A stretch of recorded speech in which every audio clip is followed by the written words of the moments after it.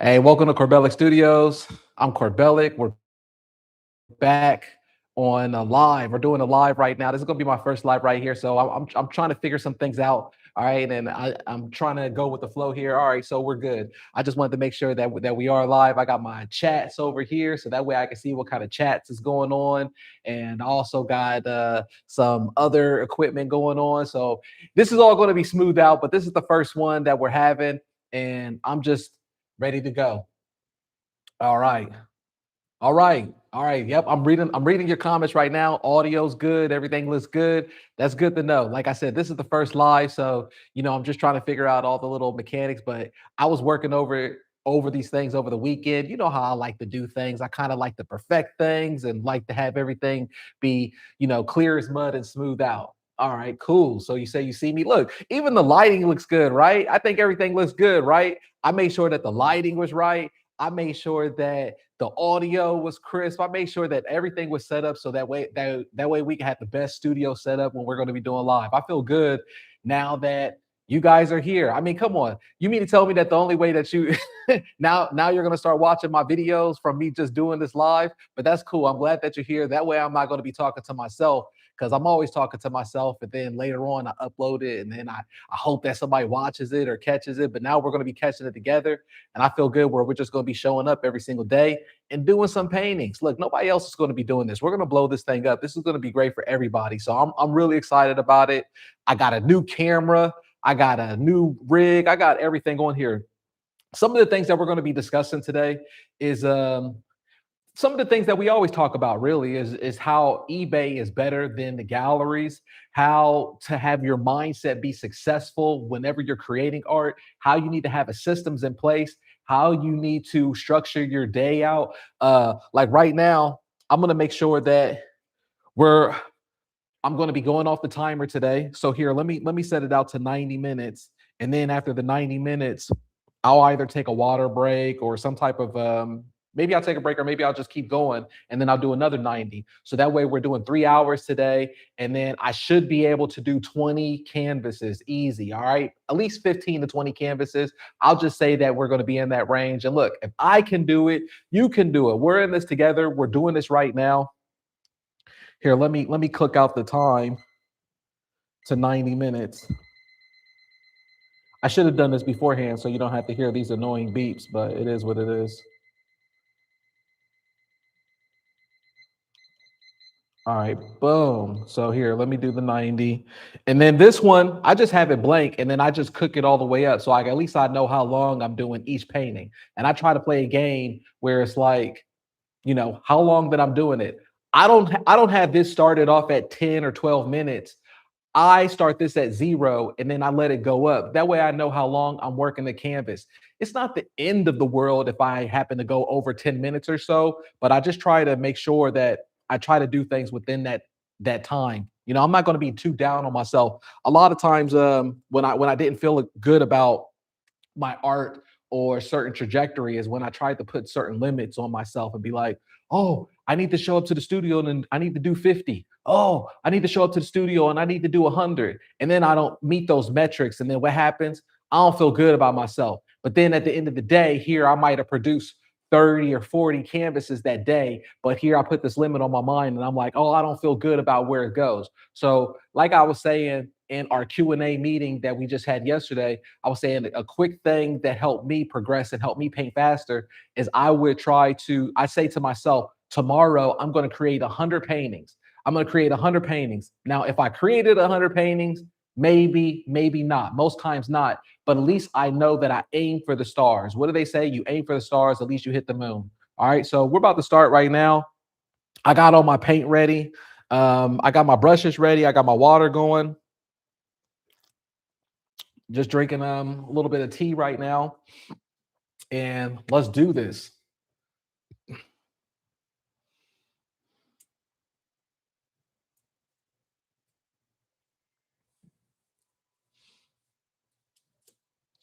Making sure that, let's see here, making sure that we didn't drop out or anything like that, right?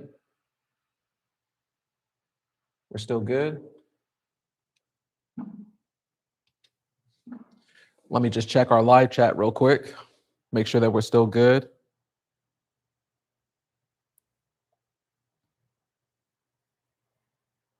All right. All right, cool. Just making sure that we're all here. Tomorrow, I'm going to do this a little bit better. Right now I have a monitor next to me, and it's showing the live chat, but it's showing the live chat like if I'm watching the channel from like my channel. What I need to do is I need to go into the studio actually so I can actually see the pop out. So from time to time, just write a couple comments and chats in there. Let me know that you're still there. Let me know that everything is still rocking and rolling. Sound is good, audio's good, and then I'll be more confident tomorrow and later on. The more that we do this, that we're in business. All right. All right, so let's do this. Mm.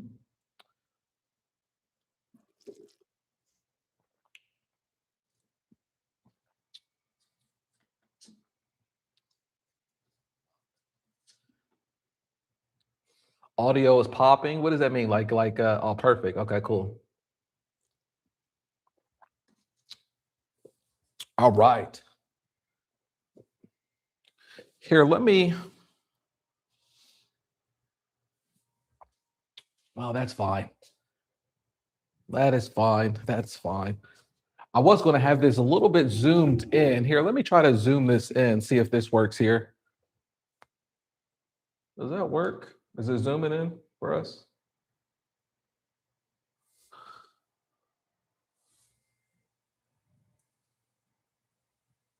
This is supposed to be like some AI tool where it's like if I do this, it zooms in, so that way we can see the canvas a little bit better. There we go. There we go. All right, now we're in business. This is the angle. This is what I wanted to show. Okay. Let me make sure it's still locked in here. All right, cool. All right, we're ready to go. So now you can see the canvas better instead of my messy side angle with all of the stuff. All right, so how I like to start these paintings off right here. This is going to be this is a 14 by 11. This is going to be flowers. Let's just start the clock right now. It's cooking down from 90 and it's starting up. So what I like to do, I'm just wetting it a little bit. People ask me how all the time, how do I get the paint across the canvas, right? I wet it just a little bit. Y'all don't want it too wet, just a little bit. And then I'm just going to have a heavier color like a blue, right? It doesn't matter, but just a heavier color. And then look, I'm gonna have a little bit of a darker color at the bottom. So that way we have a contrast between a light and a blue or whatever. I don't know what I'm doing. I don't know. Look, then we do this kind of thing. That way, at least that we're showing just some type of different color on here. I like to whiten it up after I put my darker color on here. So that way it's easier for me to see whatever we're actually painting.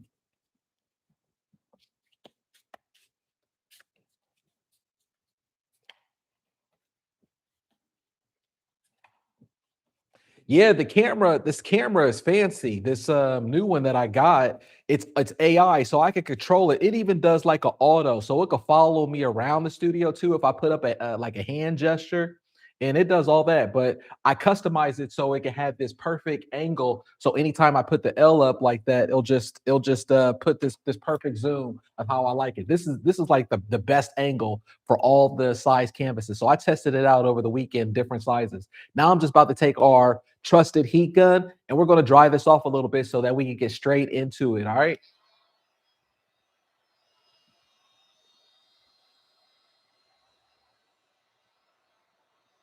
Usually during this time when I'm shooting the videos, I'm usually not talking during this time, or I usually cut it.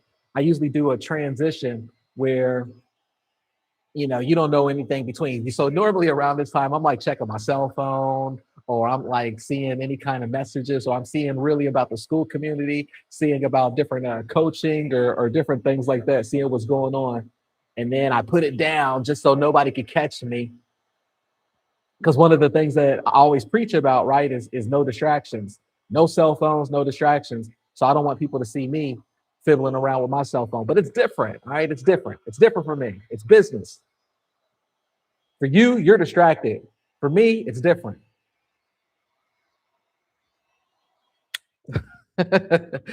I'm just keeping it real, keeping it real. So I cut it, and I'm like, all right, they won't see how I did that. They won't see that I was messing around on my cell phone.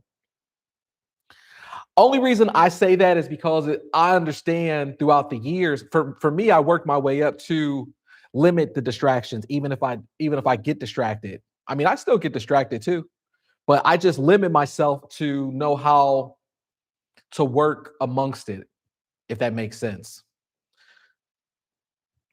But you, on the other hand, if you're starting off and if you're doing this, telling you don't have the cell phone near you, you're going to get distracted, and then you're not going to realize how much time has passed you by.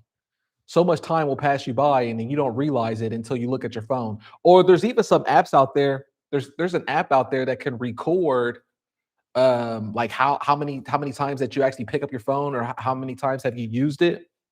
Or if you also find yourself distracted by your cell phone, what you can also do is that you could put your phone in gray mode for free. Gray mode, they said scientifically, or the psychology of it is that it reduces phone use at least by up to 30%. So you could do that as well. Put it in gray mode. You're not going to want to look at your phone if it's in gray mode. You'll think that you're getting work done, like you just got done with a painting, right? Or maybe you got done with a certain part of the painting, and you go to your cell phone. All your wife is calling you, your husband's calling you.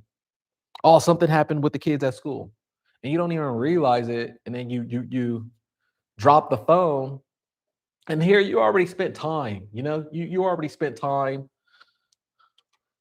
messing around. So no distractions, and it's easy. It's so easy to get distracted. I used to do it all the time with just so many different things. And the thing that saved me is the 90-minute rule. That's why we talk about the 90-minute rule. I work off of 90 minutes, and I count myself off of how many I'm doing on each one. So you can see here where I just use this background for this. This is how I like to sketch it out. I don't do the sketching with the pencils and all that stuff. It's taking too long. You're taking long when you do it that way. I used to do it like that in my gallery days, but then when I look back on it, I'm like, man, that took too long. Why would I do that? I just go straight into it with the paint, with the black paint or a darker layer. So I do the darker layer first, and then um, it's easier for me to build the layers of body on it. It looks better too.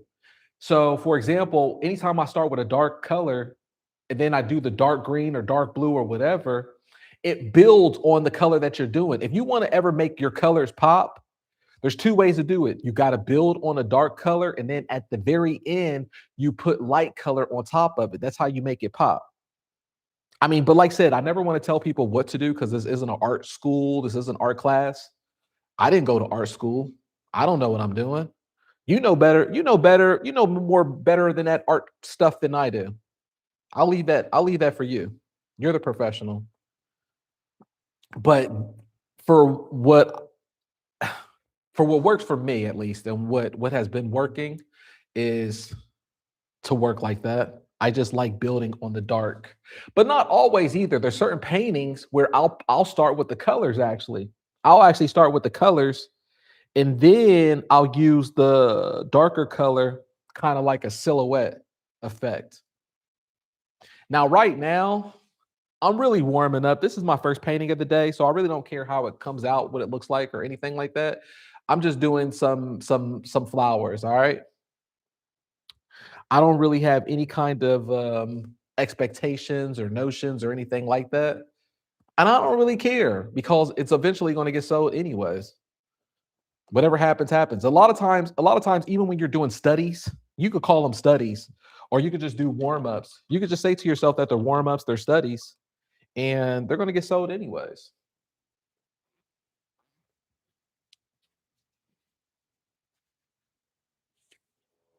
You know? Yeah, I told on myself. That's fine. That's fine. I told on myself. I'm human. It's not great either, even though I've been doing this a lot of times, it's not great either. Even sometimes I can get distracted, and I even use it as an excuse to be like, oh, I'm checking on the community. But no, but I gotta see what's going on in the community. And I'll be distracted as well. It's not cool. And then I noticed that, time goes by, and it's like, imagine how much time eats up when how much time eats up when you're using your phone or when you're, stepping away. I got to go to the bathroom. I got to do this compared to just doing the work and showing up. And then you get things done. I'm telling you, it's such a cheat code. You want to they need to, that's why I stress, like in my course, I have it numerous places. I don't just have it in one spot where I talk about the cell phone. Don't be distracted. That's why I have it there on purpose on numerous spots in the course where I say, no cell phones, no cell phones. Don't be distracted with the cell phones. Because it's easy to say, I know we hear it all the time, but we just don't think about it. And we're addicted to the cell phone. We're addicted to the dopamines of the cell phone, believe it or not. And that's another thing of why I talk about no distractions in the cell phone, is because in America, we're so addicted to dopamines. We're so addicted to the instant gratification, to the instant pleasures of things. So I always say, if you want to be successful, lower your dopamines.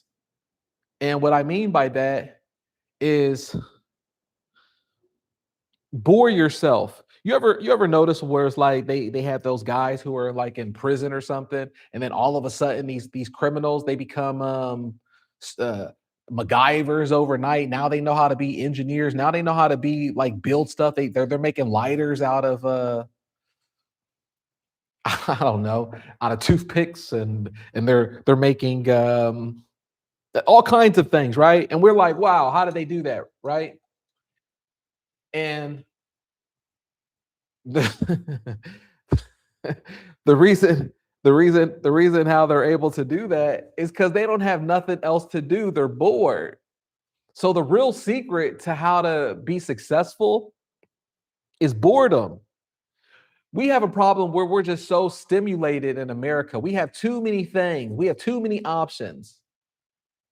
The kids are even bored. The kids are addicted to dopamines. What do they have? They have cell phones and tablets, and they have different things like that themselves. So then we say to ourselves now, oh, the kids don't want to work. The kids don't have no work ethic. Yeah, because they've been feeding off of dopamines ever since they were 5 years old. And then when you try to tell them to do something where they have to focus in on work and they have to do something productive, then what do? They don't want to do it. They don't want to do it because they're addicted to dopamines. All right, this painting's about done for me. It's been 10 minutes. I've been talking too much, but that's fine, right? We're just here. We're having a good time. Here, where's my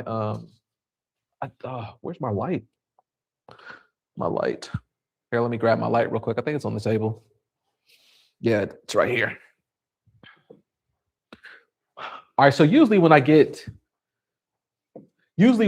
to like where I feel like a painting is done for me, I like to turn the light on and then I just freestyle it. Then I could just work off of it. This is the part where we're actually creators ourselves and we could just do whatever it is. It doesn't matter. But look how amazing this is for our first painting. And look, you can see how when I work this, I don't know what I'm doing. But you can also see with the black in the background, it builds to the layers of what we're talking about, right? For the flowers. But we're done with this painting.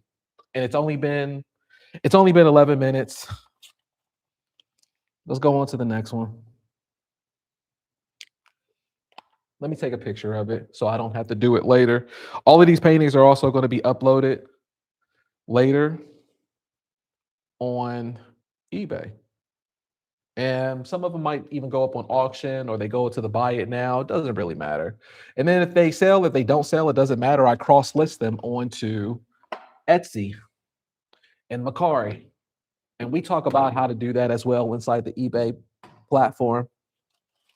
Now, when the painting is done, right, we take out our parchment paper and then we put it on top of it. So that way it's protected, but also I could just go on to the next painting. This is a 14 by 11, and I don't even know what the next reference is. I'm just going to go in a row kind of thing, just pick it out, whatever. Doesn't matter. The thing that's going to be cool today, I'm going to be working off of 14 by 11s, and I'm going to be working off of the larger ones, which is 16 by 20. All right, so now that that painting's done, I'm just going to and reset it. Boom. Now it's reset it. No, it doesn't smear because I lay it on. I lay it on directly on top of the paper.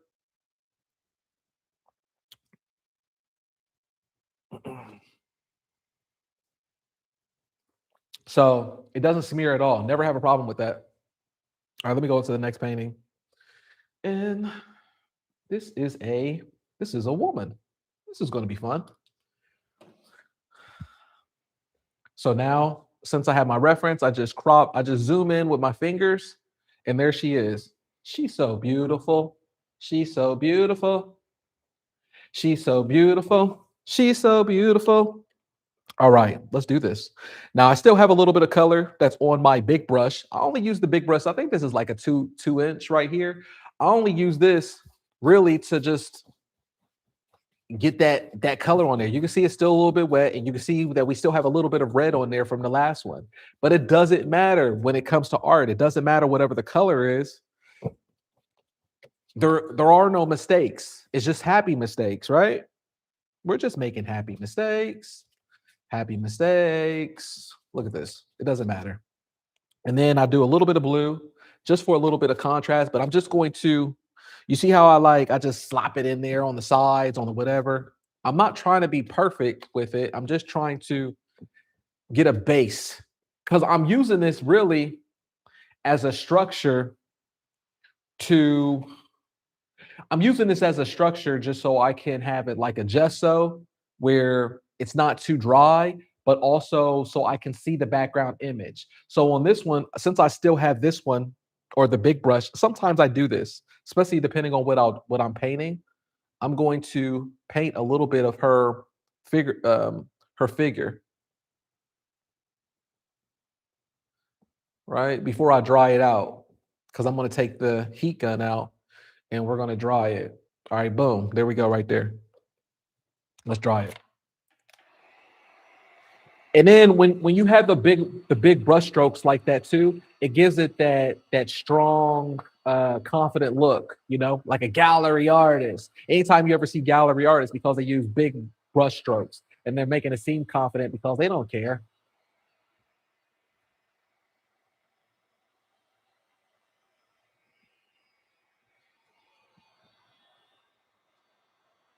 I'm just trying to dry her out.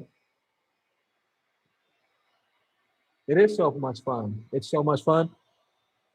You should join us. I'm having a ball. I always have a ball when I'm painting. And I'm telling you, now that I wish that years ago, I mean, I don't ever like to look back in the past and have regret or anything like that, but I do wish that years ago, I wish I would have started coaching and I wish I would have started helping people earlier because that's the best thing now is helping people. It's like I'm not looking for it for the money or anything. I'm looking for it. The best part is helping people because there were so many years where I was just like, I knew all these secrets to myself and I was keeping it. I was keeping it to myself and all the selling ways but I guess you know what I'm gonna tell you. I was keeping these things secret to myself because I was so jaded by the art world and how difficult it was, but also how people were on Instagram because that's where I come from with the gallery of Instagram and different artists. And I felt like I found it out while everybody else were struggling artists, but they were making these big gallery type pieces. I'm like, I found it out and I didn't want to tell people about how eBay works, but also B, I understood that most of them, they had their ego involved and they wouldn't understand like, yeah, I'm selling on eBay. They'd be like, eBay? Oh no, I'm a great gallery artist. So sometimes I would hear back from some of these old friends that I had right in the gallery world, and it's so funny. They would reach out to me and stuff, and they would ask me questions, and I would be vague, and I would say to them, "Hey, how's that? How's that one painting that you're doing? How's that gallery that signed you or whatever? How's that going?" And then they would always be like, they never want to give you the answer or anything like that because it's like they knew they weren't selling. but they were trying to be like, how are you sell? How do you have a lifestyle though? Because this is at the time when I just bought my studio in Florida. This was like 5 years ago. And then I was telling other artists, they were reaching out to me because it's like I wasn't on the LA scene no more. And then I would tell them, oh yeah, I purchased this, I did that. I traveled with. They were like, how? Because they're starving artists, but their egos involved. I don't even know if these people still create art. Most of them don't because they're still wanted to hold on to that whole. I'm an artist. I sell in this gallery. I sell in that, but then the gallery's not selling your work, or they have other people who they represent. So they're not gonna give you the black book.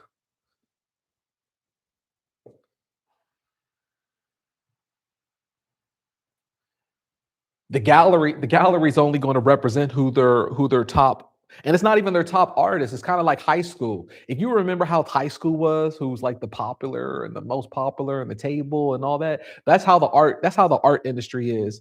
It's not even about who creates the best art or any of that stuff. So that's why at times I don't want people to get so hung up on creating great art and all that stuff, because the gallery artists and the people who are in the gallery world, they don't even think about stuff like that. It's all about popularity and influencer. If you're an influencer, then you're an artist nowadays. Then that's the ones who get the money. You're an influencer. They'll ask you first, hey, well, what's your Instagram page? They want to know what your Instagram page is, not because of your portfolio. They want to know how many people are following you from you doing, you know, are you blindfolding yourself and splattering paint on the wall? All right, let me dry this off one more time so that way we can get into the figure of who she is.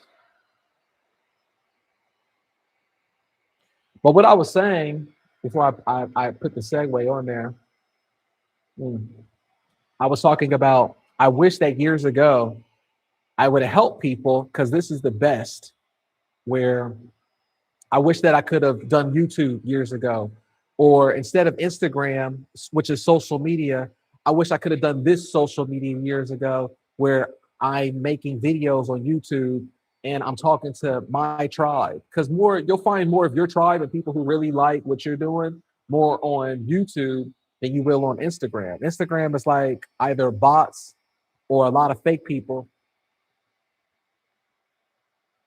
who. Oh yeah, there's going to be a replay of this live. I mean, it's on here. It's on YouTube, so it's going to stay on here. It's just going to be in the live section. But um, what was I saying? It's all about, like, what was I saying? Oh, I wish that I would have done it on YouTube, so that way it would have been my tribe. It would have been easier. It would have been easier. Now, the thing that I always say on here, and I say it as a way for us artists who understand the hustle, where I say, you don't, in order for you to sell on eBay, how I've been selling, because I've sold over 17,000 pieces of art without using social media. I haven't used Instagram. I haven't used any of that stuff. I gave up on it. I was tired of it and I gave up on it. But I was still able to sell all of my pieces without doing it. But if I could go back in time, then I would, but I just wouldn't do it the whole Instagram way. I would do it YouTube, and find my tribe that way. Instead of me, I was being anonymous. And I'm thinking I'm being anonymous because I'm being, oh, I'm better than those other artists because I'm hidden. I'm a ghost. But it's not cool either, because you can't be hidden. You have to show people your art, and you still have to brand out. You're still a business. And I wish I would have done that, and I would have sold even more than 17,000. Who knows how many I would have sold, but also I probably would have had, you know, it would have gone faster. But everything happens for a reason. So you can never look back on regret. You just have to. That's what makes you who you are. That's what makes your life story. All right, we're at 9 minutes now.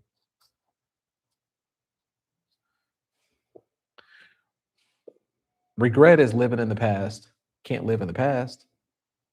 What happened happened. That's how you became you. But you know what I mean. We're still human. That's the one thing I remember learning in psychology. is that us humans that we're so tied to the past, that's one thing that we beat ourselves up on is just the past and regret and oh, if I could have done this, if I could have done that. Well, you couldn't. It is what it is. You were supposed to do whatever that happened. It was supposed to be that way. It was meant to be that way. It was meant to be that way.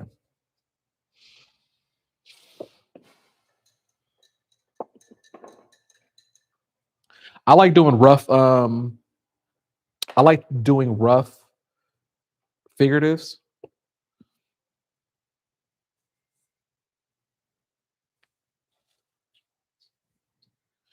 Okay.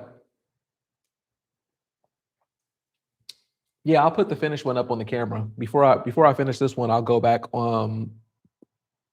I'll go back and I'll do the last one. I'll take the parchment paper off of it, the flower one, and then I'll show it to you. Good idea. Thank you for reminding me, Sally. So now, look, I'm just going to go on the outside of this, right? And I'm just doing it real quick and blotchy, which is like a red. And then the other side, I'm going to do it a different color because that's like artistic and cool or something like that. I don't know.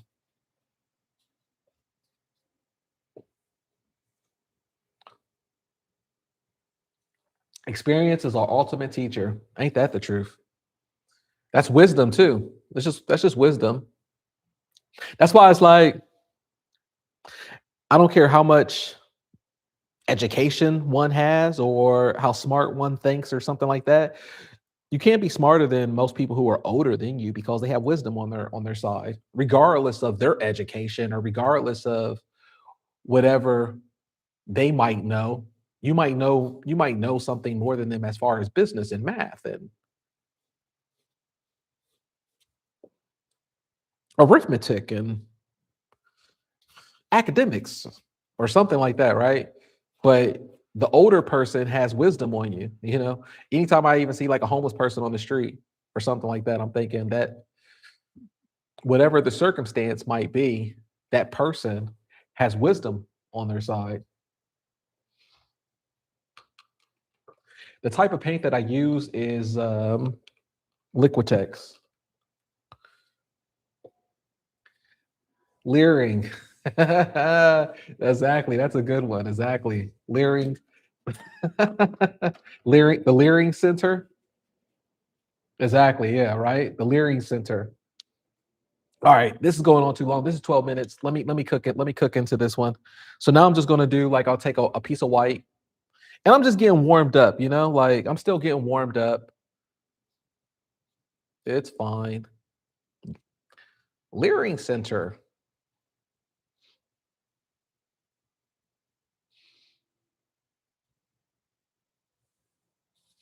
Let's see here. Can you hold the completed one next to the blank canvas with the reference projected so we can see the disparity of how fast you altered it? Okay, yeah, that's fine. I can do something like that. All right. Let's do that. All right, that's it. Let me get done with this one. See, sometimes you could just get so lost even inside your own head. Let me get done with this one. I'm done. Let me put my signature on the side of it. And a lot of times less is always best. So don't think to yourself it has to be detailed and it has to be something more than what it is. A lot of times what it is what it is. And people just want to see the impression of what you're doing. It doesn't have to be the whole. People understand that it's a woman. People don't want the detail woman. If they want the detail woman, then they'll buy it at Bed Bath and Beyond or Target. All right, let me take a picture of it.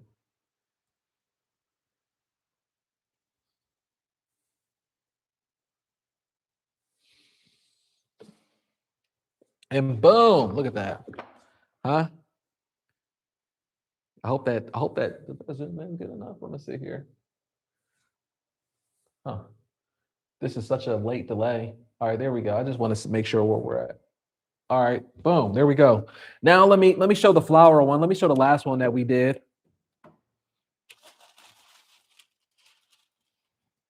I need to get some more parchment paper so that I can have it on the side. I mean, we're just getting warmed up here, baby. This ain't nothing. This ain't nothing. Let me grab some more parchment paper. All right, let me take us off. All right, check this out. Look, people are asking if there's any smearing or anything that this is what it looks like when I lay down the parchment paper on top of it. All right. Now, of course, it's going to dry by the time that I do take off the final one, but I'm still going to take it off wet right now so you can see that there's no smearing, there's no issues, there's no problem.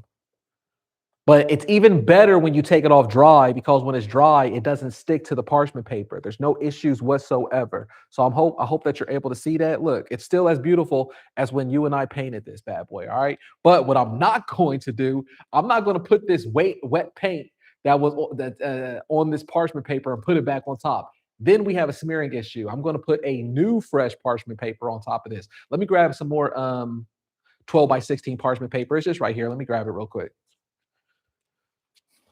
So that's what we're not going to do. I got so much parchment paper. This thing is like all over the place. All right, here we go. Let me just grab a bunch of these. Sometimes I get tired of how much parchment paper that I got. It's just all over the place. So look, I just take the parchment paper and I put it right back on top. A clean one. Boom. On top. Bam. Now, the reason that I do the parchment paper is because for years, like live and learn, right?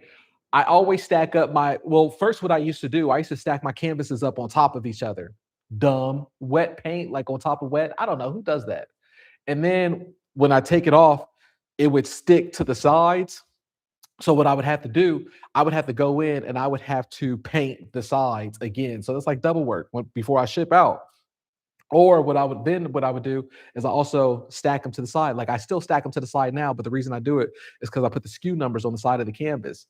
And then I would still have that problem where they were stuck to the other one. So I would have to paint because I don't want to ship out artwork that looks like it's chipped on the sides. That's embarrassing. And it's just bad quality. So live and learn. But that's life. That's life. What we're talking about is like live and learn experiences. Oh, that's fine. Here, let me do the hand symbol again. Thank you, Sally. I see it on here. Boom, AI. There we go. I think I understand when AI does it now because it does it does like a green beep. Yeah, see, there we go. Cool. It does a green beep thing on the thing. So now I could check whenever it's about to zoom in or zoom out. That's awesome. All right, let's get to work here. Let's go on to the next one. Now, this is what the previous one looked like. Let's see if you can see it. That's what the previous one looked like from our image. Now, the references, I pull all of these up using AI. And there's a way of how I pull my references up. I show everything broken down inside the elite community. So you can click the link that's on the description or down below, and you could join and you can see how we play around with AI to get your own references. That way you don't try to rack your brain and try to recreate the wheel, because I'm a lazy artist. I like to make things simple. If it's simple, it's easy for me to show up to work. It's easy for me to pump things out. And then I leave the studio, okay? All right, so let's do this. Let's go on to the next one. Oh, this looks like it's going to be a beautiful one. It's another woman.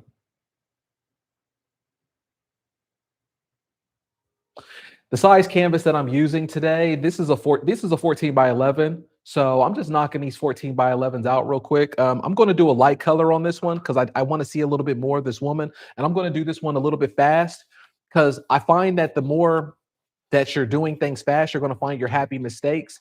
I don't want to ponder too long on this one. And we have a little bit of time to make up for the last two that we've done. And that's usually how I think about things in my mind whenever I'm looking at the clock.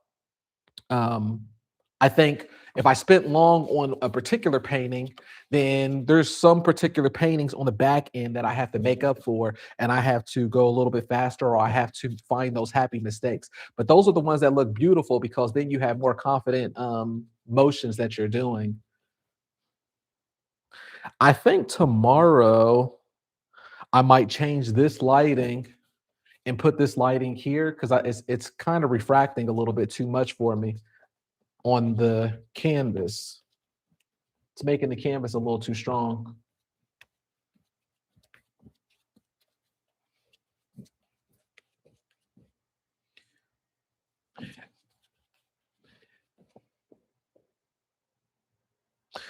You say here, Chris says, wondering if you take your pictures on a certain setting. No, I don't take it on a certain setting. I just take it straight up using my Android.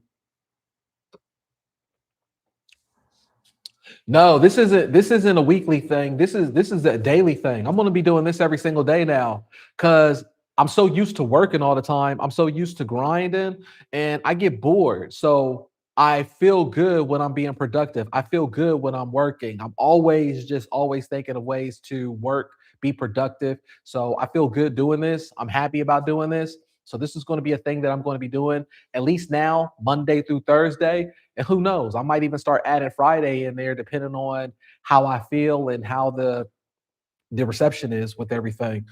But yeah, that's something that I'm going to be doing.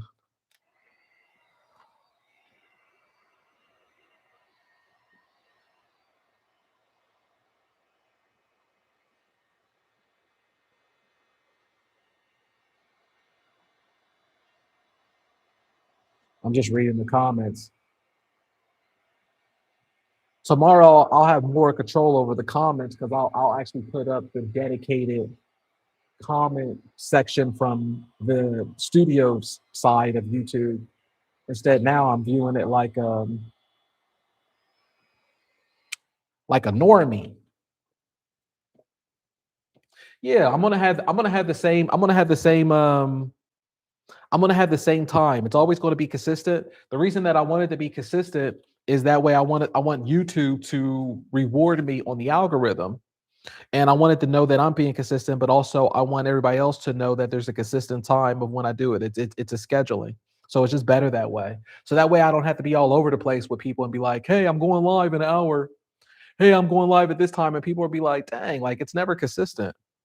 Come on. I mean, when people think about like shows, radio shows, or different things like that, or broadcasting or programs, it's always about the consistent time of when you watch it. That's how you know. Oh, I'm going to watch it at this. There's always the Corbellic is always on at this time. It has to be that way.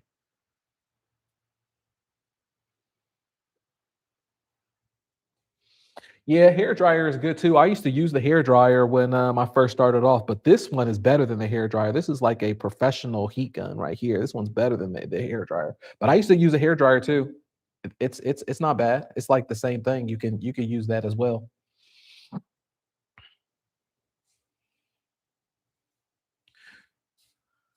Now, some of the topics that we were talking about that I wanted to go over was like the mindset to creating art, or at least creating art the way that we do. And the mindset is that you have to work fast, how we're working now.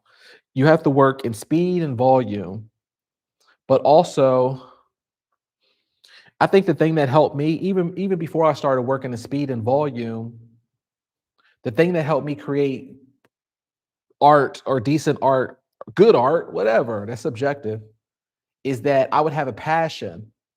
And when people think passion, that means like something that you really love, and I'm so passionate about it. It doesn't even have to be that either. It can be like passion, what I mean, like you could be upset about something. You could be frustrated about something. You could be frustrated that like I'm frustrated of being broke.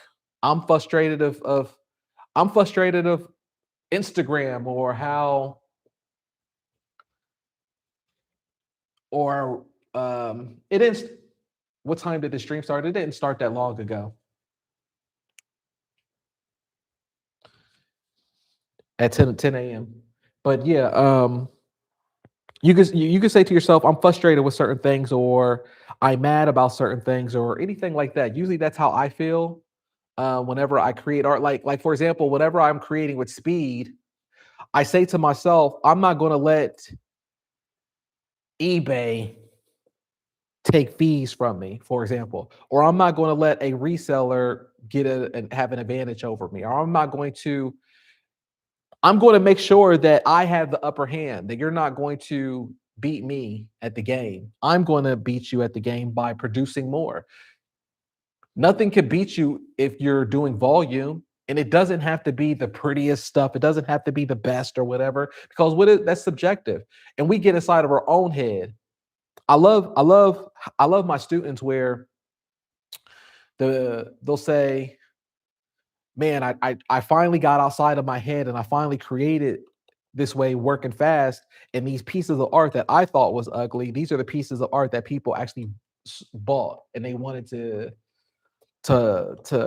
purchase, and they spent money for. And then they're like, wow, I didn't know that. The reason why is because once you start understanding that with the volume, and you start seeing your market, you start seeing your tribe, then you'll understand of how you can create art and how you can be more free. Then you start creating better art, because then you're confident. You're confident about what your market is. It's not about creating fast and what people might consider ugly art, because there's no such thing as ugly art.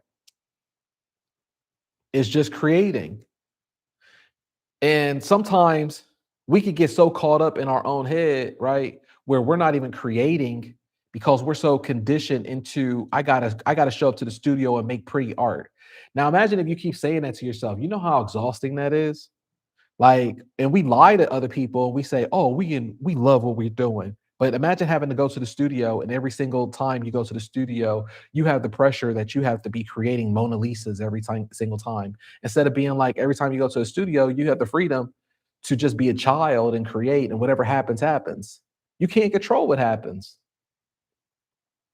I was thinking about that this weekend, right? I went to go see a movie that just came out with Gerard Butler from 300, and the movie is called Greenland. And I said, man, his movies suck lately, right? But then I had to check myself, because I'm like, you think that he probably doesn't know that Hollywood sucks right now, but what is he supposed to do? He's an actor. Maybe he enjoys acting, and it's not about, oh, who has if you're going to be waiting around in 2026 right now for the best script and the best screenwriters and the best, like it's 1996, then you're never going to be acting. So if you're always waiting around for the perfect moment where you're going to be making Mona Lisas and gallery art, then you're never going to be creating art. Or if you're just waiting around, I'm only creating this one beautiful painting a week, then you're never creating. You're never really being an artist. You're never giving yourself a chance. So when I talk about working at speed, it gives yourself a chance to just be an artist. Like, not everything has to be a home run, and you can't control it. Some things just is what it is. Oh, the movie was terrible. Yeah, the movie was terrible, Mary. The movie was terrible. And I love Gerard Butler.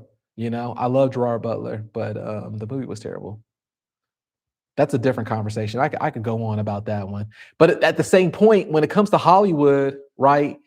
There's so many different there's so many different variables that goes on with making the movie. And he's not like he wrote the script, right? It's not like he's the screenwriter. It's not like he's the director. It's not like he's the producer or the movie studio. With we don't, there's so many variables that goes on with it. But if he has bills to pay, maybe he has bills to pay, right? Or maybe he's like, I don't, I want my money. Or he could be like, I enjoy making movies and being on set, then whatever, so be it. Okay, this is another good example. I love Nicolas Cage, right? But he's made so many movies, and he was making a lot of movies because he had that situation where he was in debt or whatever, and he had to pay his taxes back, which he did pay him back, but he paid him back by making a whole bunch of crappy movies. But he's Nicolas Cage. You think he cares? Like, oh, I need to wait around and I need to make sure that every single movie is raising Arizona, or I need to make sure that every single movie is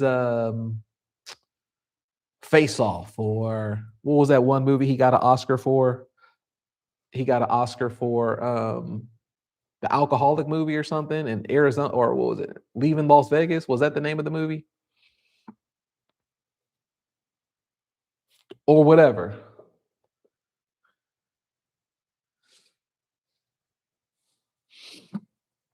No, and the thing is, you think that they don't know these things either? Of course they do. It's their industry. All right.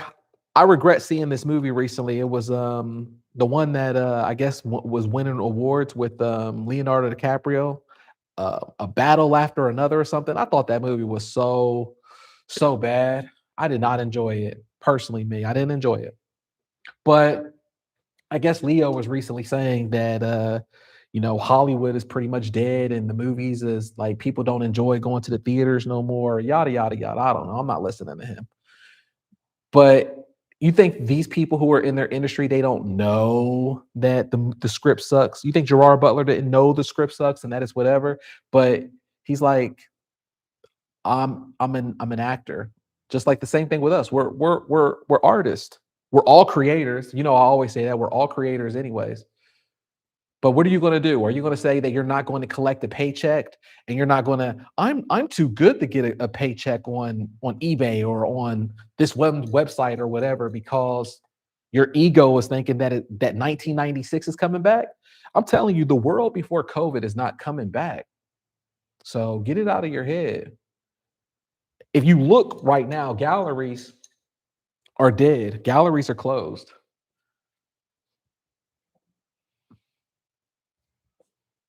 If you look at the top galleries in LA, they closed or they got out of the business because there's no money in it. You look at the top galleries in New York, they closed. Chicago, they closed. And a lot of them all did that in last year in 2025,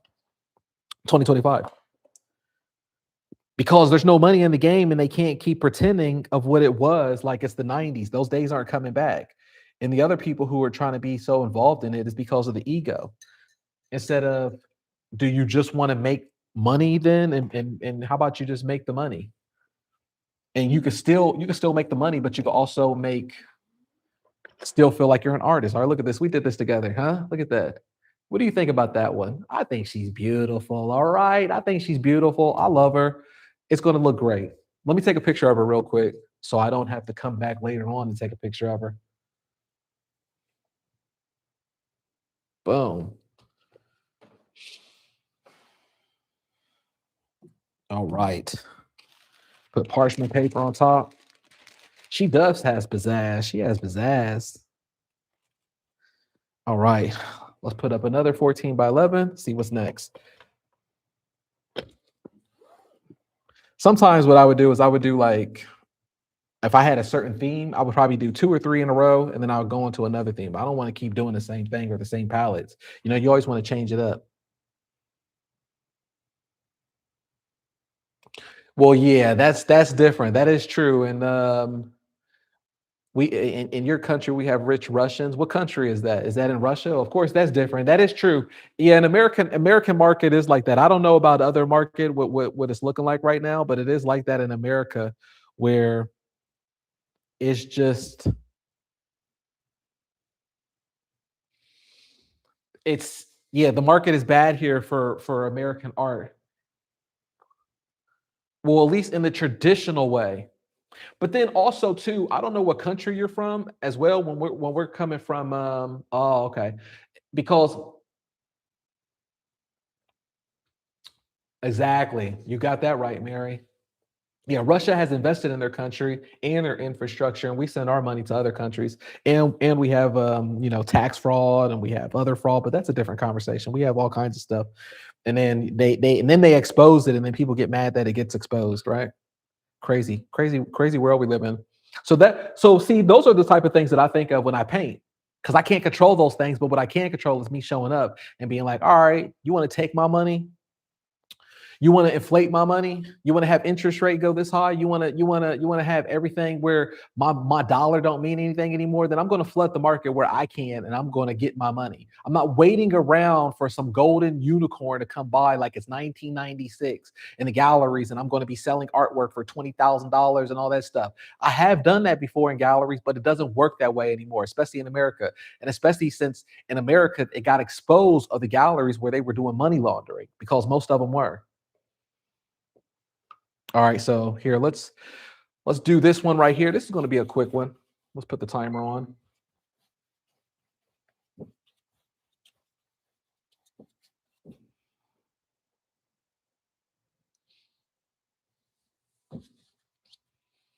Yeah, I mean,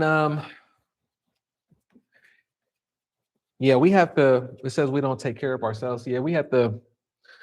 We have to get to that point, man. That's why.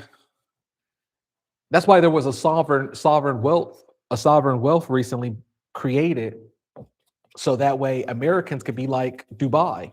In Dubai, in a lot of those countries, you see where the people there, they're not all related to the kings and the princes of oil there. It's because they have a sovereign wealth where they get percentages back from the oil that they distribute. And it's us who are making them rich off of the oil that we buy from them. So the sovereign wealth that was recently created is a way for us with the oil later on for us to be it should be redistributed to us.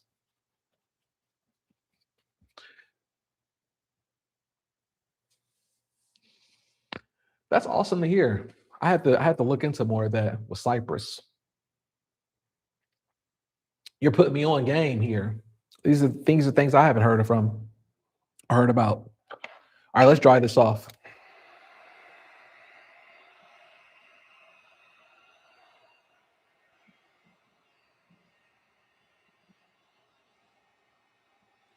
But that's how I like to think about things when I'm thinking about working in speed and volume. I can't control the outside of anything, but what I can control is what I'm doing. I'm going to make sure that you can't ignore what we're doing.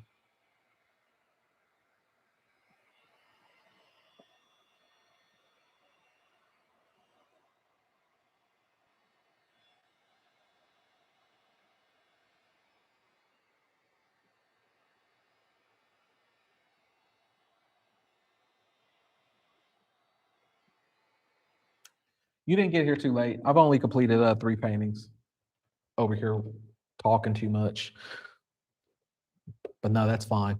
That's what we're here for. And like I said, when I work,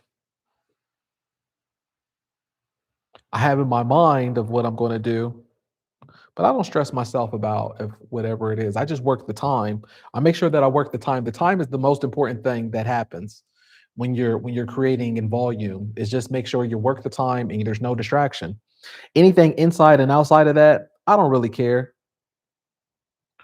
There's a prolific artist who makes phenomenal work, and he was saying that he heard from his mentor.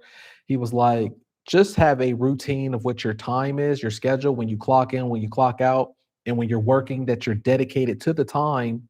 And then anything outside of that, he says, make sure you leave the studio at 5 p.m., 6 p.m. Don't stress yourself over staying late and all of that stuff, because the work that's not done will be done tomorrow. There's always going to be new work. Don't always feel like every single don't get we're so caught up, especially in like Western culture, we're so caught up into like working so much and fixing things that we think that every single moment there's something to fix. And there's always like the grind, grind, grind, hustle, work, work, work. And I'm guilty of that as well. But there's also times where you just have to sit back and you have to be thankful and blessed of even the opportunity, even the smallest things. That's how the biggest blessings come really in life, is that you don't put yourself in the mindset of it's like you don't put yourself in the mindset of low frequency of not having. You put yourself in a frequency of having. And the way to think about having is to put yourself in a mindset of that you already have and that you're grateful for the things that you do have. So that way you're not worried about what you don't have, and you're not focused on I have little. You're not focused on your mindset being half glass empty. You're thinking about half glass full. So whatever comes is just extra. And that's how great things come. But we're so used to thinking half glass empty. Half glass empty. I should have this. I should have that. On Instagram, Michelle has this and I don't. Charlie has this and I don't. He's a better artist than me. We're so conditioned to think that we don't have and we're missing the things that's in front of us that we do have. Now, right now, I'm just working off of the big brush. This is a 1.5 inch because I'm just doing big, bold, positive strokes in here. That that way, it's going to give us our abstraction. Just getting the colors down. You can see how I'm doing these broad, confident strokes. I'm not doing back and forth. A lot of times when you're creating art and it doesn't look that good, the reason why is because you're too worried about going backwards. You're too focused on this. You're too focused on that. You need to just do big broad strokes and say, hey, it is what it is. Leave it as that. For example, right? Like I got a little bit of this purple right now, and I'm just taking this purple, boom, boom. I'm not worried about going back. It's just one stroke at a time.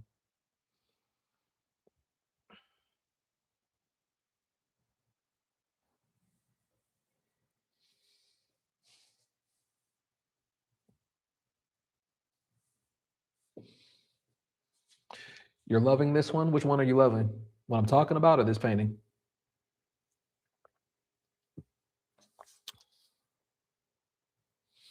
Let me know.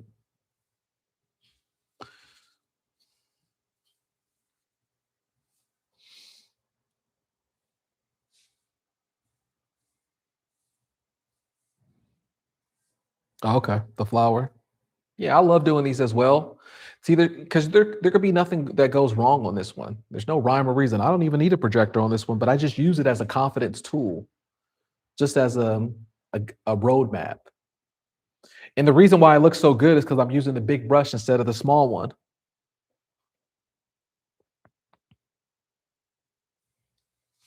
So a lot of times it's just based off of you using a larger paintbrush. And you can see like I'm doing abstraction, twines, and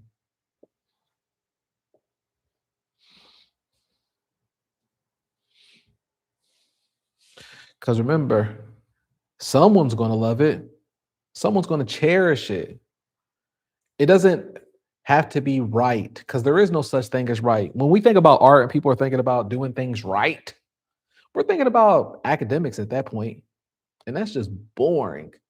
Well, my art teacher said that I would fail if I didn't do it this way. This is how I learned. That's why they always talk about beginner's luck. It's not about excuse me. It's not about beginner's luck so much. It's more so that the beginner didn't go to a class and didn't go to somebody telling them the right way to do it. So the beginner just worked off of actions. The beginner just worked off of doing it, which intuitively felt good to them, or whatever was in that moment. The beginner's luck is not someone telling them, oh, this is how you fail. This is the right way to do it. This is the wrong way to do it. The beginner just got up and did it. They always say, like, usually the beginner, or they say people like the dumb people who are dumber than you have more success than you, is because they were dumb enough to just not listen to the academics and the people who said that you're supposed to do it this way and that way. They just did it. They're like, I'm not listening, I'm just doing it.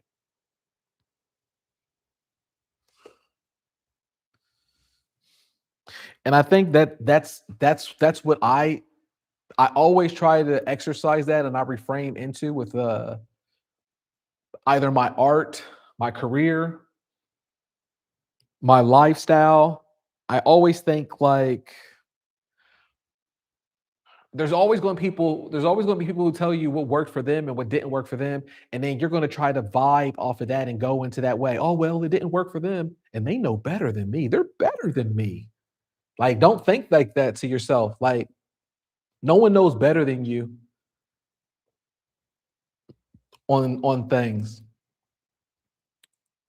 Like, here I do coaching, and I talk about a mindset, and I talk about business aspects and things that you need to do within eBay. But sometimes I get questions where people are like, should I do it like this? Am I allowed to do that? And I always tell them, like, I can't tell you stuff like that because your frequency might be different than mine. And what works for you, it wouldn't work for me. I can't tell you something's not going to work. I can't tell you I can't tell you what frequency the go in your life. That's not even fair. And really what you're asking me for permission to not fail and not to look like a loser or not to be embarrassed. And I can't do that because you have to go through those things yourself. There's like I can't help you with that. Whatever your frequency is, your frequency. Don't let somebody tell you something different. Well, it didn't work for them, so it won't work for me. I won't try it. I don't care what people say. I'm going to do my thing, and it's going to work for me. Well, what didn't work for you is going to work for me because God loves me. And your frequency is that I, you have to believe in yourself. You have to believe in the power of God and not put things on yourself. That's the thing that we get so caught up in our society. We think, oh, I'm not working hard enough. Oh, it's not working out for me. Instead of thinking like with God, everything is possible.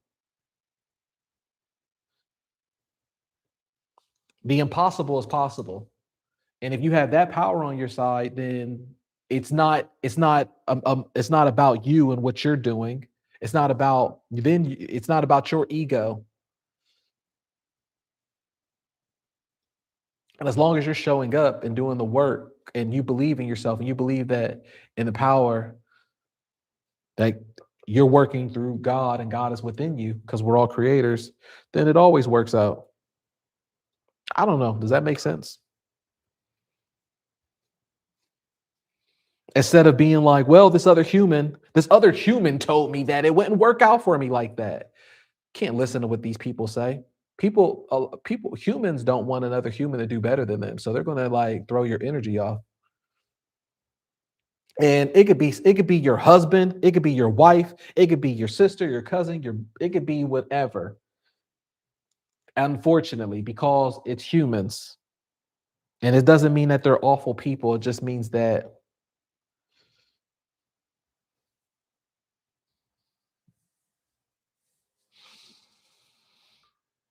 it's just a human thing. That's why it's written in the Bible about jealousy, envy, hate.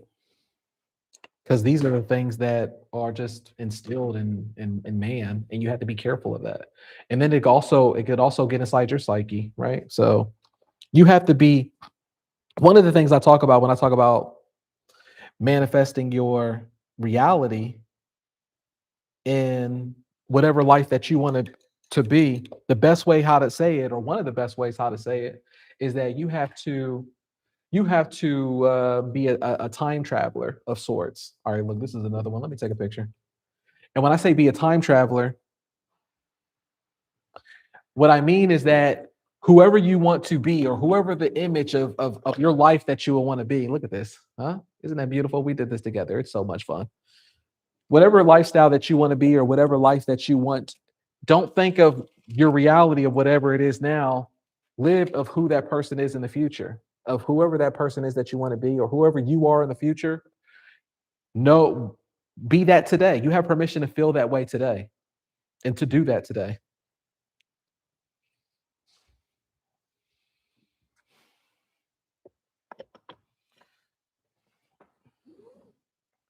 And that's how you manifest. Whatever it is, who that person is.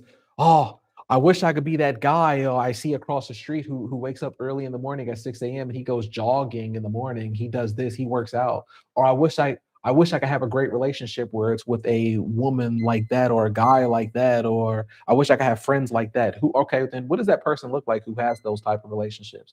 Who is that type of person that has discipline, that wakes up and does whatever your life that you see, do it today.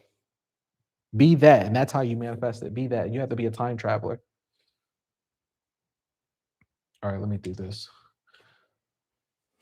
This one is going to be a buffalo. I love doing buffaloes. Oh yeah. Now we're talking. Let's knock this one out. Put the deer there.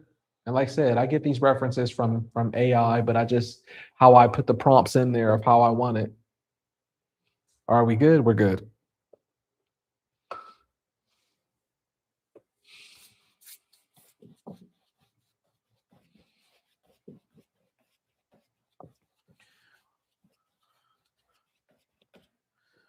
So when I'm really focused in, because these are like my starter paintings. Like I just came in the morning and I just started painting. But usually it's just like anything else, like going to the gym or exercising. You still have to get warmed up. Your body has to get into the tone, into the mood, you have to get straight into it. And then once you're that, you're warmed up and you're ready to go. So it's like normally what I would do when I'm talking about speed and volume, I do 90 minutes so that way I don't burn myself out. And no, I'm not painting the sides of the paintings. I don't have time for it. You can if you want to. I do it on commissions, but I'm not doing it. And painter or my buyers don't mind it. If they want anything more than that, then they can get a commission. Now, what I was saying is like I normally just do the 90 minutes, right? And then I'll take a 30-minute break. That way, during that 90 minutes, it's easy for me to not to be distracted, no cell phones, no anything like that. And I'm just focused on the work. And during that time of 90 minutes, normally when it's like I'm really focused in, I'm honed in, I could do within 7 to 9 paintings. I anticipate that. And normally I don't even look at what the count is until I'm done with the end of the day.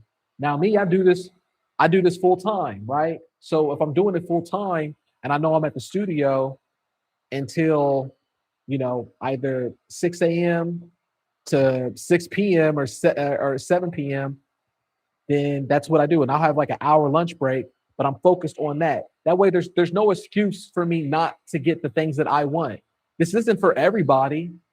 You don't have to do that. But if you want, if your whys are big enough and these are the things that you want for your life, if these are the things that you want where you say, like I said, the passion, the passion for me is being like, hey, I'm tired of being broke. I'm tired of where I want to have additional income, or I want my family to be okay, or I want certain things where I don't have to think about, or certain things that you could be tired of, whatever it is in your life.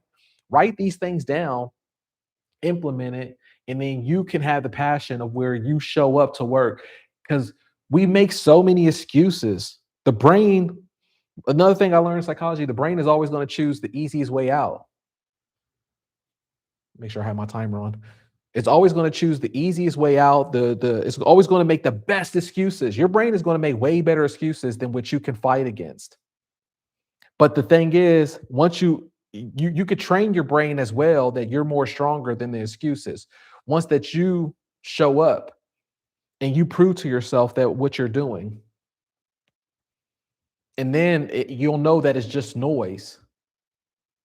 You ever have such strong noise in your head about something that you believe, oh, you're not good enough, or this isn't going well for you, or whatever. And then you have time to stand back from the noise. Maybe it's a month later, 2 months later, maybe it's a year later.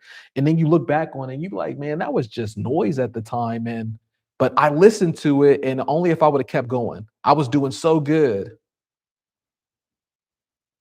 We always want to self-sabotage ourselves because of the noise. We always want to choose the easiest routes. The brain is better at manipulating us on distractions, diversions, listening to other people's frequency. That person didn't believe in themselves on something. They said it didn't work for you. Our brain is being like, well, yeah, that's true. So your brain will make excuses the next day in the morning time why you shouldn't wake up early, exercise, or stay in an extra hour to do your studio work if that's what you want to do, or anything in general.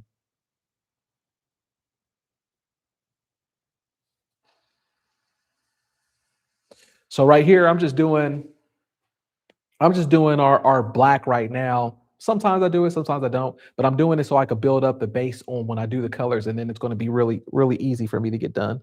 Yeah, it does suck. That's the thing that sucks. It's like the human part. I don't know. I don't know why we're built like that, but we are. And you just have to know that most of the things are an illusion. I think that's a good point that we're talking about right now, actually, is that I think a strong part when they talk about manifesting the things that you want in your life, and they always say that, like, you can have anything that you what you dream of. Is that how I look at it? Is because everything of what we think of consciously, it's a dream and it's not even real. Like our biggest, well, there was something I heard recently is like our biggest failure or our biggest fear is just it's an imagination. It's not even real. Think about that, how crazy that is. That's how crazy our brain is and how we play tricks on ourselves. Is that we could all be so powerful if we just realize that the things that we hold back and some of the things that we're fearful, like things that we're scared of, it's not even real. And then a lot of times too, we're thinking that we don't want to. We're scared of what other people think. But you know what's another crazy trip? It's like a lot of times too. It's not even that we're scared about what people think. We just don't want to. We don't want to seem like we want to do. We want something better for ourselves, which is crazy. That's the real big part. Is that at times it's not about. Sometimes people go, "Oh, I'm embarrassed about what other people are going to say and stuff like that." That's a small part, but the larger part is that we don't want to. Oh, how dare I want something to better our life? I was just joking. Let me get back to work. Let me get back to my cubicle. I was just playing around that I had bigger dreams. Because in your mind, you're thinking, who am I to want something better for myself? Who am I to want bigger dreams? And I don't want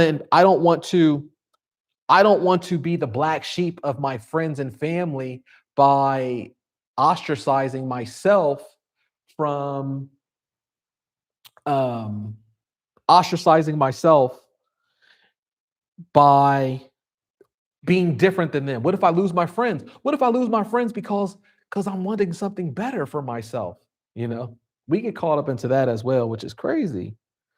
So one of the things I always talk about inside the community and my coaching is that I say we self sabotage ourselves, and I'm guilty of it as well. I understand it, but I just push past it because I know that my brain is playing a trick on me and it wants me to revert back to old energy where it had me at, and I won't let it. It misses me. You ever notice when you're doing so good. Exactly, friends not paying the bills. You ever notice when you're on the trajectory of doing something good for your life, or when something is like right around the corner, you can feel it. Like things are going good. Things are going good. Like you're being disciplined. You're showing up. You're doing your workouts. You're focused. You're right around the corner to that golden spot. What happens? What always happens is that something gets in the way, and it wants you to come back to the old frequency to where you were undisciplined, where you were broke, where you were not believing in yourself. There's an old saying for it. It's something that the Egyptians called it, but it's basically like, I'm not going to say like it's a spirits kind of thing, but it's something where it's like it's a basically it's a frequency. You're on old frequency. That's why we always talk about beating out um generational curses and stuff, right? Generational curses is really just like a bad luck. Or you ever hear like some older people in different cultures, they'd be like, "Oh, our family had a curse from a witch that did yada yada yada." Really, it's just you're trapped in a curse of a frequency, and you could be there for a long time if you let it. And sometimes it'll get stronger the more that you're there, but you could break yourself out of it. But once you just have to realize that once you break yourself out of it, it's going to want you back. And then so anytime that you're ever doing good and something happens, oh, your car just broke down, oh, something negative happened, just always say to yourself that that just means that you're getting stronger and it wants you back. That just means you're doing a good job. So anytime you ever feel like doubt amongst yourself, or if there's something in your head where you're like, dang, I'm doing good, but I don't want to keep going because who am I to do good or something like that? Just know that that's the breakout moment where you need to really push it into gear harder because you're right around the corner to where the important stuff is happening. And the old frequency is it wants you back. It misses you. It misses you. It misses that generational curse. It misses where you're a loser. No, don't leave us. We were a loser for so long.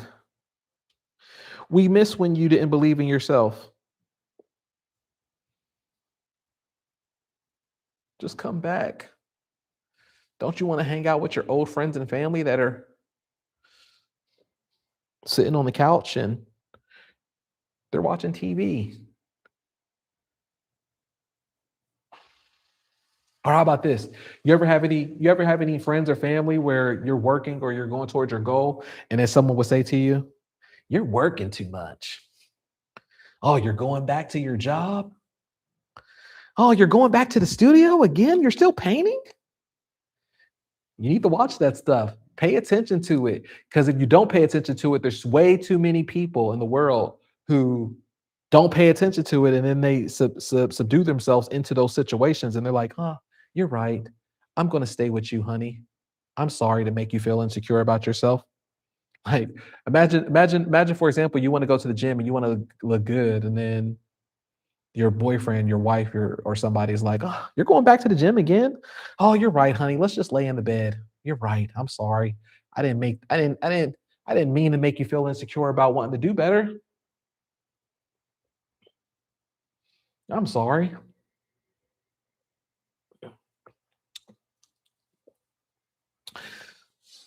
Mary says, "My friends don't want me to succeed. They call my artwork a hobby." Exactly, right? Then that's not your friends. See, and that's the thing. They'll all say it's a hobby until you make it happen for yourself. Then when you make it happen for yourself, then they be like, "I believed in you. I knew. Tell me your secrets." Then they want to know your secrets. Tell me all about it. That's why I was so adamant about like telling people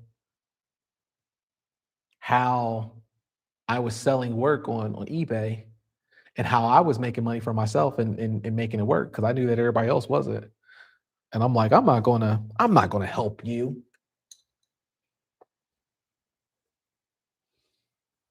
Yeah, hobby. Okay, well then what's your hobby? What hobbies do you have? They probably don't even have hobbies. That's the funny thing.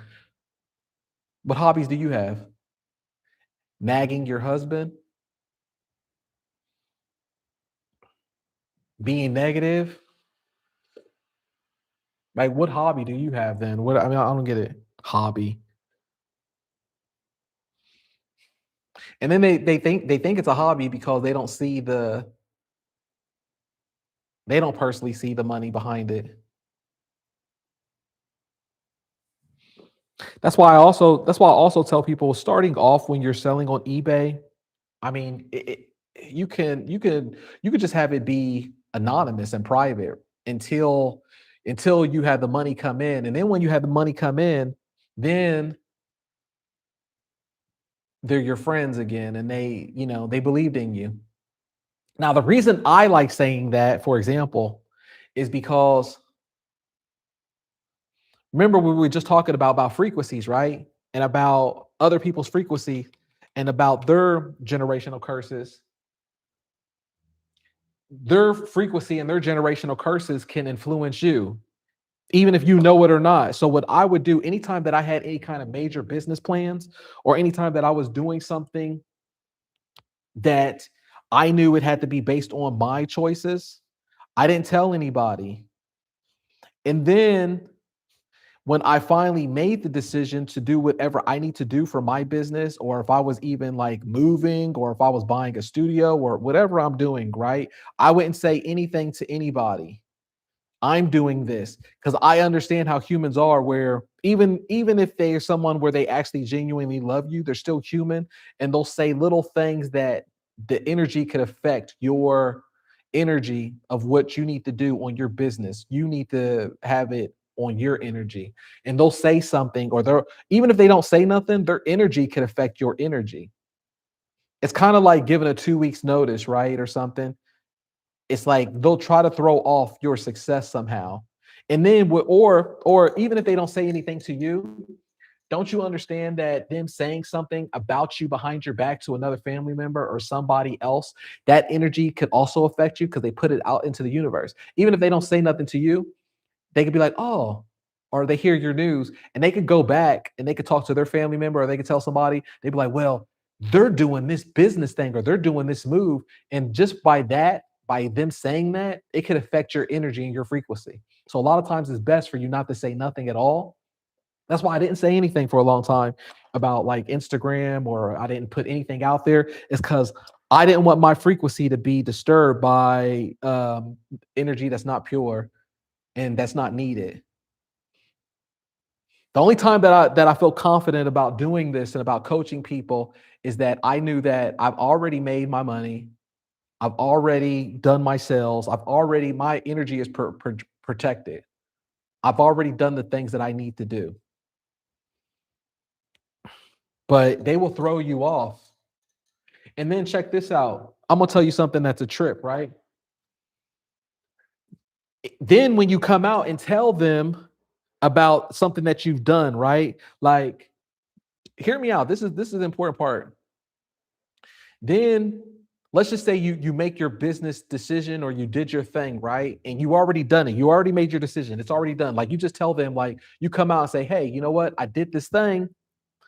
You know they're going to be mad at you, right? And they're not mad at you because you didn't tell them. They're mad at you because you didn't give them enough time so they could influence your decision.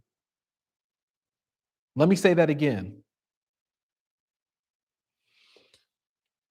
If you make it the business decision, or if you do a decision and you didn't tell them, or if you did something that's best for your life and you didn't tell them, they are not mad at you because you didn't tell them.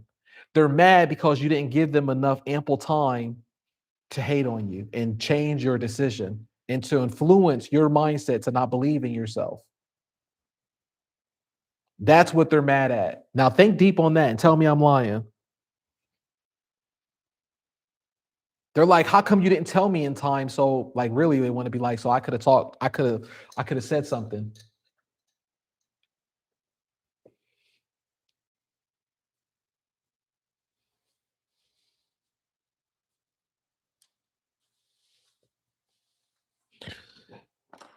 Because they understand too that they could have, they and then they lie, right? They lie. It could be anybody. It could be your mom, your brother, your sister, your dad. It could be anybody. They lie and they go, no, I wouldn't have tried to stop you.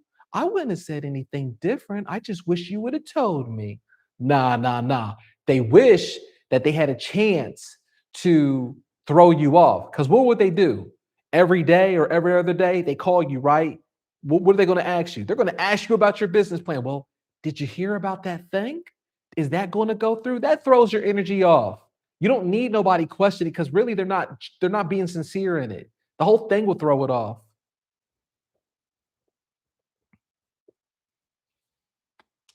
All right, look, this is our buffalo right here.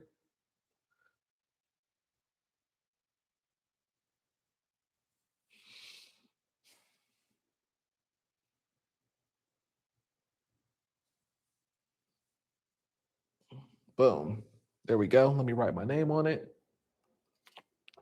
And the cool thing is, we all have stories about this stuff. We all know because this is the human condition. And that's not to say that these people don't love us.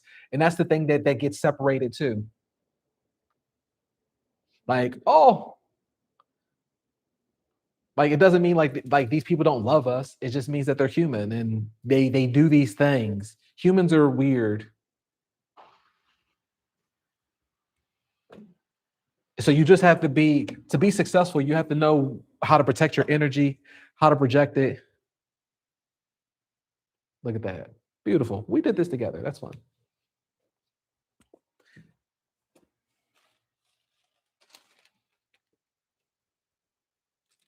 On to the next painting.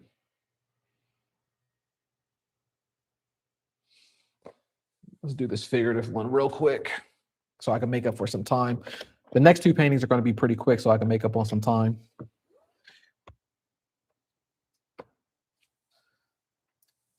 Walk all the way up, coming up with new strategies. Success makes people who choose to stay in peace uncomfortable. Yeah. There was something I heard. There was something I heard today, and it was something like anybody. They was like a red flag is somebody who has like a bunch of friends. They was like, how can you have a bunch of friends being an adult? Because humans don't like people who are too real with them. So naturally, you're going to be losing friends. If you have a bunch of friends, then that they said that you have a personality disorder because that means that you're like six different personalities and you're trying to please everybody. I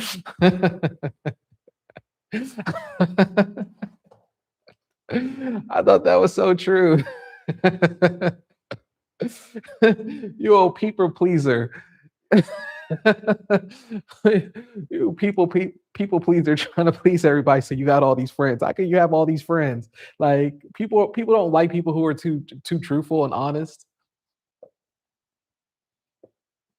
Like you got personality disorder. You got six different personalities. And what's funny, I think the reason what made me laugh about it, and what's funny to anybody who laughs at this as well, because we all know these type of people in our own personal lives where we know them, and when they're around other people, they turn into other people. Like they say different things and they become different personalities. It's a trip.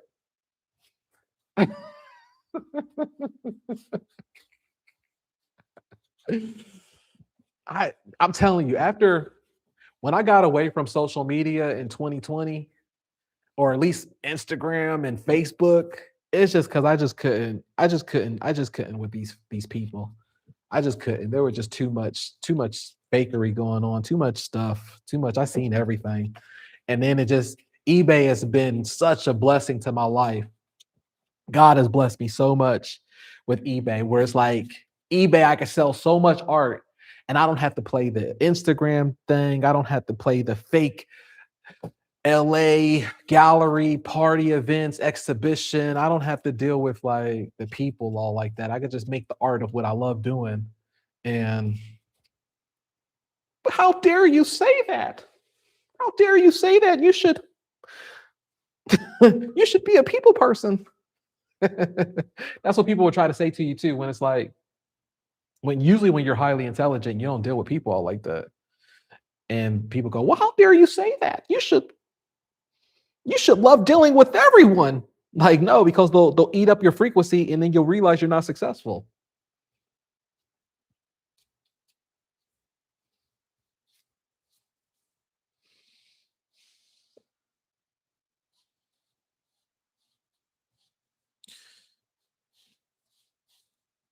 Look at this. Just knocking through this background color because this is just a figurative one right here.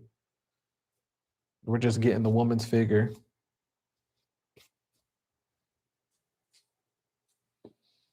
It's draining. It's so draining. It's everywhere. And once you see it, you can't unsee it. But you know what? Some people deal with it better than others. I'm not good with the fakery. I can't wear it too much. I think that's why like you resonate even with me, right? Because everything that I say is like it's just down to the bone where I don't waste your time with stuff and I don't try to fake it. I tell everything how it is, from how the art game is to how the energy is, how people are. Like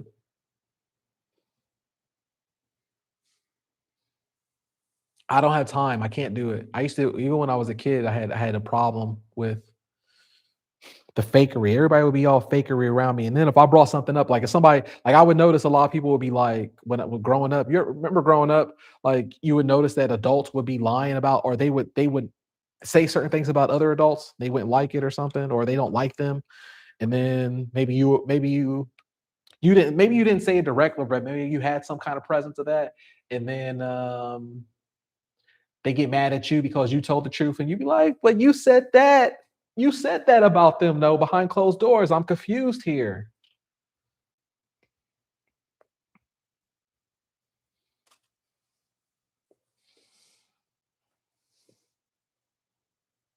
I don't know how to play the fakery game. That's what I'm like as a kid. I'm like, I don't know what games y'all are playing. I don't know how to do this.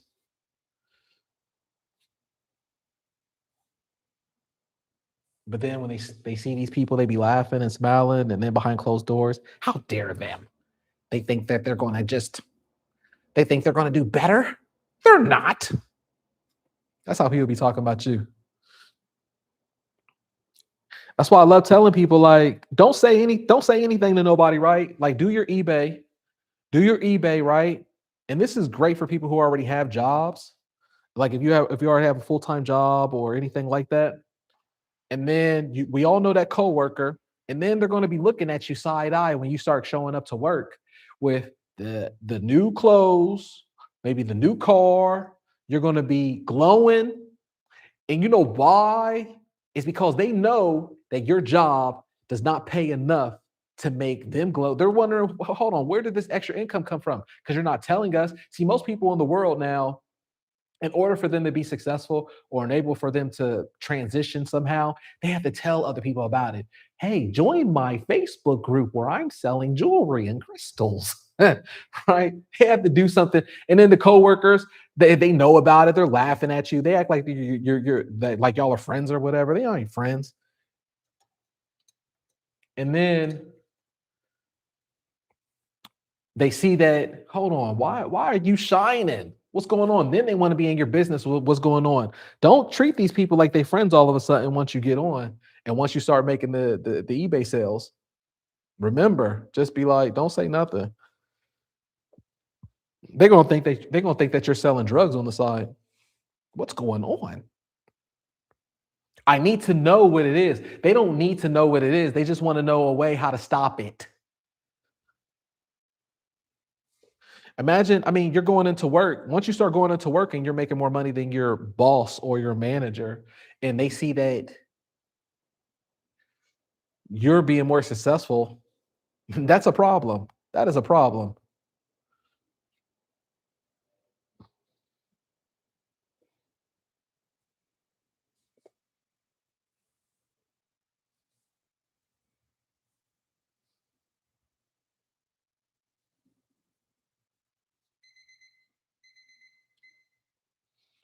First 90 minutes done. How many did we do? 6? All right, we just hit our 90 minutes and we did 6 paintings. This would be the 7th one.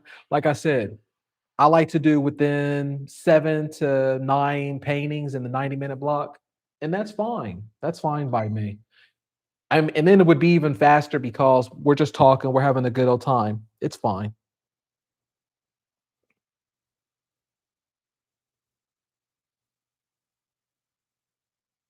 Keep your mouth shut is the mantra for success. That's so true.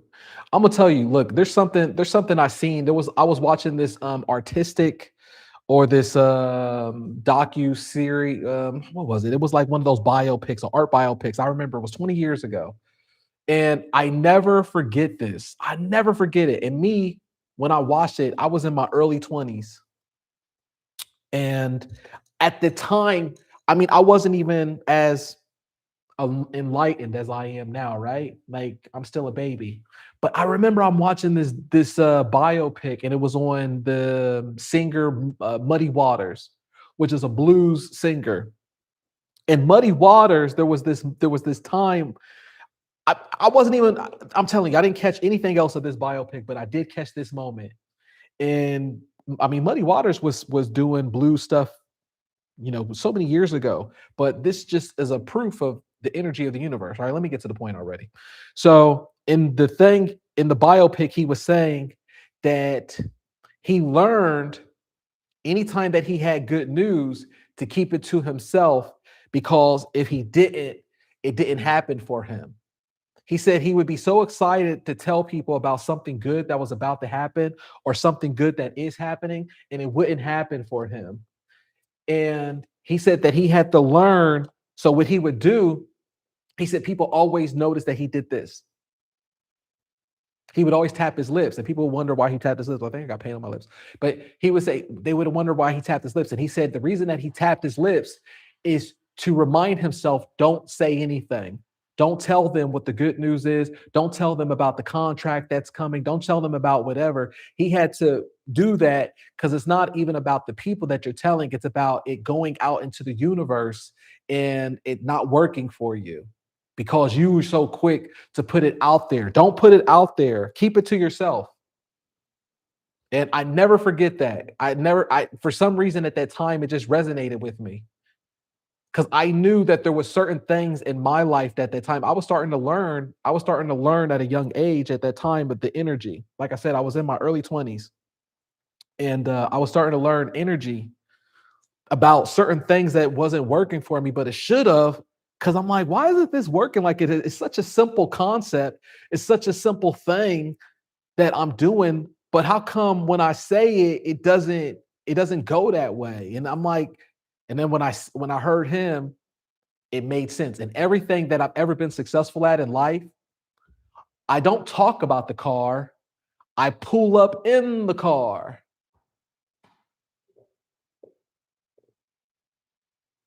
All right, so this is what we got on this one. I'm gonna just put my signature on it and call it a wraps on that one.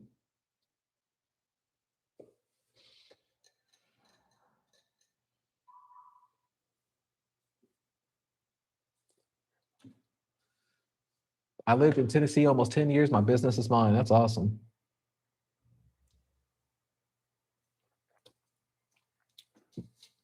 All right, look at that. That's beautiful. I love this. I love this. Look at this. That's a figurative. Look at that figurative woman right there, huh? Tell me she's not beautiful. Come on. Let's do this. Oh, let me take a picture of her. So I don't have to do it later because I don't want to take the parchment paper off and then have to take a picture of her. She's so beautiful. And now the thing that's cool about these, right, is like this is on a 14 by 11. And I'm only giving people a small taste of it, but it still does well. But it gives people an idea if they want something a commission and they want to do larger. A lot of times people hit me up and be like, hey, I love this painting. Can you do one that's a 24 by 36, a 36 by 40, or you know what I'm like a 36 by 36? And I love doing the larger ones because I do the big paintbrushes. It even goes quicker. The larger paintings on commission, they even do they're even easier for me to do than these are. I just do these because I can knock them out and it's easier for me to ship and it's easy for me to do volume.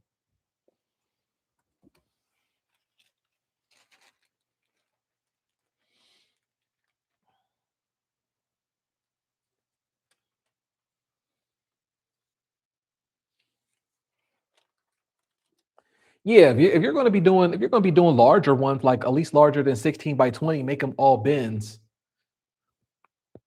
Oh, woo, I just cracked my back right there. That was a good one. Yeah, these are all 14 by 11s for now, but I also like doing 12 by 16s. I like doing 12 by 16s, 14 by 11s, and also today we're going to be doing some 16. We're going to be doing some 16 by 20s as well today. So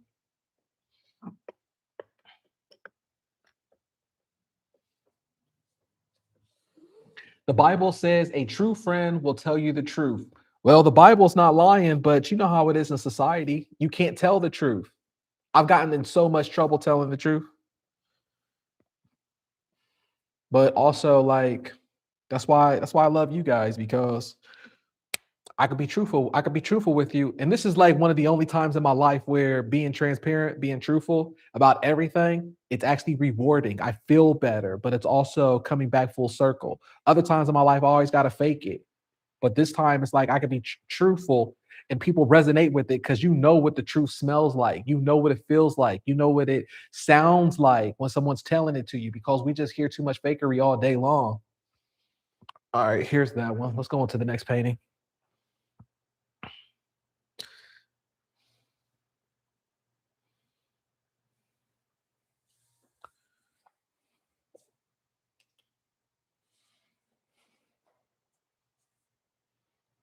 Let's see here. Boom. Pricing suggestion for larger under $30. Send me a message in the elite community or put it up on the discussion board in the elite community and we'll talk about it. Look how cool this reference is right here. I love doing these type of these are like Americana references right here, where this is like Route 66 landscape. It's got the motel kind of thing on here. You could just work these quick too. People love to see the quick look of it. So I'm really excited about working this right now. And let's get into it. All right. All right, that's cool. You say you gotta go, catch the rest later. Happy painting. Yeah, this is so much fun. I can't wait to when I'm getting more. Like I said, this is just the first live streaming, and I can't wait when I could do more of these. I can't wait when I could do, have certain things ironed out of what I like in the studio, or certain things like it's just like anything else in life, right? Like we learn by doing.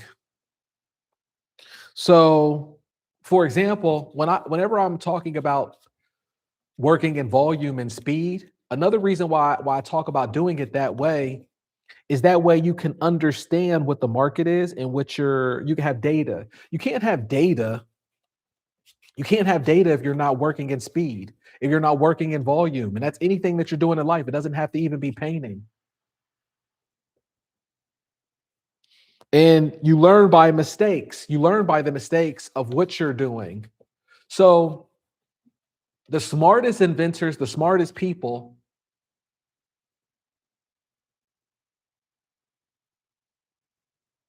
yeah, I'm gonna cross platform. I'm gonna I didn't have time to set it up today, but after I get done with this stream, I'm going to do a cross platform of Rumble, Twitter, formerly known as X, or X, formerly known as Twitter, Kick, and then try to do Twitch as well. See if I could do that on here. At first, I wasn't going to do Twitch, but I think that would be a great idea. See how we work over there.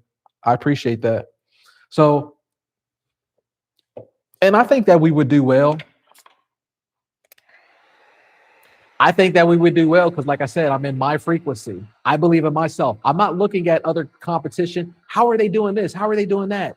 Ooh, let me look at their art. Let me look at that. I'm in my frequency. I'm doing what I'm doing. This is beginner's luck all day. I live my life like beginner's luck. I'm doing what I'm doing. But what I was saying with volume is that's how you're going to know what customers what. That's how you're going to know the mistakes. The faster that I work. I'm not trying to make things perfect. A lot of times in life, that's why they always say like people who are dumber than you, they always are more successful because they're not analyzing everything. They're not trying to be perfect. Usually people who are so educated and so smart, those are the people who try to make everything perfect before they make any action. And we have it in reverse. It's actions before the motivation and inspiration. You have to do the action first, and then everything else will find you through speed. And then through speed, you're able to formulate everything afterwards, and you're able to see what actually works, or you're actually to perfect things. So, for example, I worked hard on building up my school community and my coaching, but it was only from me working in speed and putting it out there in the market for people to join and people to be out there to see what am I missing. Because you could think that you have everything mapped out, but you don't have everything mapped out until you work in speed, until you put it out into the market. Then you're like, oh, okay, I might be missing this. Okay, people are having issues on this one. People are, or I'm learning off of this. I need to figure this out.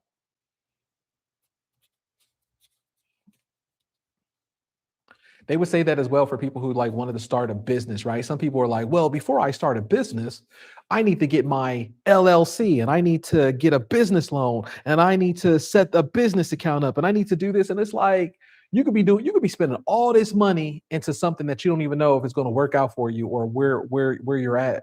And then here, instead of just starting, that's just an excuse for you not to start.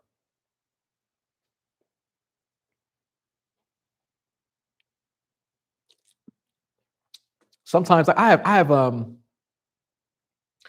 have friends who are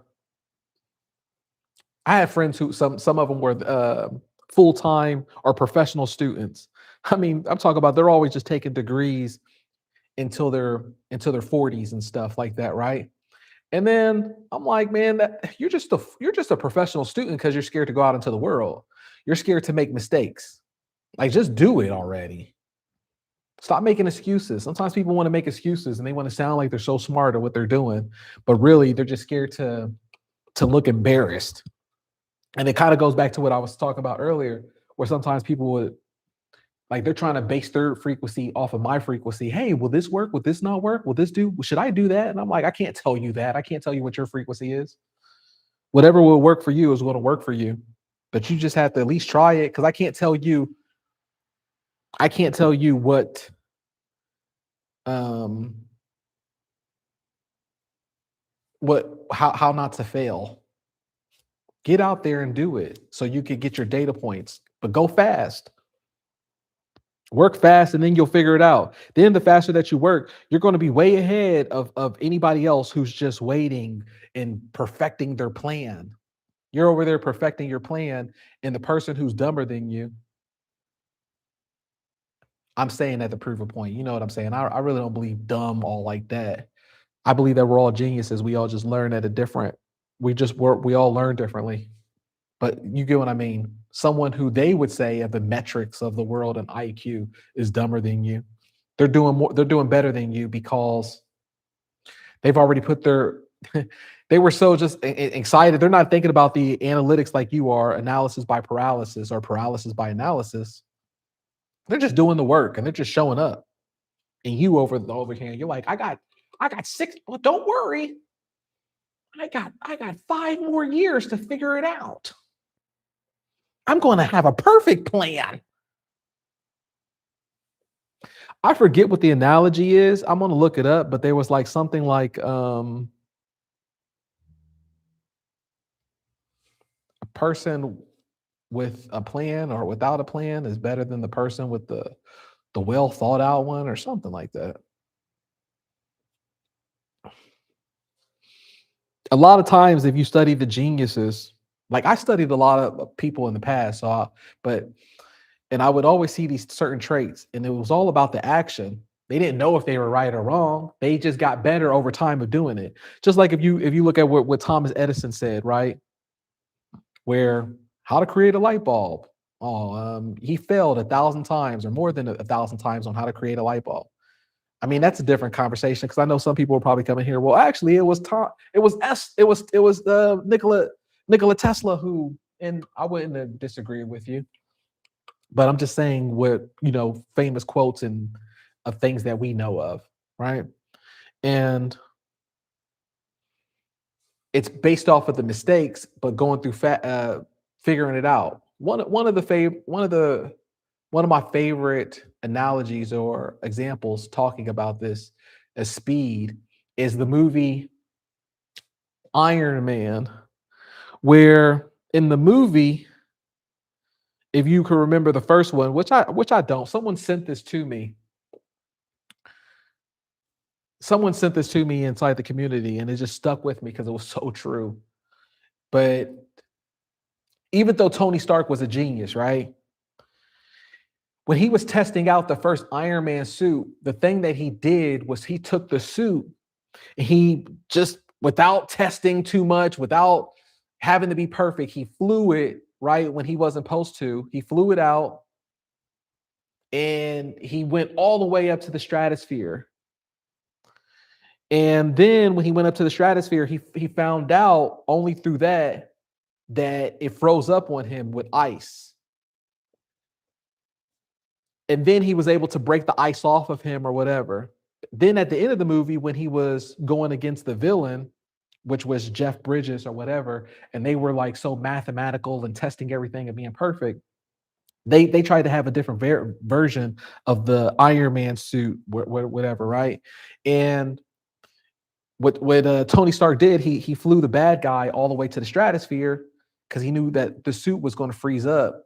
And he says to the bad guy, "Oh, how did you figure out about the suit freezing up?" And then Jeff Bridges like, "Huh? What are you talking about?" Because he didn't do that. They didn't do that. They analyzed everything. And the only way, I guess what I'm trying to say in this long story is that the only way that you're going to find out things in life is by you doing them. That's why I always talk about working fast, even when it comes to art, like I'm doing right now, is because these are the happy mistakes. Bob Ross was really onto something when he talked about there are no mistakes. It's just the happy mistakes, because that's where the genius lies at, is that our mind at times we try to think about things too consciously, and we think about things too consciously, wanting to be right all the time, or wanting to be correct, and not wanting to be embarrassed or wanting to be whatever. And we don't think we're too arrogant and full of ourselves with our ego to acknowledge the mistakes. We can't find the mistakes.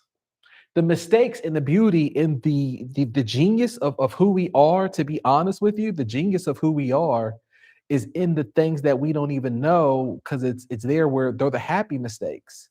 And you can only find the happy mistakes by working fast and with speed. I remember I was really struggling with my art career, and I was doing eBay, and there was a point in time where my sales weren't doing well. And I was really mentally struggling with, this is before I even had a plan, or like how we work now within a time structure. And I was really struggling with this idea of like how to work and what I need to do psychologically, like kind of almost like self hypnotizing myself out of my mental blocks. And I had this dream, and I never forget the dream, because as soon as I woke up, I made a note of it and I wrote it down. But it was an artist or a celebrity, and it's not even a celebrity I like or anything either, which is crazy. But the celebrity said to me in the dream,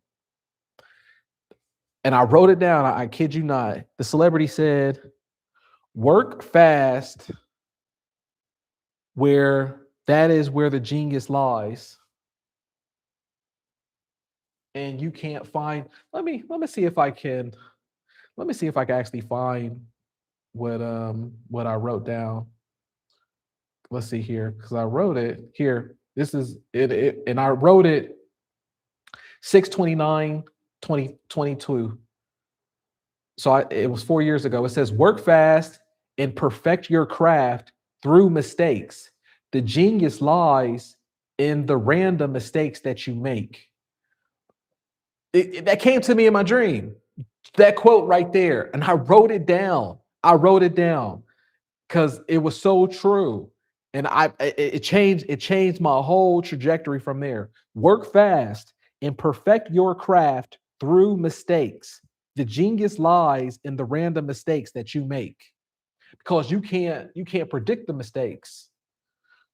You can't predict the happy mistakes. You can't predict the genius in it. So really, it helped me realize that the things that we usually think from celebrities or musicians or even other artists that we might think is like, oh, it's so genius, it's so clever, they had no intentions of doing it that way. The only thing that happened is they showed up. Picasso used to say the same thing. He had no intentions of the things that he was doing. The only thing is that he would show up through the actions. And then the happy mistakes would find him. He had the confidence of knowing that these things would show up. Post that for the community. Yeah, I'm gonna post that. I'm gonna post that.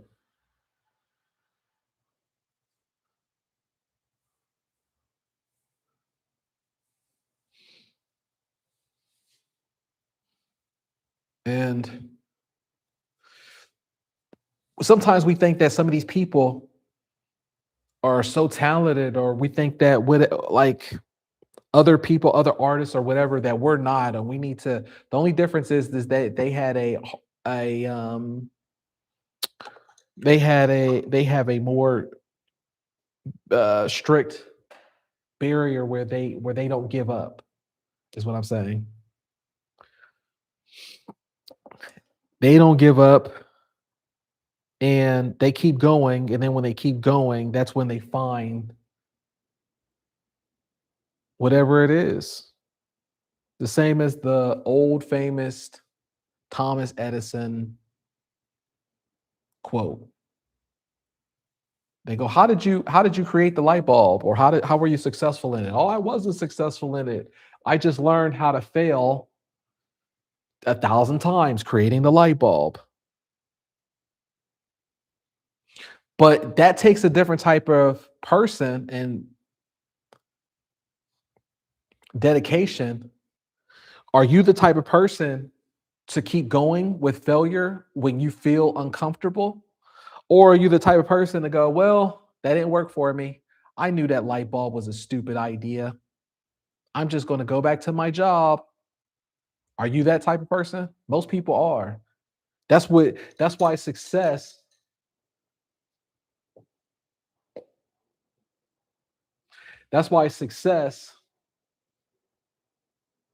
is such a difficult thing for most people, and it's not easy to achieve, because if it was, then everybody would be achieving it.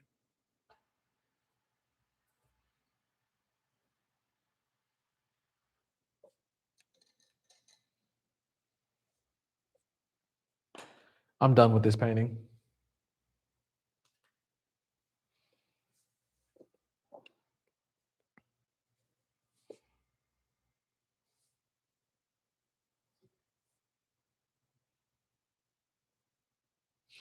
That's the word I was trying to say. Is some people have a pain tolerance different, a tolerance of embarrassment different. That's why it's easier for you not to tell certain people of your goals at first, because the tolerance of it, some people don't have the tolerance of being ostracized. Me, I've always had the tolerance of being ostracized and being the black sheep. So I don't care about what people think. Sometimes I even go for that. Wherever the crowd is going, wherever the majority is going, go in the opposite direction.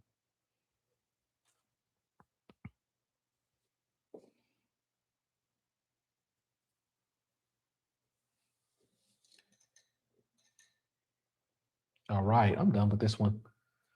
That's fine by me. Let me put my signature on it and get on to the next one.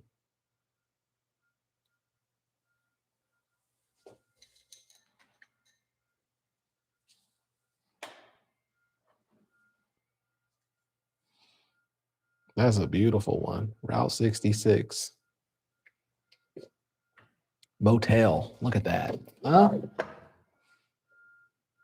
Isn't that cool? That's cool right there. Landscape, impressionism, Americana, Route 66. Love that. Those are always fun.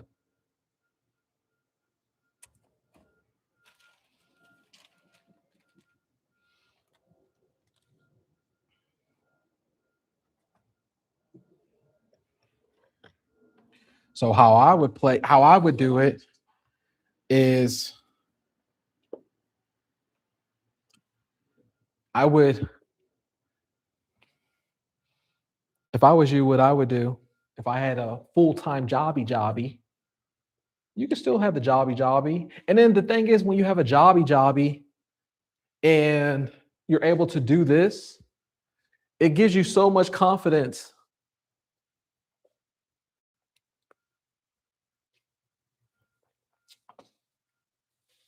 It gives you so much confidence in what you're doing as an artist, because you'll be able to make better decisions,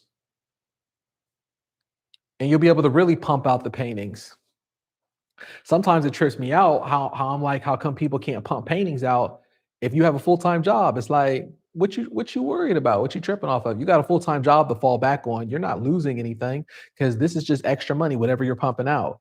Me, in my mind, when I was getting over my psychological barriers, it was hard for me to pump out some paintings at times, because here I'm thinking that it needs to work. I need to make it work so I can pay my bills. I don't have no plan B. There is no full-time job. This is my full-time job. So I need to make, in my mind, I would make crappy paintings, because I'm like, every painting needs to be a Mona Lisa so I could pay the bill and do that. And then once I just relaxed and let it go, everything worked out. But the market and the universe knows when you're trying to hold on to make something work for you. What do they always say? Scared money makes no money.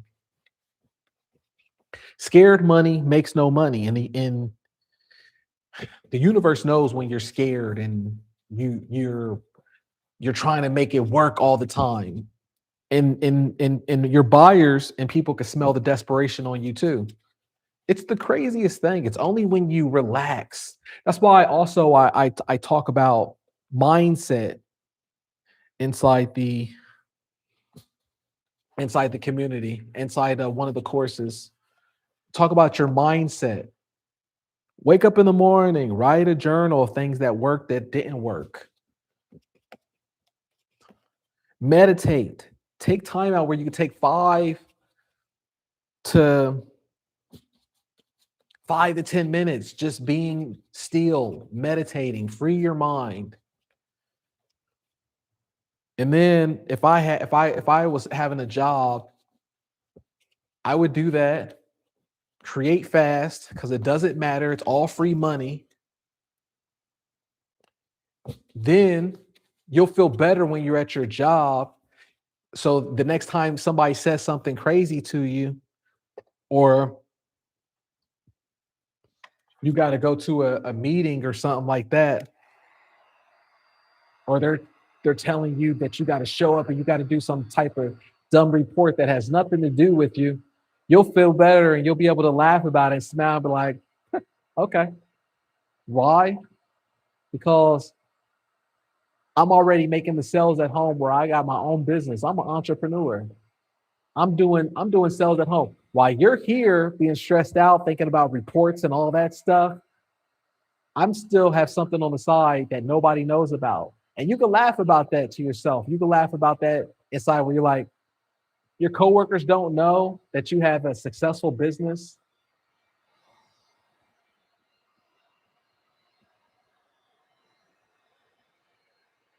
Your coworkers don't know. Some of your family don't know. And that's the great part.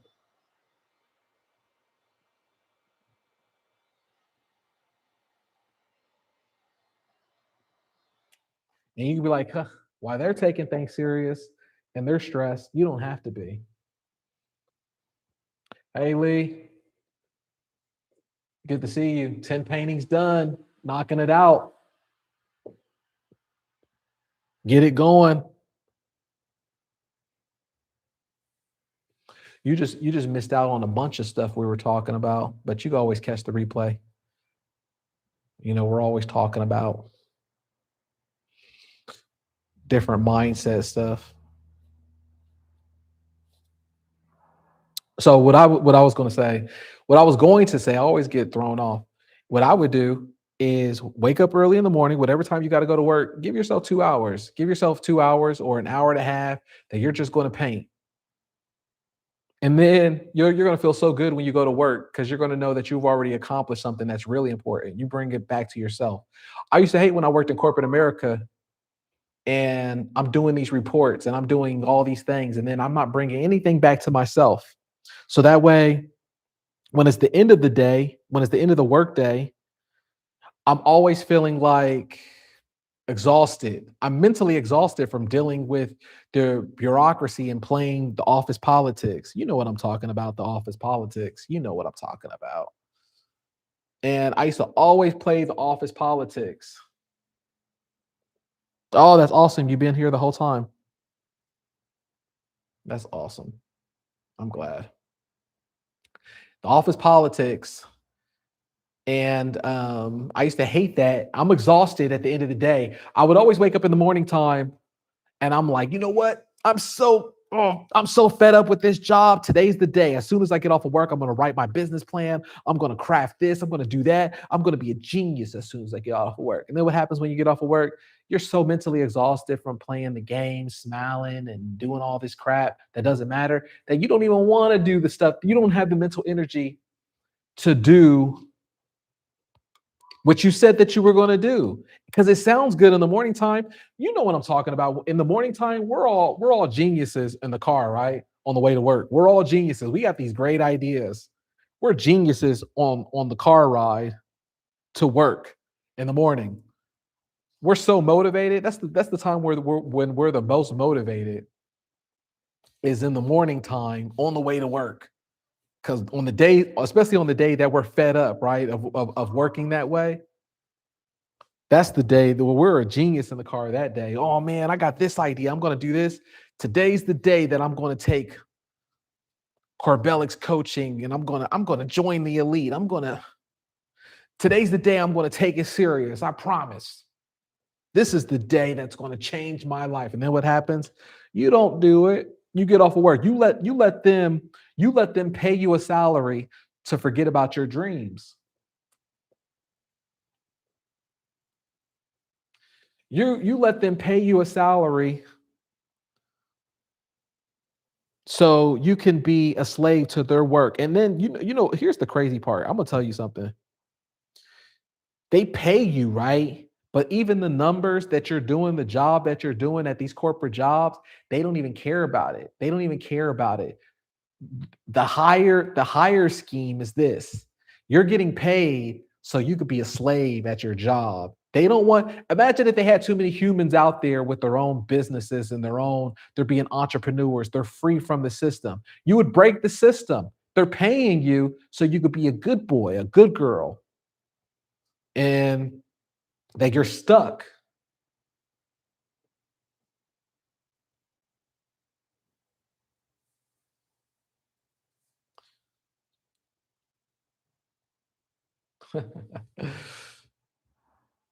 I'm telling you, that's the real secret. They're not paying you because you're doing something important. They know, especially in 2026, the stuff that you're doing at your job, they can have AI do it. That's not what it's about. They're paying you so that way you don't throw the system off. You can't throw the system off by you being at home and you doing your own freedom. You're being a good boy. You're being a good girl. You're at your and you're helping them pay the banks with the commercial leasing of that building that you're in or whatever.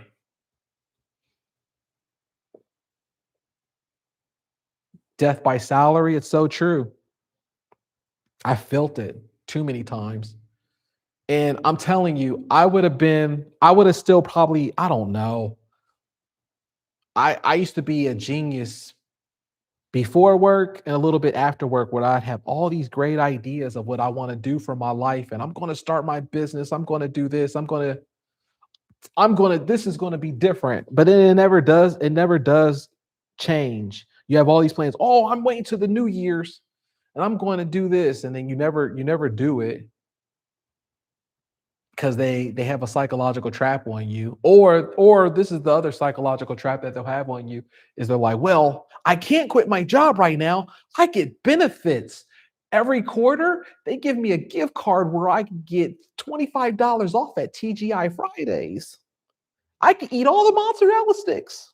Don't you understand? I can't quit. I get 30% off at the shoe factory benefits, like the dumbest benefits ever.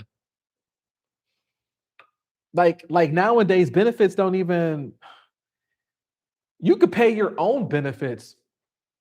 You don't need a job for there is no more fringe benefits. It's more expensive. Pay your own benefits by pay yourself when the emergency comes, which is almost never, you have enough money left over where you can pay for it. And usually it's cheaper that way anyways. I mean, I can't believe like in 2025, when I hear that from certain people, I'm keeping my job so I can have my benefits. What is this? 1990? Pay for that your own self. It's not even worth it nowadays. What benefits?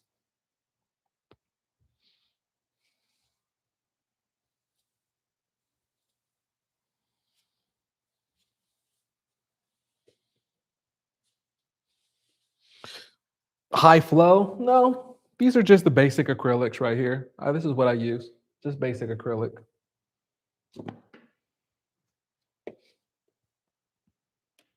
And that's how they get you too to keep your crappy job.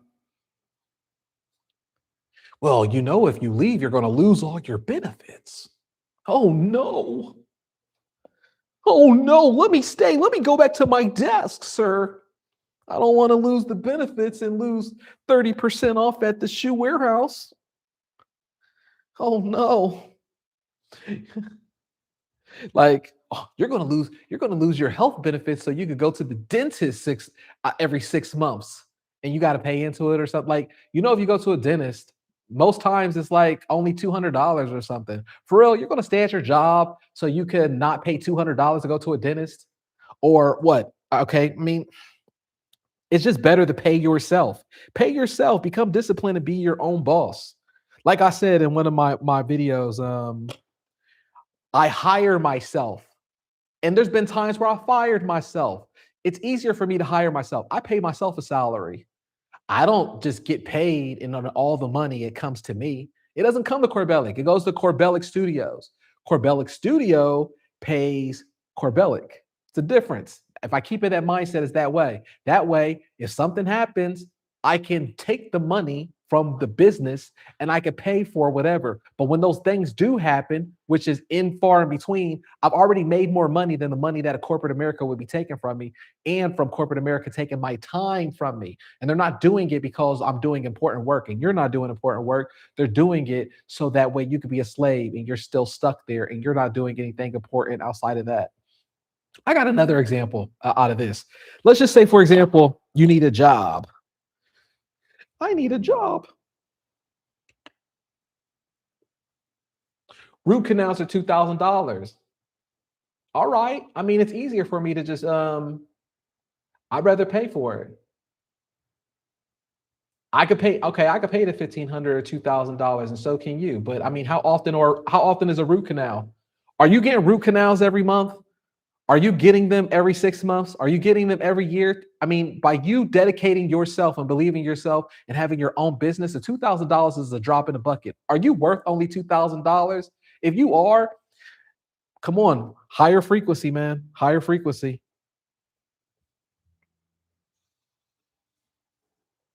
Like you're dying, you're mentally dying, and you're giving yourself cancer by staying in a situation that you dislike for the time that you're there.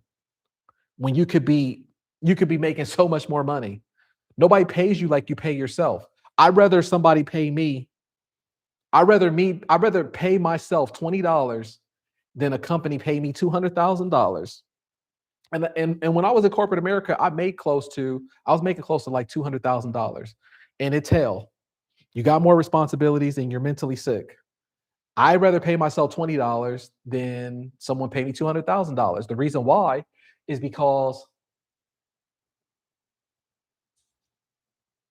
yeah, and dental, you're going to pay even with insurance. I know a lot of people with insurance where I know people with insurance where they pay more money, which is crazy. And that's how America is nowadays. You pay more money. So it's like, what's the point? Like I said, this isn't 1990. They've conditioned the insurance companies now to gouge and make the prices even higher.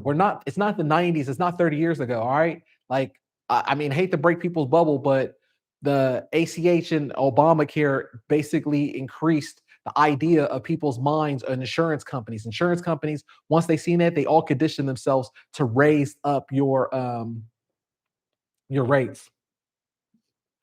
We all know it. Come on. Stop playing these games. We all know it. Stop playing these games. Made me lose track of what we were talking about. I had a good point too. Oh well. Yeah, the premium is crazy. That's what I was trying to say. Thank you. Like,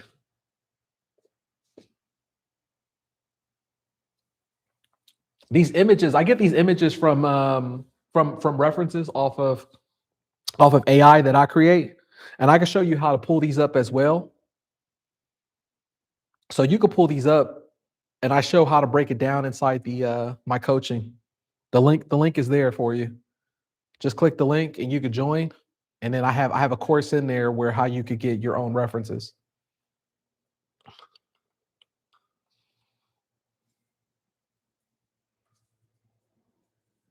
Yeah, and then insurance, exactly. Being in that field, insurance fights you anyway. So it's like, why even go through that when you could just save yourself the time? All right, now I know what I was going to say. All right, so I was making close to 200,000, right, when I was in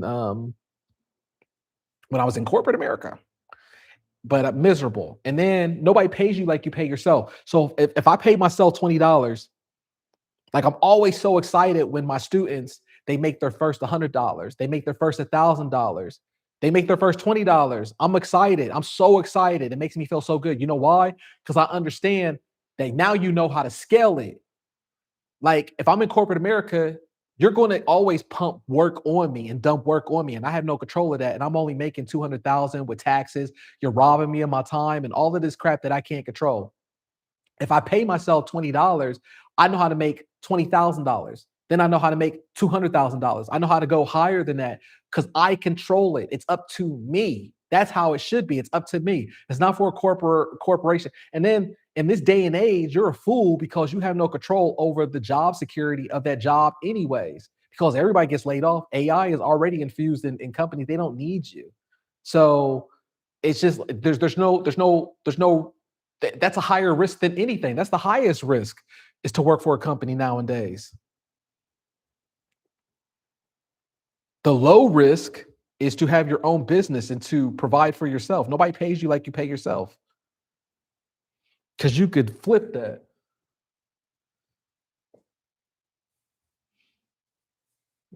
Insurance basically is in case crap happens. Exactly. That's so true. In case. Now the only insurance, like, you know, I mean, okay, I said this to somebody the other day. You think rich and wealthy people have insurance? No, they don't. Even Warren Buffett be like, insurance is a scam. Like that's for broke people. Get yourself out of that mindset so you don't always stay that way.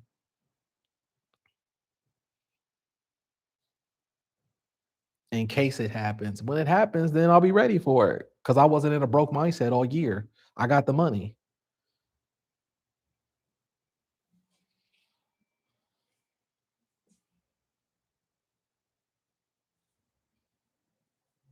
I rather me manage the money and me Corbellic Studios manage the money in case something happens than a company where I feel guilty about having to use the insurance and they hold on, let me call your provider, let me call your daddy that you paid for.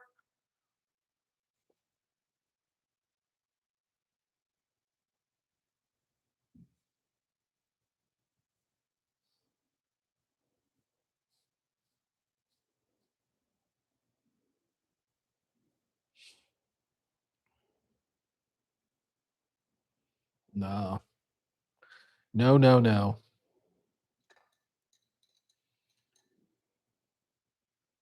But don't listen to me. I always say that too. Don't listen to me. Do your own thing. Whatever your frequency is, whatever's right for you is right for you. I just know there's certain things that you got to get your mindset out of that they try to trap you into. They try to trap you into mindsets to have you be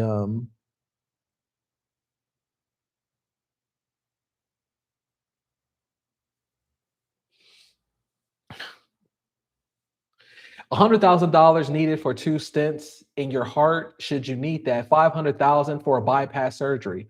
Now, these sounds like situations if you're a senior, which is very rare. And if you're at that situation, do you think that these corporations nowadays they want to hire you at your old age and that you're in a risk of having insurance that's going to be so expensive because you have these serious healthcare issues? I mean, you're like an anomaly with these type of situations that you're throwing out here, like don't do that to yourself. You know what I'm talking about. Don't generalize and be like, well, actually, what if you have a brain tumor and you need a I mean, we're talking very rare in between. Now, if it's that type of situation and you're behind a desk, like if you're behind a desk working and you're in a corporation and you have these type of situations where you need a heart pal and you need a triple bypass and things like that. I mean, how many Americans who are working in corporate America need those every month that are paying into the insurance company?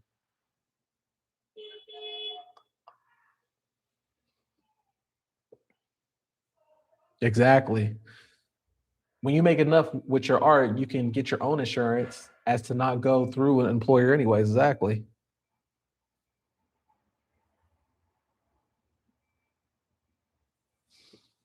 Well, what happens if I think like these rare surgeries,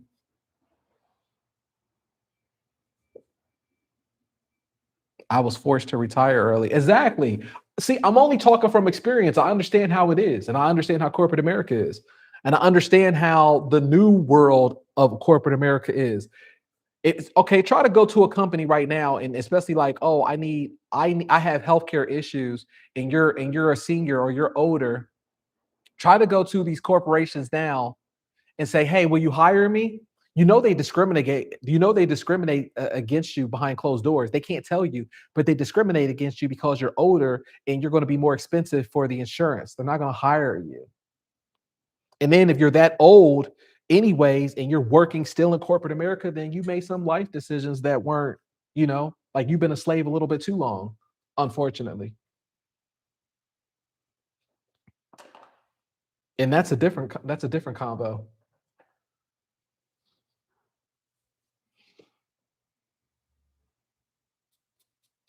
This painting's taking too long. But whatever, it's fine. Yeah, ageism is real, but that's the world we live in. And what are we going to do?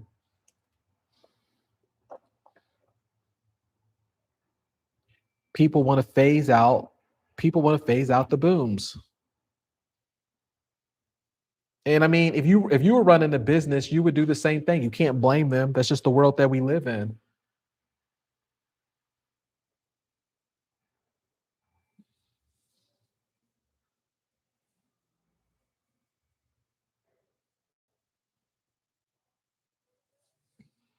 All right, on to the next painting.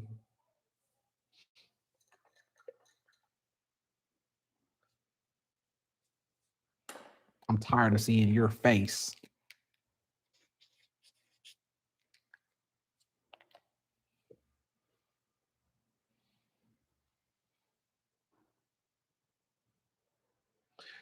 We are blessed to have an outlet for home based and go where we want and when we want and control when we end up, at least to our best of our ability. Yeah, that's the real freedom. That's the real success. That's the real success right there. I used to work in, like I said, for anybody who's new here and you don't know, I had over 79 different corporate jobs in my life, temp jobs, finance jobs. And I just know how they are in corporate America. I know what they say. And anytime that there will be an older person or someone who's even close to being older and you're coming in for a job interview, they wouldn't hire you. You're problematic. Liability cost too much for their company. I don't make the rules. I'm just telling you. That's not me saying it. That's them saying it.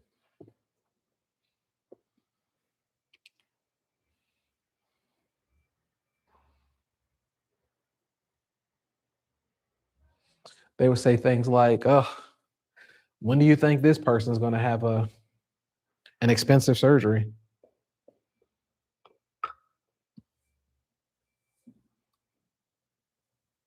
That's why it's important. See, but these are great valid concerns and things to talk about though, because these are things that I keep in my mind of why I work fast, why I paint the way that I do, because in these certain circumstances that you can't control, you want to be prepared for it. You want to give yourself an advantage. You can't have this advantage if you're working a job. They're going to have you. This way, I'm in control.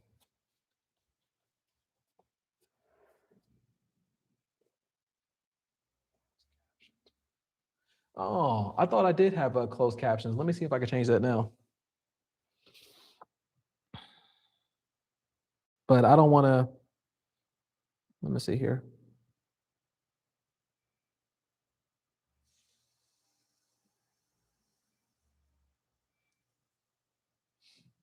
Yeah, I'll try that on the. I'll look at that. I'll look at that on the next one. I think you can put on closed captions. I believe you just have to go to the edit feature or the settings on there, and then you could just do the closed captions on there. I believe. I mean, yeah, that's like a personal thing where you can put your own closed caption on there. No, I didn't take a break yet. We still have about 40 minutes to go, like 40 minutes an hour to go. I'm having a good time. This is fine. Let me just dry this off right now.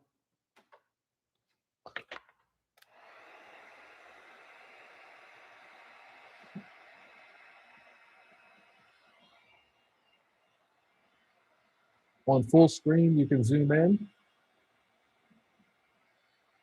What do you mean?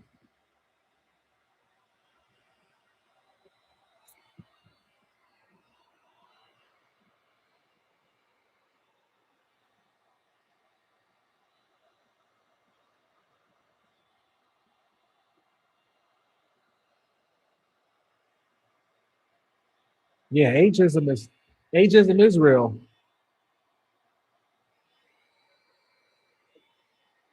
It's so real, especially in corporate America. That's why it's like treat corporate America like anything else. Like even with the art, how we do the art, treat it the same way. It's like I'm not going to have loyalty to these things. I'm able to create the art that I do and do what I want because I know at the end of the day, nobody's going to take care of you. Nobody's looking after you. You have to look after yourself. Stop giving yourself these lies and these ideas. But my coworkers like me.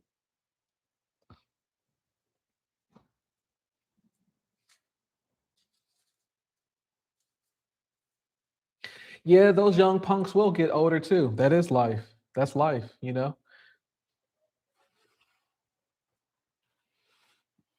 And they'll have their own issues. Those young punks are, you know, they're arrogant. They don't have a strong discipline, worth ethic. What do they know? Everything comes back full circle. That's why you have to focus on your circle and focus on your frequency and focus on what you can control, the things that you can control. Only thing that I can control is me showing up, creating. No one's gonna look after me. So you know what? I'm like, I don't care. I'm gonna just do what I need to do. Then when people hold on to things so long and then they're like, I thought I thought they cared about me. I did that one report for them. They get so people get so blindsided when things happen or they get, you get laid off or early retirement or anything. See, you got forced out another one. When I retired, I was about the 10th old one they forced out. Should have sued. Yeah, and I know, that's the thing. And then depending on what state you're in, like California is an at-will state. So it's like they could just fire you at will. Once I found out what an at-will was, it changed my mind totally. And I was like, the hell with these people. But also the cool thing about at will is that I could leave right now and you can't call me and figure out what's what or whatever. Like, nah, it's an at-will state. You could fire me without even giving me an excuse or giving me a reason why. But I also have the same right. I also have the same. Exactly. You could also leave too, and they don't have you have the same protection. It says as an old person, if I could go back, I would have plowed my own way. Just advice. Exactly. Exactly. That's how I look at my life because I've worked so many jobs, and no matter how many smiles they give you, no matter how many plaques, no matter how many reports, they don't care about you. Nobody's going to care about you but you. You have to take care of yourself. Nobody's gonna pay you like you pay yourself. Nobody's gonna take care of you. That's why I was always saying nobody's worried about my family, worried about how I'm paying my bills. And it even comes the same way. You need to think about that when you're creating art for eBay. Don't think about how to be so perfect all the time and how you're spending so much time into your artwork. Because at the end of the day, yes, you have collectors who come and collect your artwork and they appreciate your stuff, but put into your mind that these people don't care about you either. Don't think that these collectors care about you because most of them are resellers.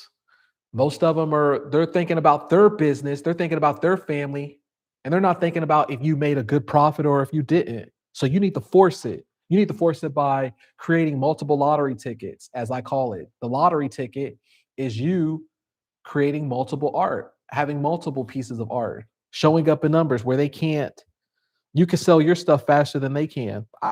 I see so many. I see so many resellers out there who's like dishing off some of my old artwork, and I laugh because they're holding on to artwork that I created years ago.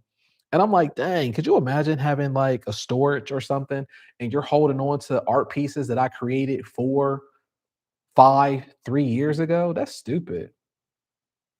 Just because you want to be a reseller and somebody told you that the game of reselling was profitable or good, but it's more of a hustle because you got to wait around for people to buy it. And why would they want to buy it from you? And the one who does buy from you, you're just playing the gallery game again of where you have it for an additional price. But yet, by the time that you sell it, you could have just got a job at McDonald's because you're just waiting around for, and the game is so different. In America, the liquidity is not there where people are just buying art like that just to do it, and especially from somebody who they don't know, and you're a reseller online. And the people who are doing the reselling, usually they put it on a different website. At least for my art, they'll put it on art websites like Saatchi, and they'll put it up on Saatchi for like,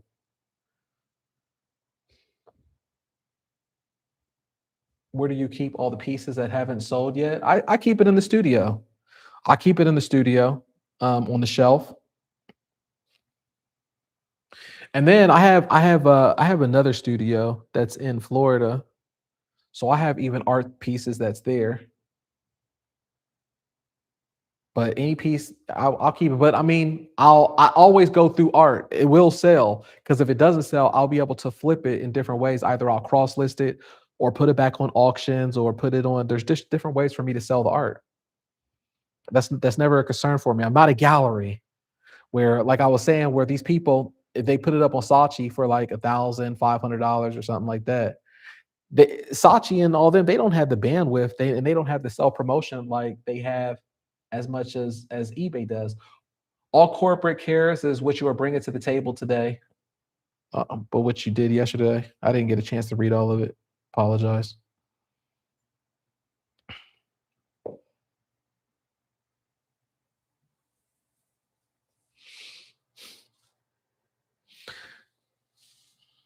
Like I said, tomorrow I'll have a better chat system up because I'll have it from the creator side, so the chat part stays up. Some of these are, yeah, I sign them on the back when I ship them out. So when I ship them out, I sign it on the back and then I date it with the year. So I'll just put core 2026.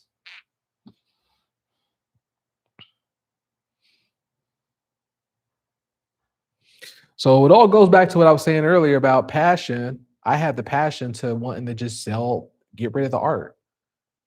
And I'm not thinking about perfection and all that stuff because I put in the back of my mind, my passion is knowing that at the end of the day, my collectors could be just like corporate America. I don't care about how nice and things they might sound and all that. At the end of the day, they don't really care about me like that. And you're not supposed to say that.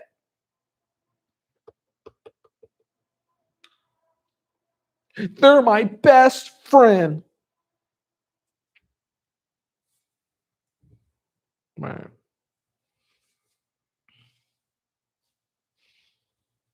I don't think so. This is a business. You can think that all you want. And then you'll see that your best friend's selling your artwork.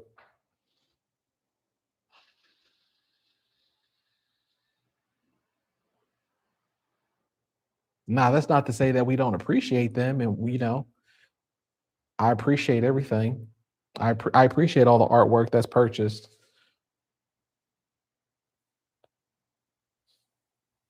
But come on, like that's another key indicator how to work fast and how to go through your paintings is that these people are not your best friend. It's a business.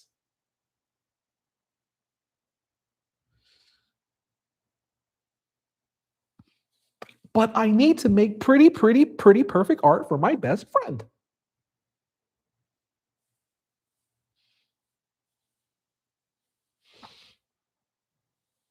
And then your best friend who you think they're a reseller.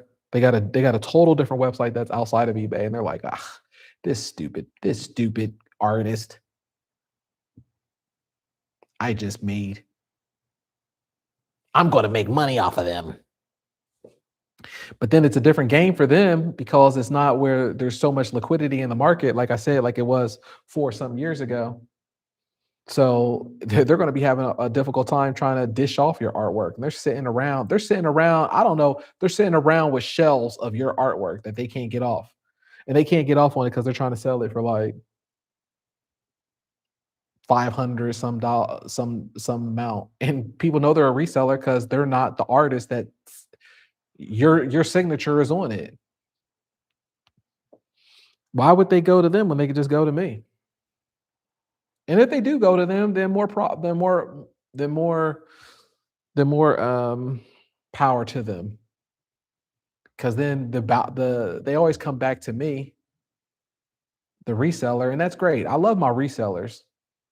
I don't want anybody to get in the mindset of not, resellers are great because they provide for our business. They keep coming back.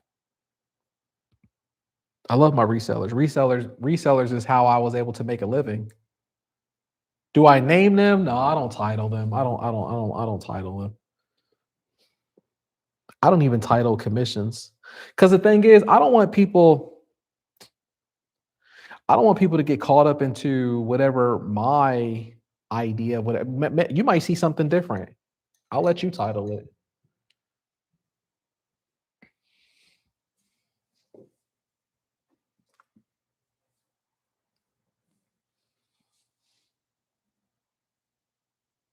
You might see something completely different than what I see, or you might think something different. So I don't want to be like throw you off of what you think the title is.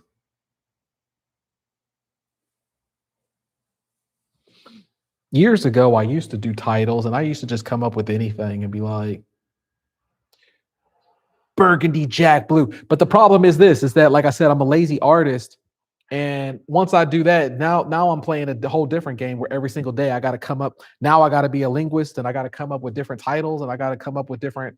I don't want to do that. I just want to paint. I don't want to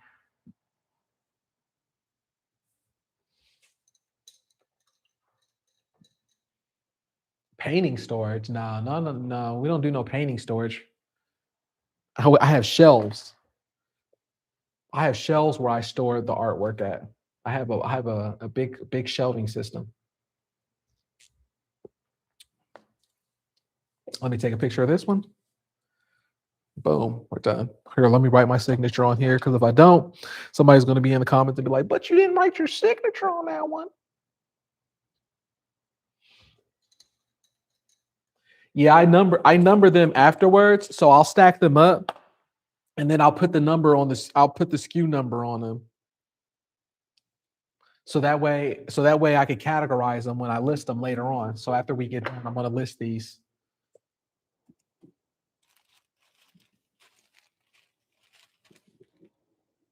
If you want to know about how many paintings per listing or how many listings or how many pictures, join the elite community, and all the information is there for you. The link is right there.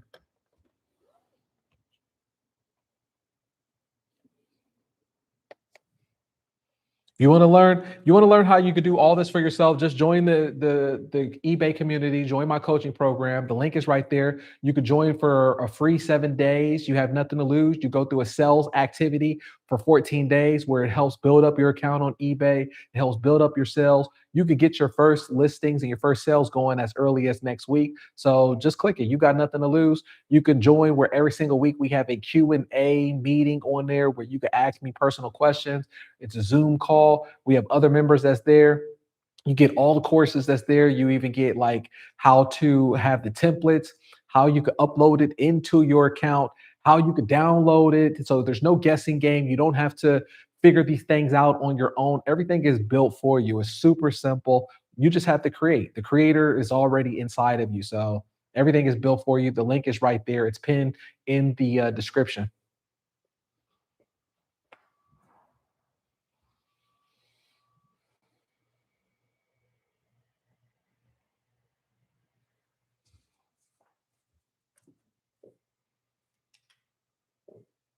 All right. Here we go right here. This is going to be a landscape barn.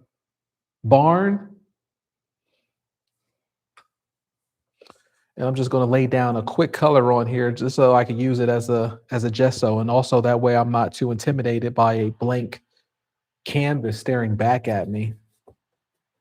Let me wipe this out.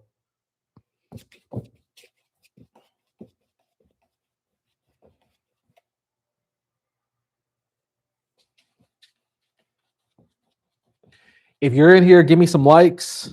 Please give me some likes on here. So that way you can help me on the algorithm. It can reach more people. If you're enjoying this, if you appreciate the information on here, or even if not, you know, you can put on there.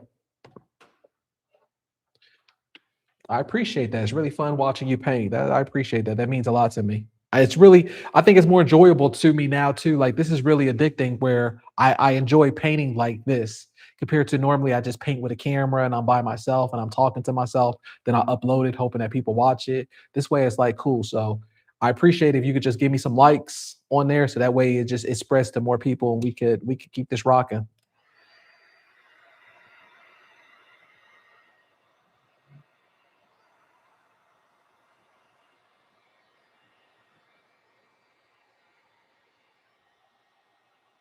Dry this off. I always go like this with my hand just to make sure, like, I don't know, that the heat stays right in there.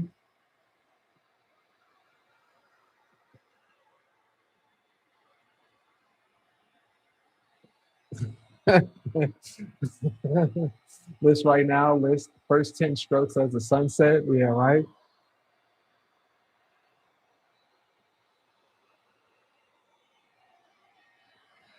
Stop right now. List the first 10 strokes as a sunset.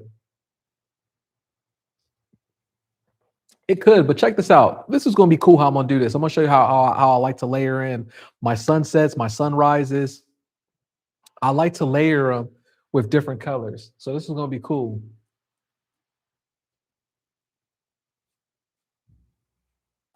Have you got the hype activated on your YouTube account? I hype all my favorite channels. What's that mean? I hope I got the hype.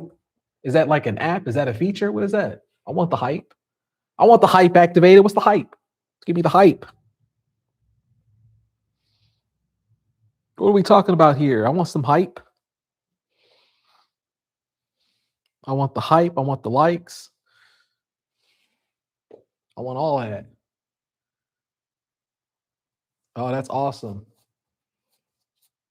I'm on your TV and you're painting too. Let's get it. Let's get it going. Let's do this.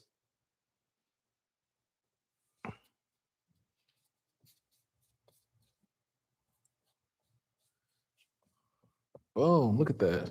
Then I like to layer in the different colors, and then I don't blend it. I don't blend them in when it comes to the sunsets.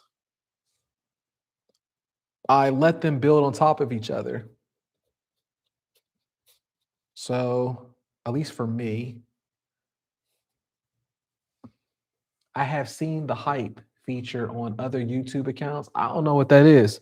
I'll look into it to see what it is. I know I just got approved for like partnership or super chats. So if anybody wants to give me my first super chat, that'd be awesome. Buy me a coffee kind of thing. Give me a super chat. If you like what I'm painting, if you like what I'm doing, help support me. As a follower, you can hype 3 videos a week. It makes your channel go up on the algorithm for small channels. All right, I'm gonna look into that. I appreciate that. I'm gonna look into it. I want some hype. I'm gonna tell people to hype me up.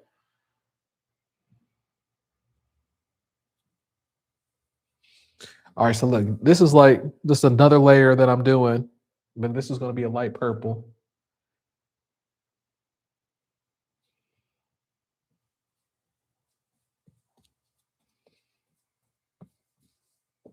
Some light purple.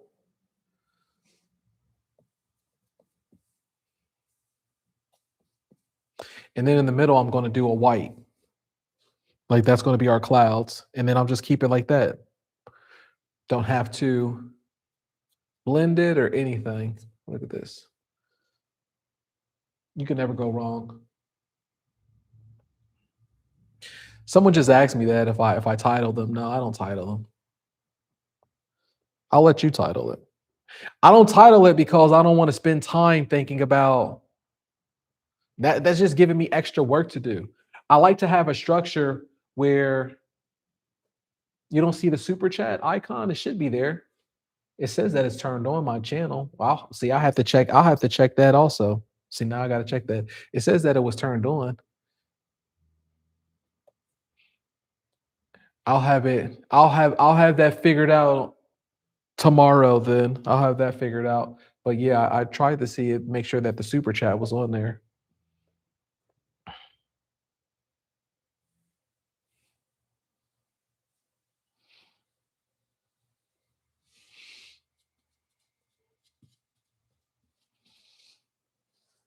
All right. I'm just doing this grass part of where the hay is at real quick.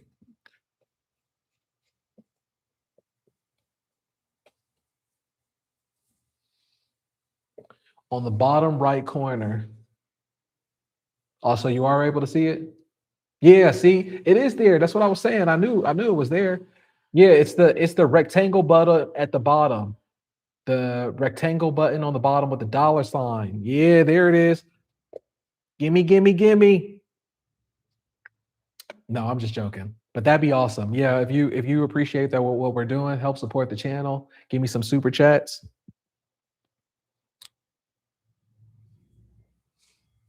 Layering is cool. Layering is cool because there's no right or wrong. Like you can do what you want.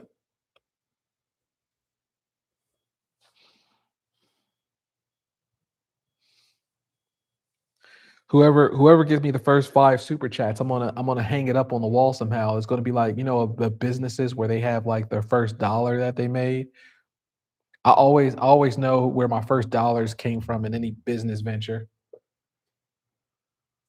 How are you so chill? My little canvas still takes 25 minutes and I'm frantic. You gotta be chill. That's why. You gotta be chill, man. You gotta be chill. I don't think anything about it. Slow is fast and fast is slow. The work is already there, is why it's like I'm not I mean, I say that I'm not an artist, but I'm only saying that in the traditional sense of what people think artists are supposed to be or what they think they are. Like I'm not. The art is already there. We're all artists. We're all creators. It's already there. So just stop trying to compare yourself to others or what other art is. Stop trying to compare your mind what you think things should be or what it should look like.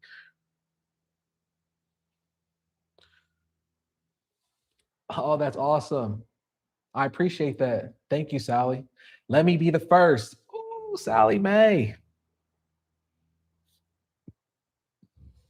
You know what makes that funny, Sally, is that kind of like the conversation of what we were talking about today, where it's like corporate America and maybe even a little bit of school and things like that. Is that like what is it? Sally Mae. Sally Mae is the collection agency for schools, for colleges. Manifesting. I appreciate you. Thank you so much. That really means a lot, especially if it's in pounds. I wish I could give more. That's awesome. I appreciate that. Later on, I'm going to go into my comments when I watch the video, and I'm going to screenshot those. I'm going to screenshot it. I'm going to print it out. I'm going to put it on the wall. I'm like, Ma, they really love me. They love me, Ma. They really, really like me. No, they don't. Nobody likes your art. You're still doing that little hobby thing, huh?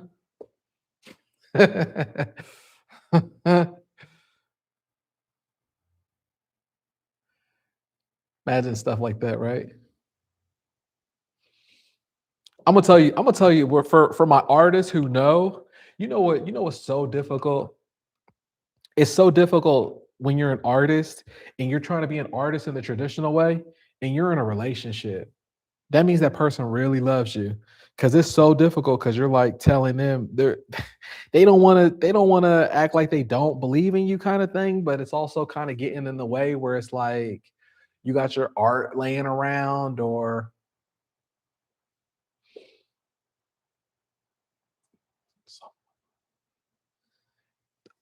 I appreciate that, Zen Zen. Zen Zen. Oh, I don't know if I say that right or wrong, but I appreciate that so much. Thank you so much for that super chat. Yeah, I'll do some more clouds for you. I'm gonna do another one right now or after this painting.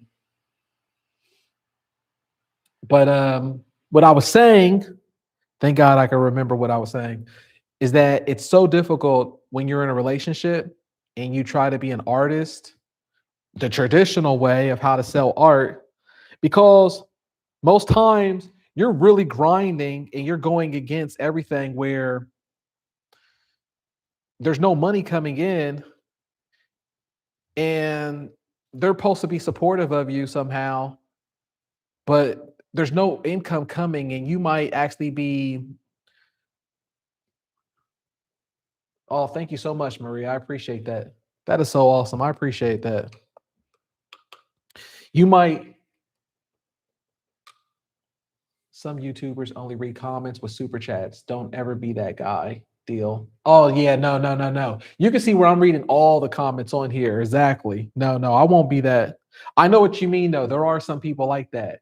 But at the same time, some of those people who are like that, they might actually have like a million people following them. So they might have so many, like have you ever seen their chats where it's so many you can't read all of them? So it's like here I can control it because I'm able to read it. But if it was to that point where I might have 100,000 people or thousands of people who are commenting and in the chats, it would be impossible for me to read it. And the ones that would stand out would be the super chats. That's why it's like that. But I wouldn't intentionally be that way. I got love for everybody. Even inside the art community, you can always see where I go out of my way to reply to everybody's chats.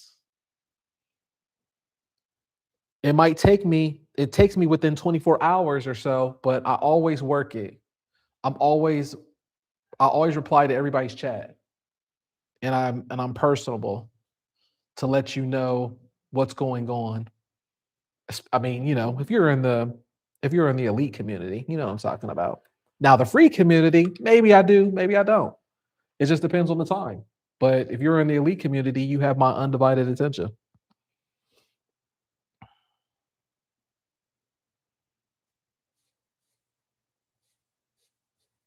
But what I was saying, see, I still didn't forget. But if you're in a relationship and you have your stuff laying everywhere, it's difficult dating the artist. We have our stuff laying around everywhere. We have we have our tools, and then they don't want to be negative and ask you like, so about your art, did you get that sale or how's that going? What's going on? They want you to go back to work. Well,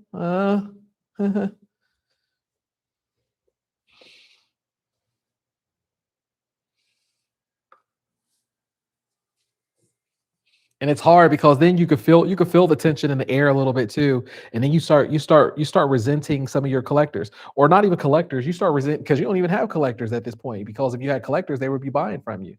You're resenting the people on Instagram who say they like your work. If you like my stuff, then how come you're not buying it?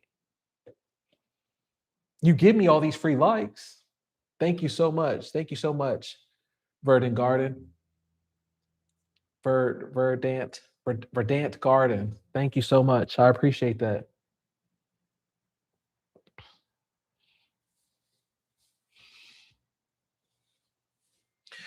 You wish you were better at references. Well, inside the elite community, I have course in there of how to get good in references. Or you don't even have to. I have a course in there or a lesson how to reverse engineer.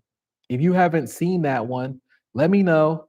Send me a comment in the community and I'll guide you in that direction of where you can do it. Because that's my favorite thing. I can spend hours just getting references. It's so fun to me, especially like how to reverse engineer and you can find which ones. Just send me a message and I'll guide you in the direction. Or Lee will guide you in the direction. She'll help you as well. But yeah, it's not a problem.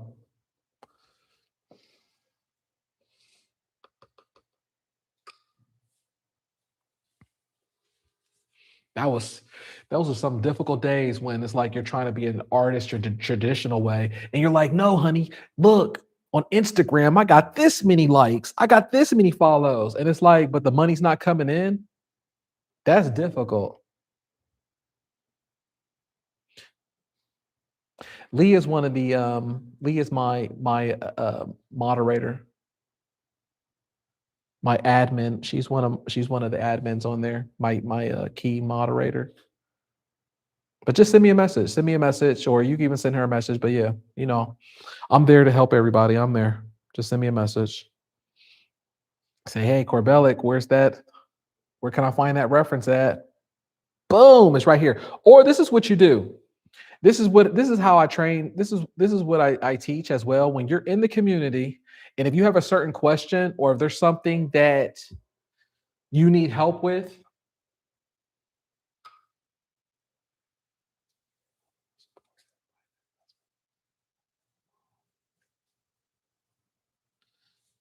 um, you could go to the top where it has the search bar, and then you could type in there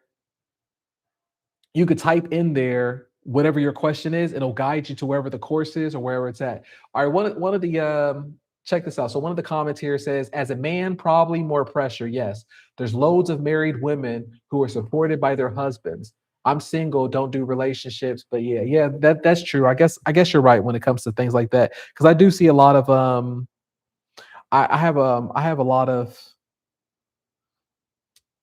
members who have studios or different things like that, and they're supported by their husband to pursue their dream, and that's always a great thing. It is different for a man. Yeah, I guess you're right. That's different for a man. Because as a man, we're supposed to be the provider. We're supposed to. It's hard where it's like you're supposed to be the provider. You know that you're trying hard, and things aren't working for you in that direction. It sucks. Because then you're like, then you're balancing out. All right, let me go back to corporate America.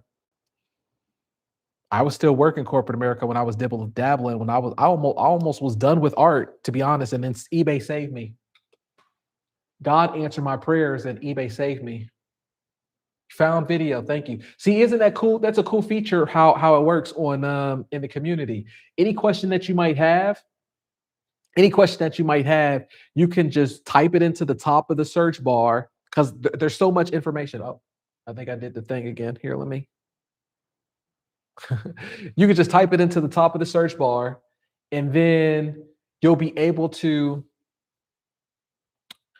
you'll be able to find any question that you have. You can find anything in there, either if it's the course, the lessons, the videos. There's so much information in there. So I always try to advise you to do that. I mean, you can always ask me any question that you want inside there. But the reason that I do that is that way you're being more proactive yourself. It's more helpful for you and beneficial for you. So you could be proactive in your mind of how to get answers. And that way you could also see if someone had a question just like yours that's in the community, and then you can see what other people in the community they wrote, where there's more things of how we refine that answer, and then you're able to be proactive. That way it's more beneficial in your art career, your business, your mind, your confidence, not to always seek permission. Because a lot of times when people try to reach out and they try to ask questions, it's really you're asking questions how not to fail or permission, and I don't want you to ever feel like that.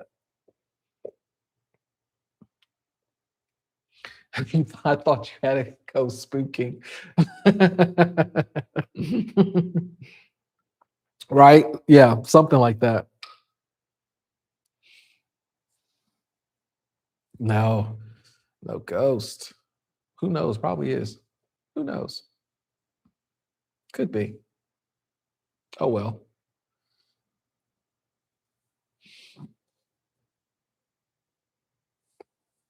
Yeah, there's a lot covered. The search bar is a lifesaver. If you go there, like I only had the community open for 3 months, but there's everything that's there for you, everything. And then if it's not there, we go over certain things over the Q&A every Sunday, and then there might be certain things that I might add in there if I feel like it's not already there. But what you could do, any question that you have, go to the search bar. It does two things.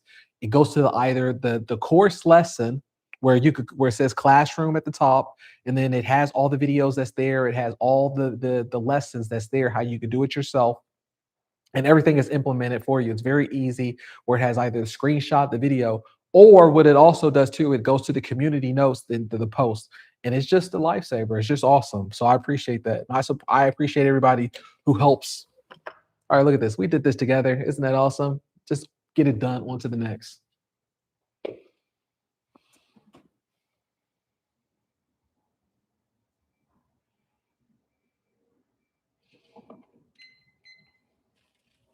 And the community is so awesome because we all help each other. I'm gonna do another landscape so we could go over the clouds. So you could just see how I do it.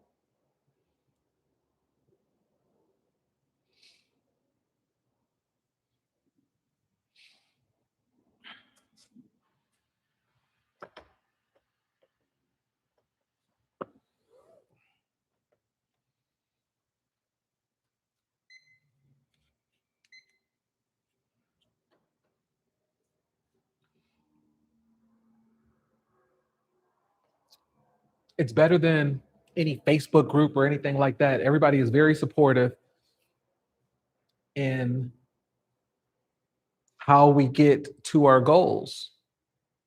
And that's all of us. We all help each other. The best thing that I love about the community is that when I was doing these grinds, I was doing them alone. And I had to be mentally strong on areas and days that I were having bad sales days, or I didn't believe in the process, or different things like that. I had to be persistent and keep pushing forward.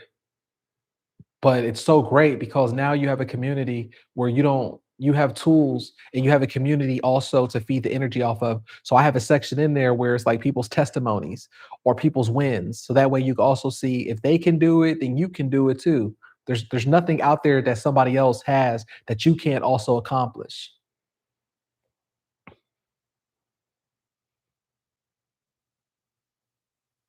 A trick with the clouds, the bottom should be slightly flat, the top fluffy. You're probably right, but I didn't go to art school, and I try not to overcomplicate things too much, and I just do whatever. I mean, you're probably right.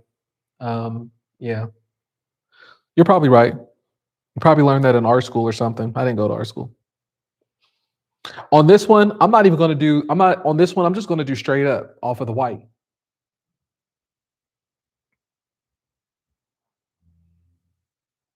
I'm just going to go straight off of the canvas and work off it. Sometimes I like to work like that too. Nothing like Facebook. I feel more understood and humbled by the process and motivated by people who actually succeeding. Thank you, Corbellic. I appreciate that. Thank you, Maria. I love hyping the community up when I get a chance. Your win is my win. Exactly. That's how I feel. Yeah, that's why I say too, it's nothing like Facebook groups at all. You could join those for free. And it's nothing like that. We have something that's very special, very different. So this one, I'm going to go straight into the canvas. That way, the layering is going to be a little bit more thicker. I'm not going to do the background color this time. I'm just going to go straight into it. And then I'm going to even have a different color of layer when it comes to the blue. This one is cyan.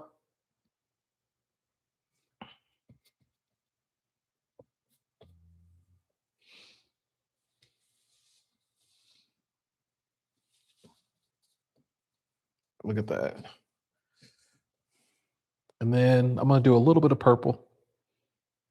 Like I said, there is no right or wrong when it comes to this.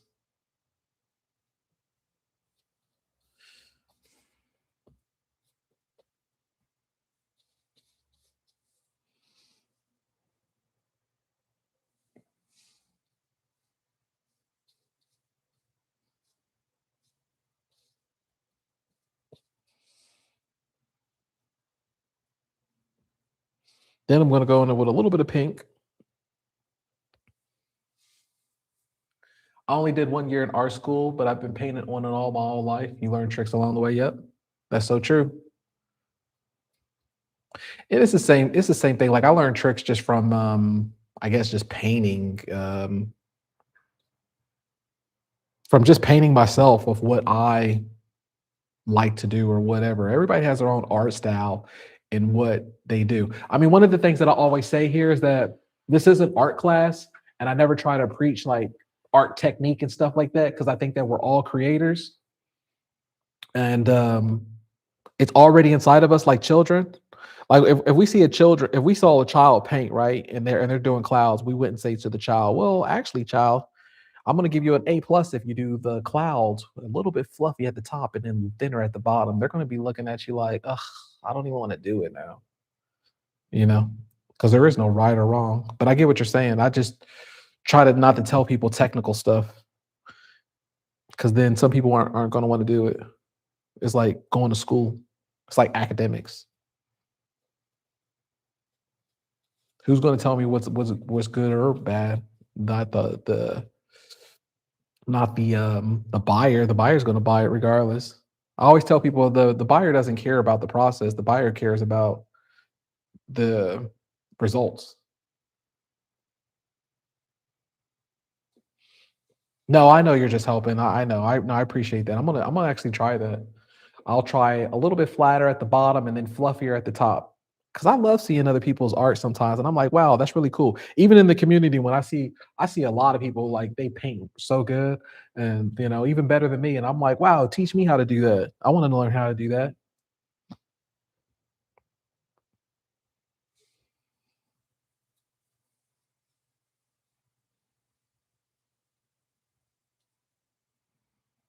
All right, look at that. Now let's put the white in here. I got to put some more white. Let's put some more white down. I went through a lot of white. White is like one of those colors that I go through so much.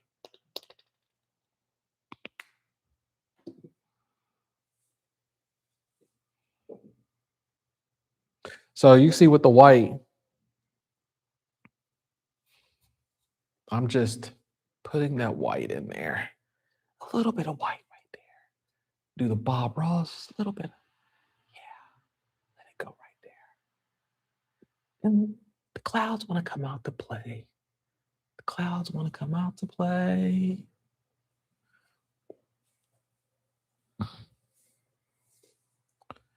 And then let's do this. Boom. All right, so now that we have this baseline, now I'm going to go in here and just like kind of sketch it up a little bit of the barn and then the silhouette of the children. Well, actually, let me dry this off a little bit.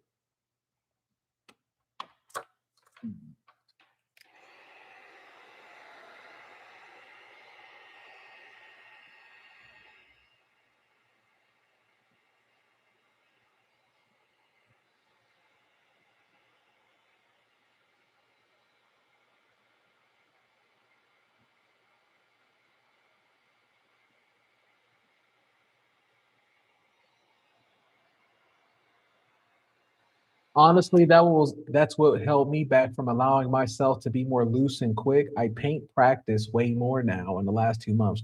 What was holding you back, Maria? What do you mean? What part was holding you back?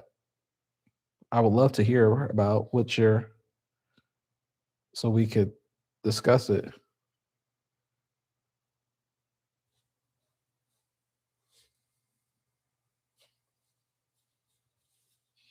Trying to be perfect in structure, yeah, I know. Same here.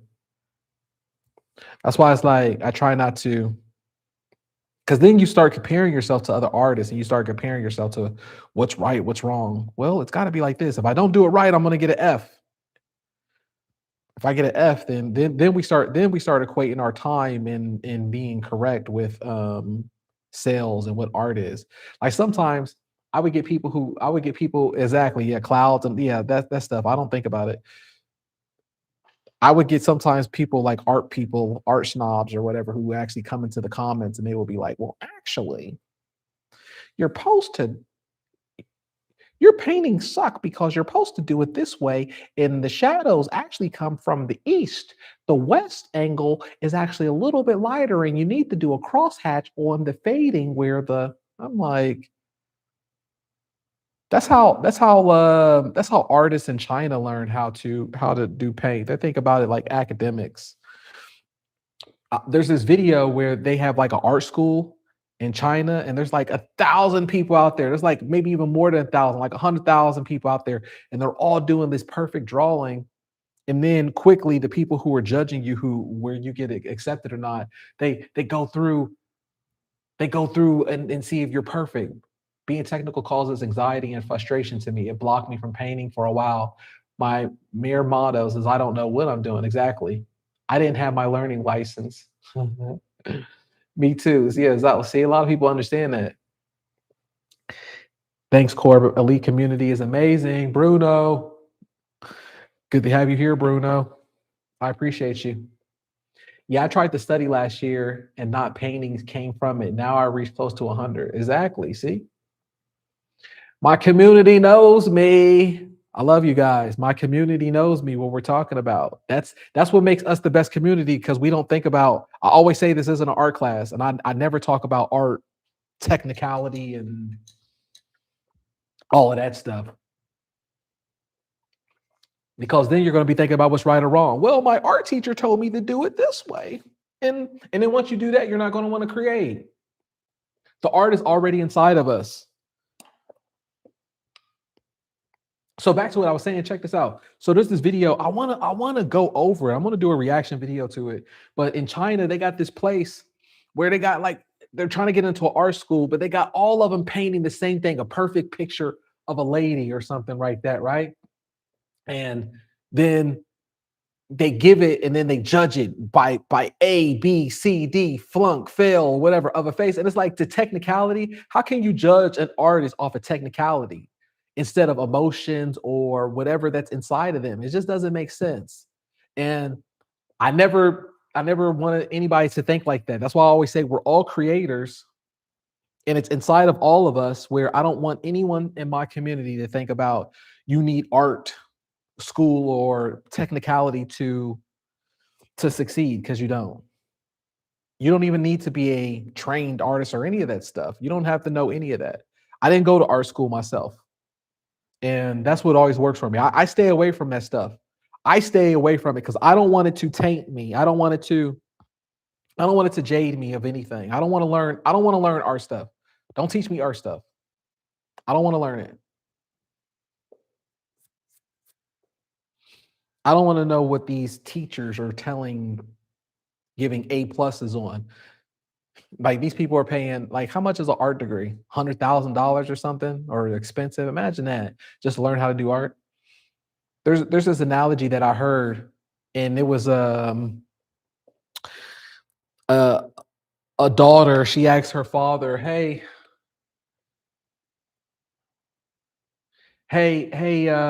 daddy, what do you do for a living? And he was like, oh, I'm an art teacher in college or something. I teach adults how to paint. And she says to the father, huh? You mean they forgot? I mean, come on. Do you understand how important that is, what that little daughter was saying to the father? Like, and then he stopped in his place, like, huh? Like you need to have another adult teach you technicalities of how to be an artist. We're all artists.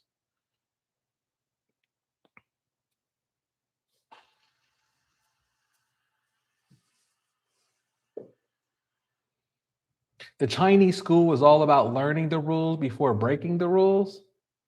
Nah, I just rather go straight into breaking the rules. I rather, because I mean, if you see what their rules are based off of, it's based off of drawing a perfect face. What kind of metric is that? Maybe that's technicality. That's not art.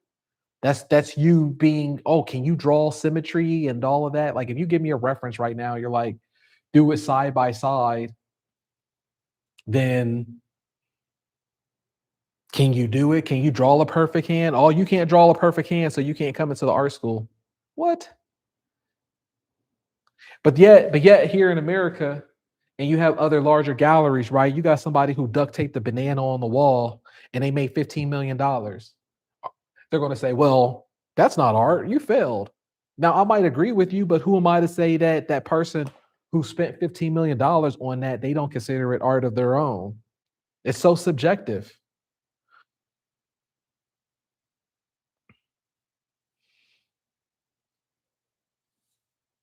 And then you get caught up into thinking, well, like sometimes when I hear people who comment certain things on who are thinking of art in the old traditional way, and they might write comments, I can tell they went to art school because they're saying art school stuff to me because that's how they were trained. They're thinking of it of pass, fail, A plus, B plus. Well, my art teacher told me this way.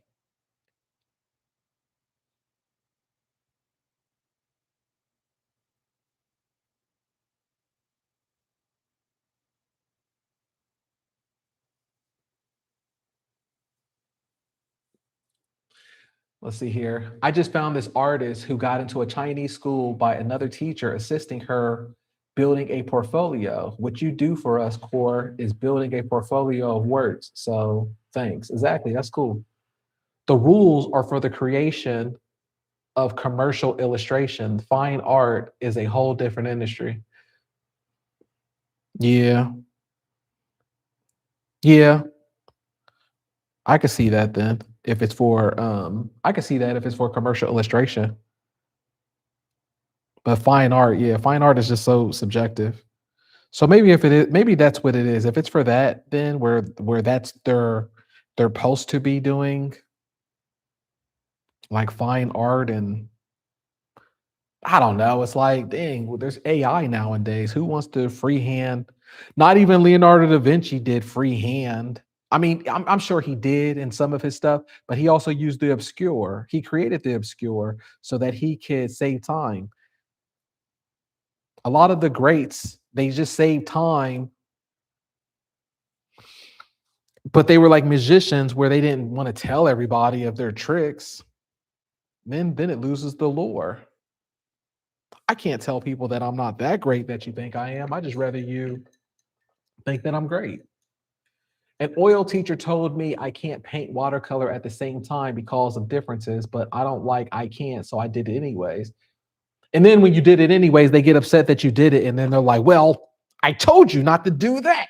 F, F minus. I told you not to do it. I'm the one who told you what art is." Stuff like that. When I was younger, I was um I was really good in drawing, but just I don't know, it just came naturally for me. Not good in drawing, but like I don't know, whatever you want to think. And I would always kind of be like the best creative in the classroom, but I'm just a child. I'm not anything special. But it got to a point where I'm in high school, and then all of a sudden I'm seeing people who are technically better than me because they're actually in a high school art classes, and they're learning all this technical stuff. And I was equating the time because I'm a child. I'm equating their technicality with what art is. And I used to think, well, I guess I'm not a good artist, so I stopped doing art. I stopped doing art because I thought that my technicality wasn't good enough. And I didn't have anybody like me telling them you're actually a phenomenal artist. It's just that you might even be better artist than them. They're coming from the standpoint of a robot. Draw this, draw that, technicality. Oh, I got to do the eye right. Oh, I messed up on the eye. Let me erase the eyeball. Let me erase it. Oh, I gotta do it all over again. Yeah. Like, and then deep down inside, they know it don't feel good. And I didn't understand that really my strength is what comes out of me and just creating, even if it's ugly, stick figure or whatever, and the expression is the strength. A lot of you, your strength is maybe color, expression. That's why I love the community where a lot of people where they say, you know what, I finally let go, Corbellic, and I started to create art where I started to create art and be free and I'm not worried about the results and I feel better.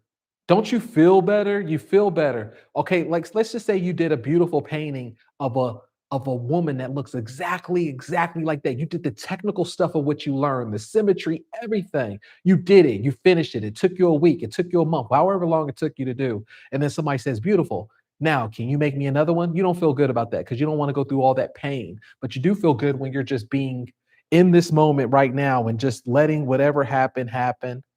And you're creating. It doesn't matter. This is what feels good. Does that make sense?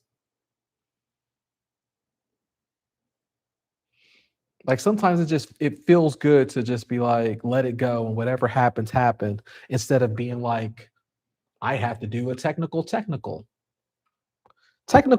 don't feel good. It feels like work. It's not, you're not an artist then. You're just doing technical work.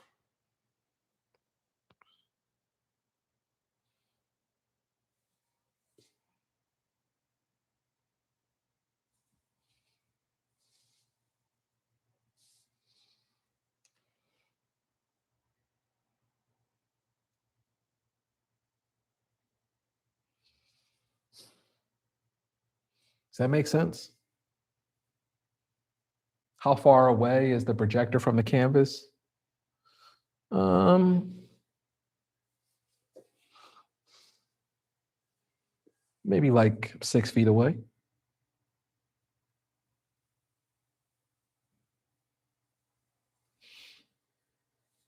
Yeah, maybe like 6 feet away.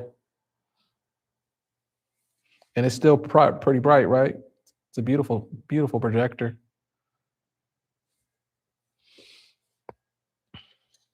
That's what happened when Picasso encountered African art. He was a technical master at 15. African art showed new possibilities for expressing form. You know, it's funny that you say that because I talk about that all the time. That's a great example that you just brought up. Because one of the things that I say all the time in my videos is I talk about Picasso. And I have two favorite quotes from him. The favorite one is, it took me 15 or 17 years of my life to learn how to paint like an adult, technical, serious, everything perfect. And he said it took him, what, 40 or 50 years of his life to learn how to paint like a child, which is what we do, which feels good. It's intuitive art. That's what I tell my collectors whenever I do art. If they ever want a commission from me, I don't really accept commissions right now, but if I do, it comes from someone where I feel like I have their good personality. I feel like they're a good person, and the most important thing is they give me creative freedom for intuitive art because I don't know what's going to come out of me, but I know as long as they're comfortable and they just want a Corbellic painting, those are my collectors. Those are my people. Those are the people who I give them the best artwork because they understand that intuitively what's coming out of me, I can't control that and we can't predict it. But you're just happy and you trust in my artistic process. I don't work with art collectors who are like, I want it this way and I want it that way, and I want a portrait of my grandmother sitting on it. I don't do that because it's never going to be what's inside of your head. And I don't want to. I just don't. I've learned so many. I've learned not to deal with it. I've dealt with that in the past, and these are things that you'll learn yourself. You know, these are just learning lessons.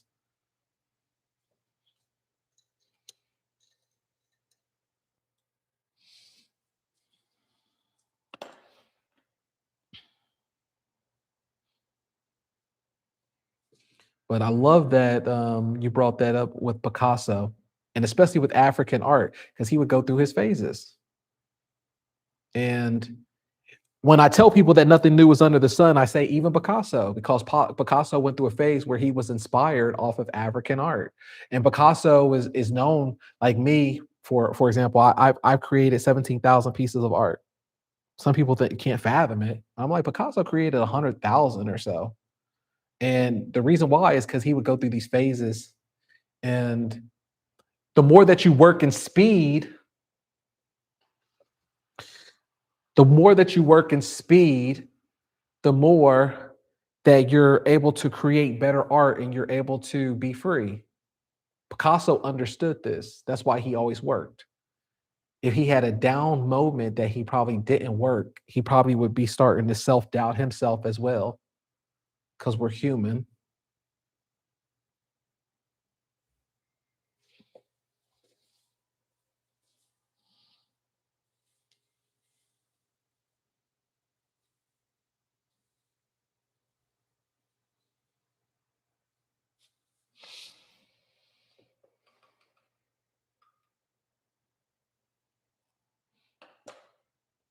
Let me put my signature on this one and move on to the next one.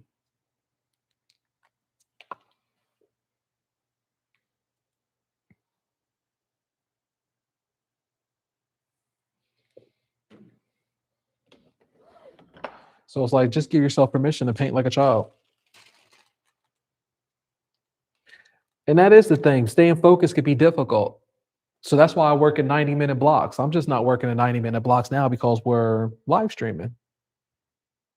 And that's fine. But staying focused can be the hard thing. Work in 90-minute blocks. Stay focused in the 90 minutes. You can stay focused for an hour and a half. It goes by very quickly. And then after the 90-minute blocks, you can give yourself permission to take a break for 30 minutes.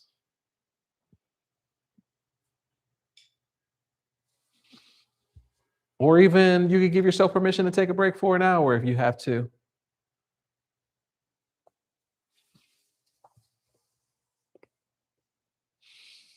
Who are my favorite artists?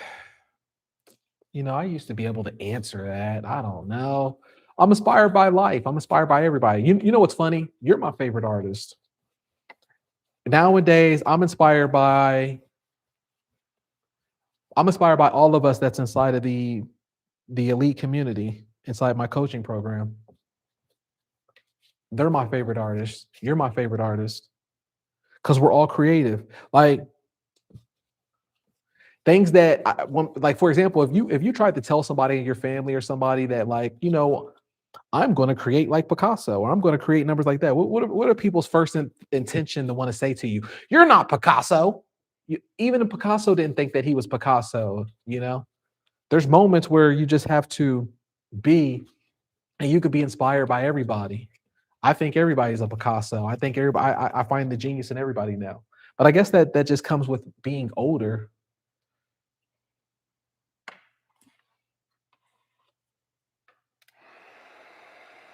Oh, that's awesome.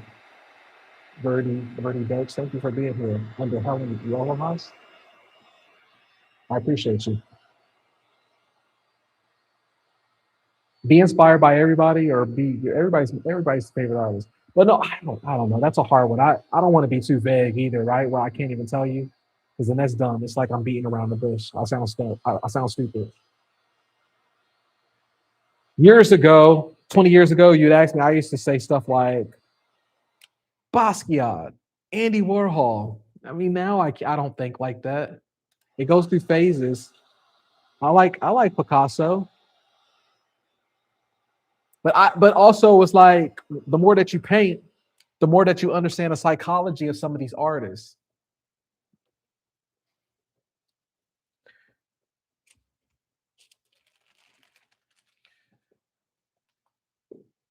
The more that here, there we go. Like there's the painting right there. I took the wax paper off for you. The more that you understand the psychology of these artists, and you could get to that point too, you understand more of what they went through and their mindset, because art is all about psychology. Art is such a mindset.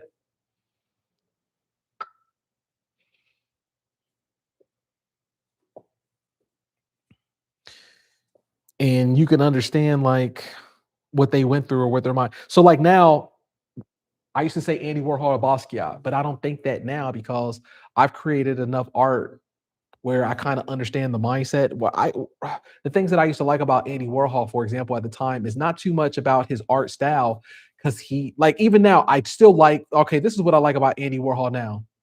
I like that he made fun of the commercialism of art, the same way how I kind of approach it.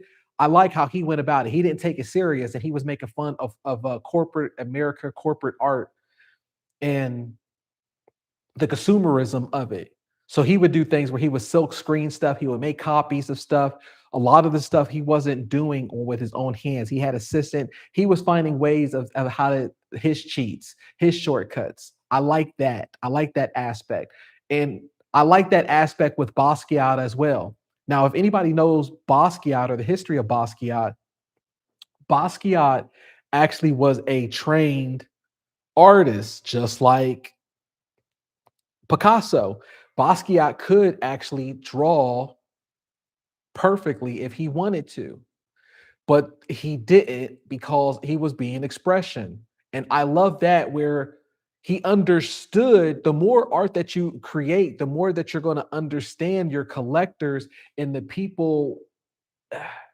They like your art, but they understood that the collector really doesn't care.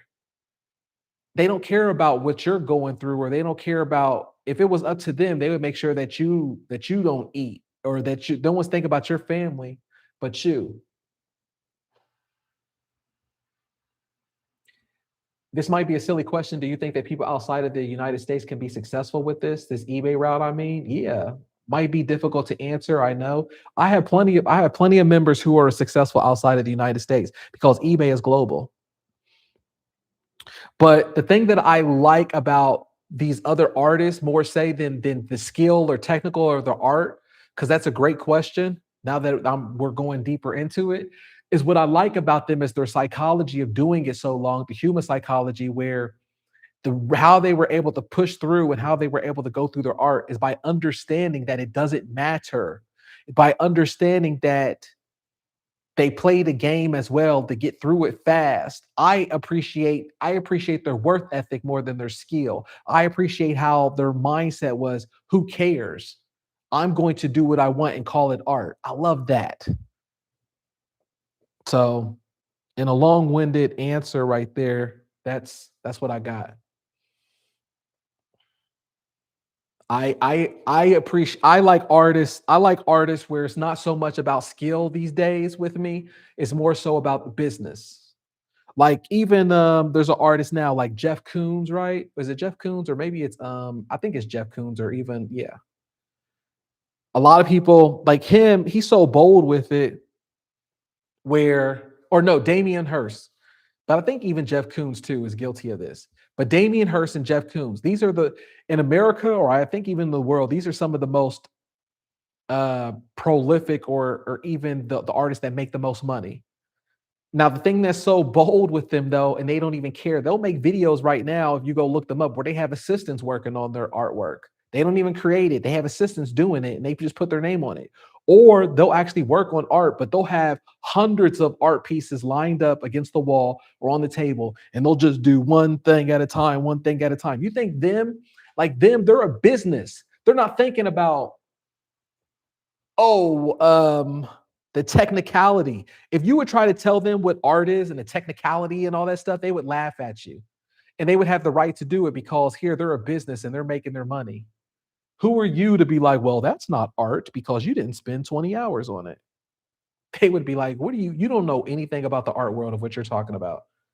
Just like some people used to do the same thing with Basquiat stuff. They used to be like, well, actually, that's not art because it looks like kids' drawings.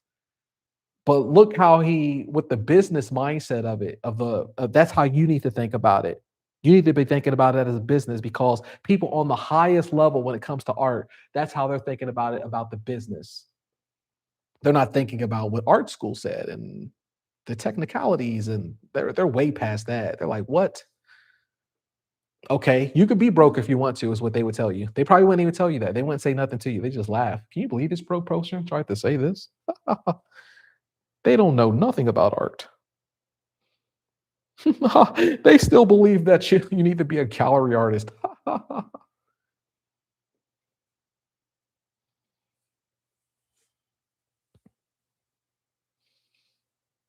They're trying to sell art like they were told in art school. How do I know? Because I know these people. I've been around these gallery people. I've done business, and that's how the broke artists, the ones who are thinking that they're doing it right, those are the ones who gets laughed at.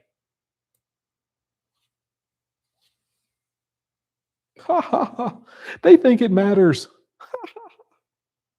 And they're not going to tell you the secrets. Why should they? They're gatekeepers. Why would they tell you the secret? I mean, come on.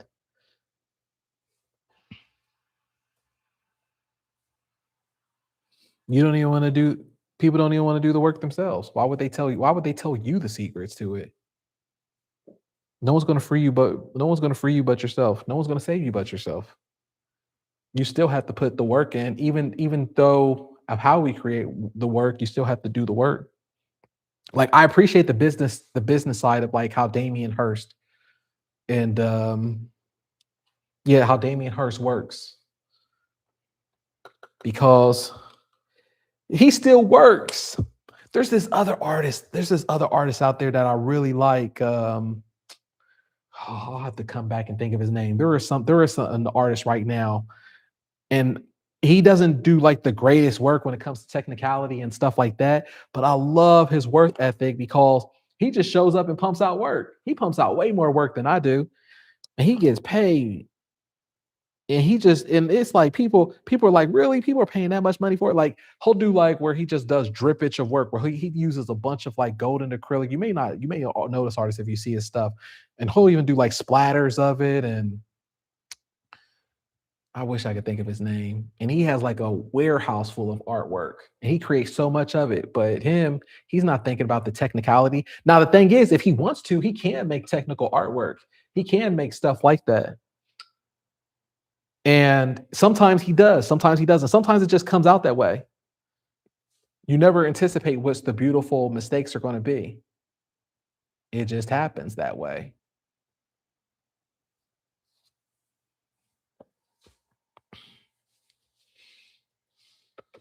Y'all still with me? Y'all hear me out? You hear what I'm saying?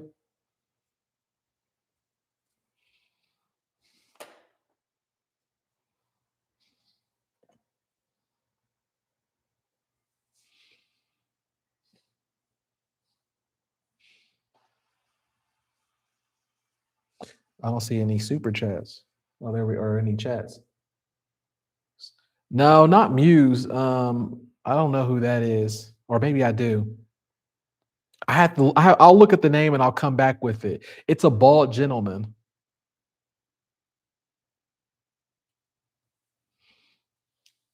I wish man, it's killing me. I normally I know his name.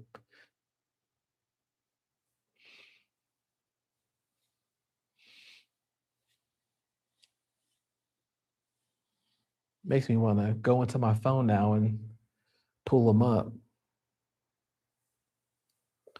Let me see if I can pull it up.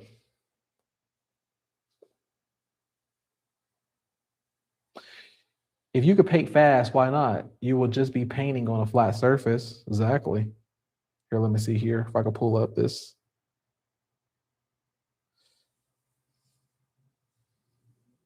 Let's see here if I have it saved. Let's see here. I'm sure I have it saved.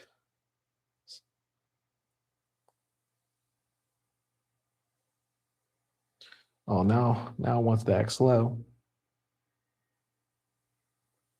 Great. Now it doesn't. Okay, here we go. Let's see if I have it here. I'm not seeing it so far. Darn it. Nope. Not able to find it. I thought I had it saved, but oh well. So I always try to look for aspects like that when it comes to artists, is I look for business sense. I admire that more than skill. Skill will come and go or whatever you're doing. I'm admired by how fast someone works and their egos out of it. That's the thing that that I always admire now is artists whose egos not in the art. I'm like, wow, that's cool. They have no ego in it whatsoever, and they're making their money. They have no ego in it because they're already doing it and they understand. I'm like, anytime I see artists where they're working it and they don't care about how something look, but they're being prolific and they're knocking it out. I'm always like, oh, they understand the business is why. They understand the game. And then in through doing that, you'll eventually make beautiful art. It will come. You can't control that. It eventually will come as long as you just show up.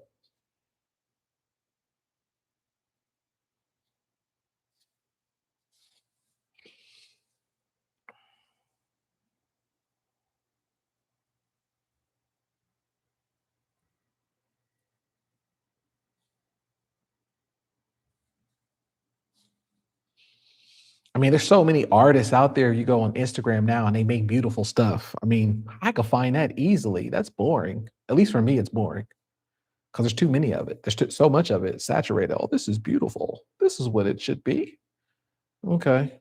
Okay. I've seen that. Okay. I've seen that. I've seen that. I've seen a different version of that, but I love the ones where they don't care and they're just pumping them out. I'm like, yeah, they get it. That's it right there. People appreciate Picasso. Would Picasso really be Picasso if he didn't have over 100,000 pieces of art? Do you think every single piece of Picasso was just these beautiful pieces and they're all grand? It's impossible to think like that. It's impossible to go to the studio thinking like that. You would be exhausted.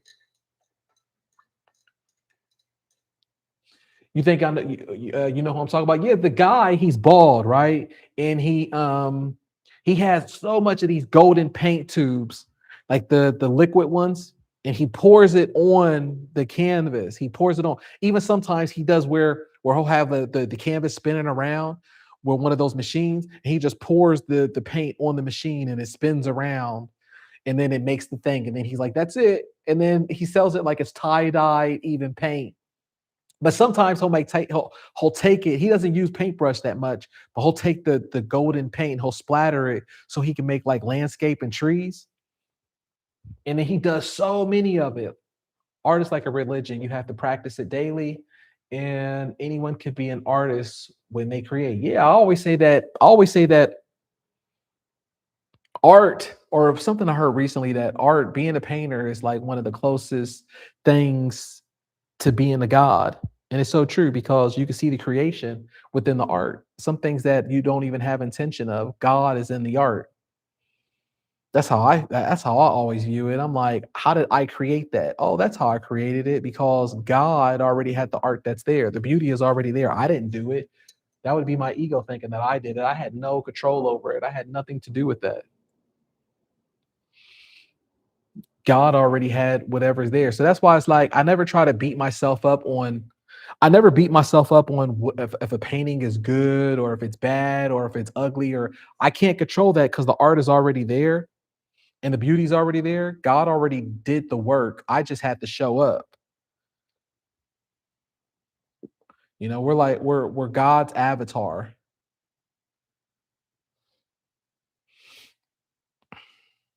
Oh, that's a bar right there. We're God's avatar.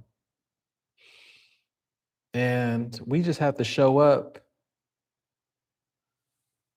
to show what, I don't know. It did Michelangelo really say that when he made David, that the work was already there in the marble? He just had to show up, kind of thing. It's something like that.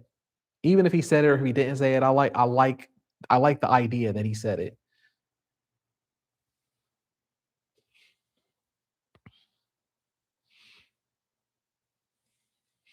I don't think it starts with an R, but it could.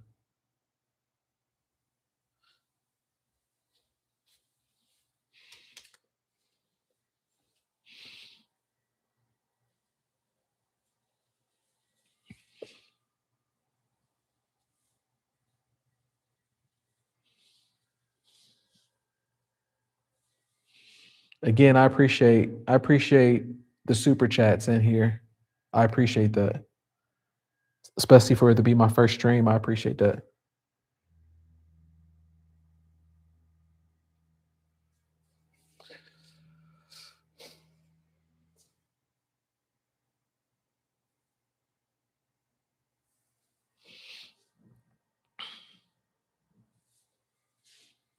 So cool. Thank you, Brenda. Just showing up, just seeing what we could pump out, seeing what we could do. I don't know what I'm doing. I'm just doing it. I don't know. I'm not thinking too much on it. That's is what it is.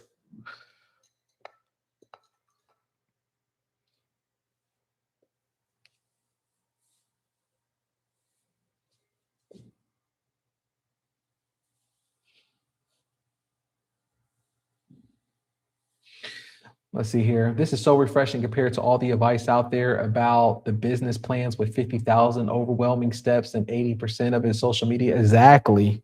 Exactly. Are you doing this tomorrow? Yeah, I'm doing this every day, Monday through Thursday so far, same time. And these will be saved in the live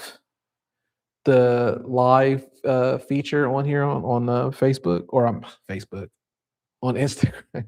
Instagram. Oh, what's wrong with me? I'm thinking of social media now. On YouTube.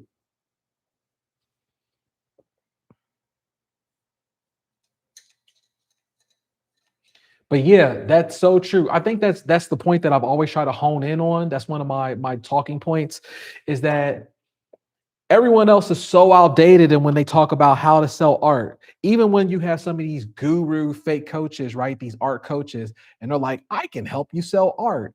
What you need to do, you gotta create your, you have to create 2 years worth of art, and then you have to build up your email list of collectors. And I'm going to show you how to get your collectors with an email list. And then through the email list, you have to keep showing them your portfolio of the artwork that you've done. And then they're going to come and they're going to just write you a paycheck. That's simple. Just do it. Now you got to pay for my course of $100, and I can show you how to get the email list. That's so dumb. It's so outdated. Like, who does that? Do you think we can follow your references? Yeah, you can follow all my references. You can even copy anything of what I'm painting, because I always say it's not. It's there's some artists out there who hate that. Oh, you're copying my style. You're copying my paintings. I'm not one of those artists. This doesn't belong to us. There's nothing new under the sun. There's nothing that I'm doing that somebody else didn't do or anything. Even Picasso understood that. He took his references from other artists and from other different things of life. Picasso used to say that uh, good artists Good artists copy, great artists steal. Steal away. It's all yours. This is all of ours. Simon Bull. You got it. That's him. Simon Bull. Thank you.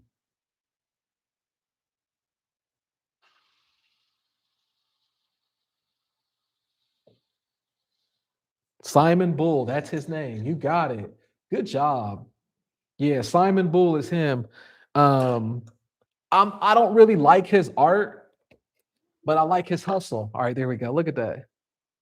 Quick and quick, done and done. All right.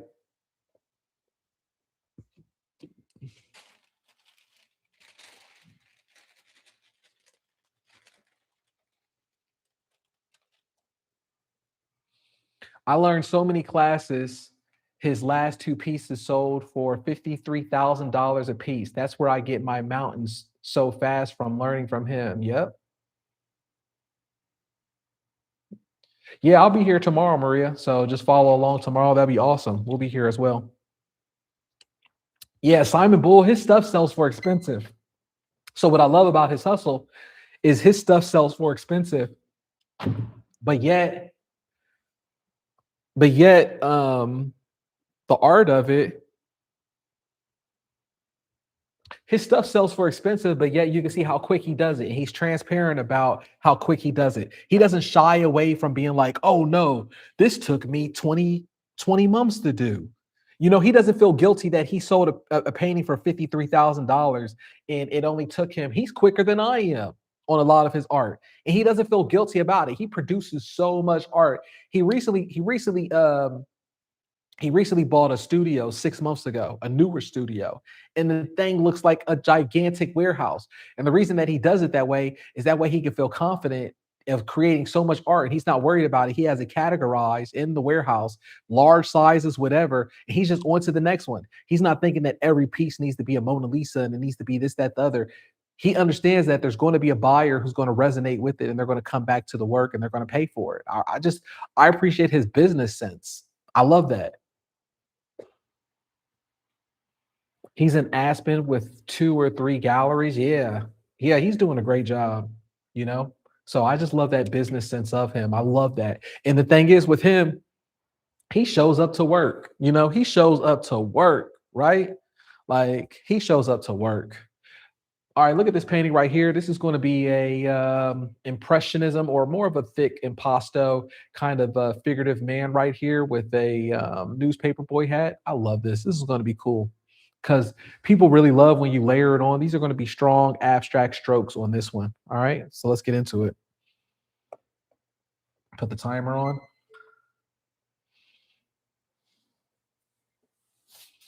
But this is you know what else I find cool about him?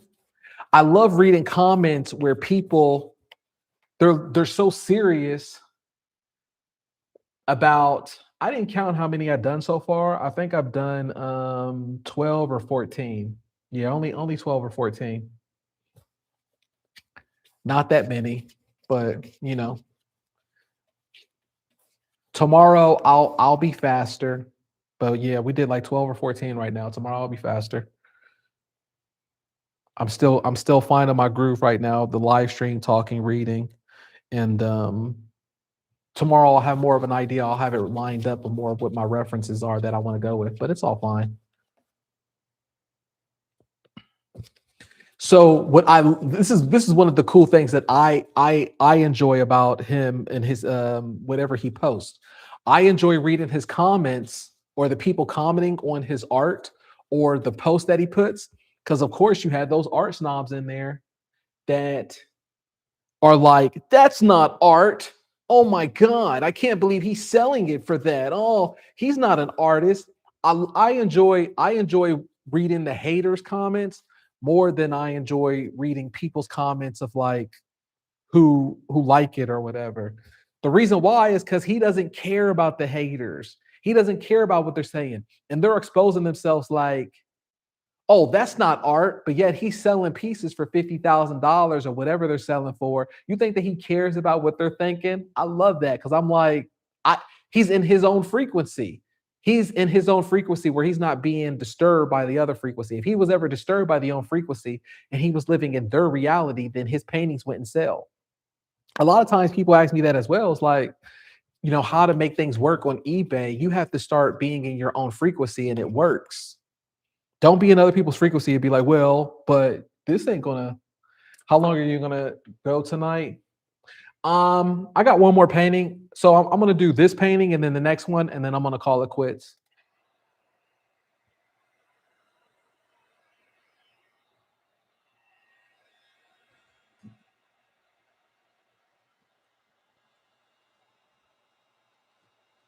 And then what I'll do later on is with this one stream, I'll chop this stream up into three, four different segments, and then I'll have those be live or videos on them on their own. So that way, it's like two birds in one stone.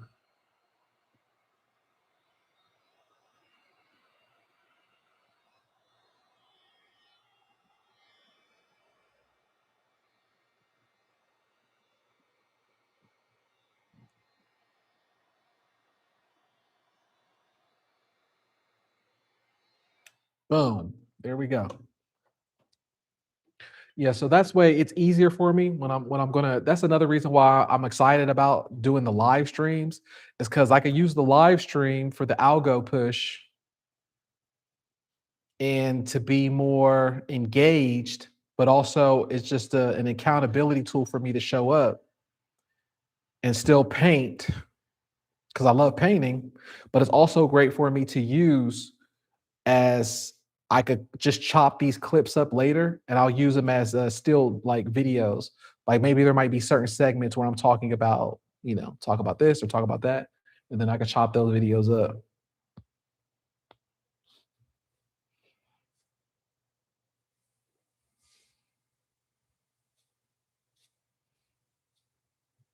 I always do these types of paintings when I'm kind of like on my last legs or it's my last paintings. If it's my last two, that way I'm more free. Like these are bold, confident strokes right here. You see, there's no second guessing. It's just like straight into it like that.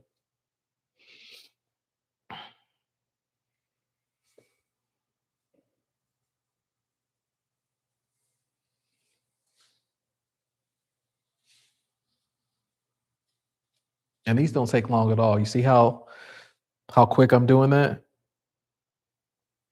People want to see that. They want to see the impasto layering on there.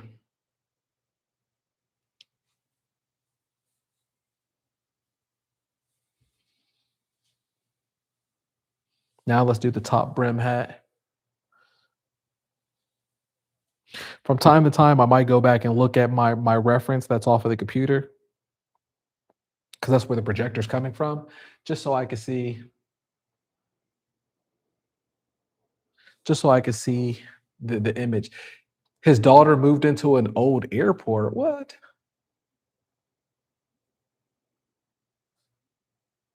Is that where his studio is at? Is that where his art is at, from an old airport?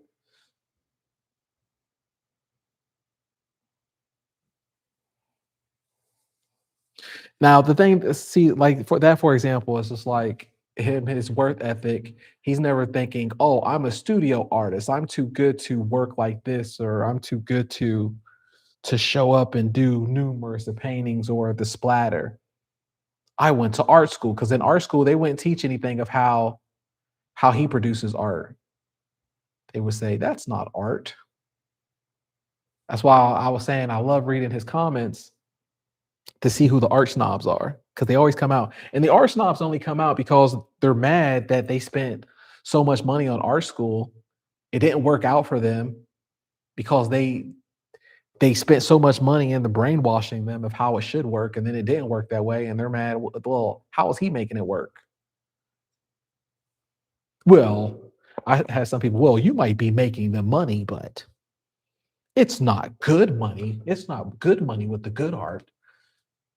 It's only good art if you spent 20 months on that one painting. Then it's good. I'm like, go seek help. Well, no, I don't say that at all. And I never reply back or even look at negative energy. I don't have that infuse my mind or my world. But I'm thinking in my mind, like, man, these people, you need to seek help. If you like being broke, that's a personal issue. I can't help you on that. Go have fun enjoying and making your gallery artwork then. It sounds amazing. It sounds so fun. You sound like such a positive person. That gallery work is making you such a fantastic person to be around.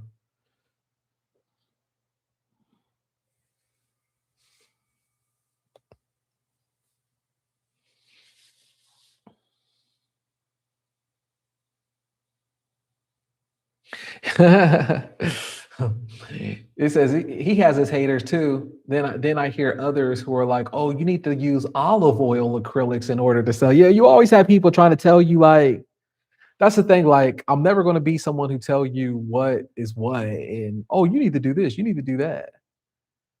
I love hearing people because then they expose themselves. That's the thing.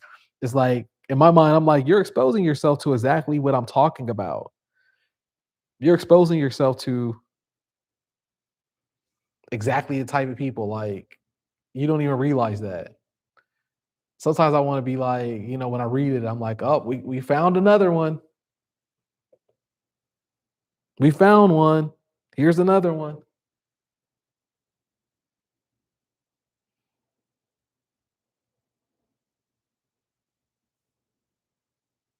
You need to do it this way. You need to do it that way. You're telling people who's already sold and who's already done stuff.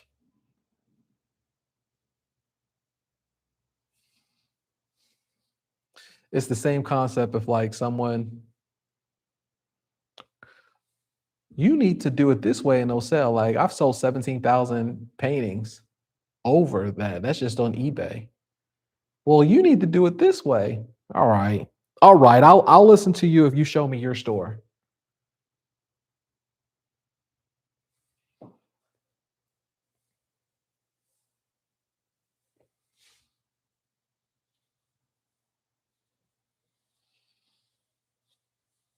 Look at that.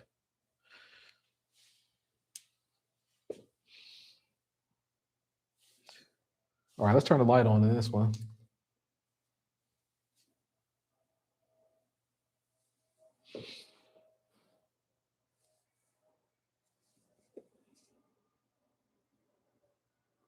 Boom. Look at that.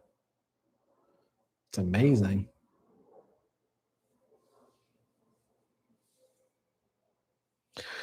You're so hyped now. It's going to be pushing it out. I can't wait to see. You're doing an amazing job.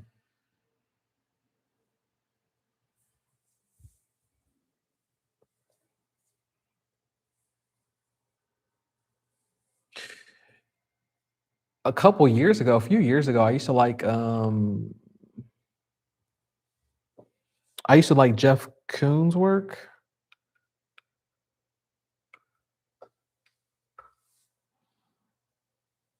with the cubism, the kind of abstract cubism. I still like it. It's cool. But it's just like I just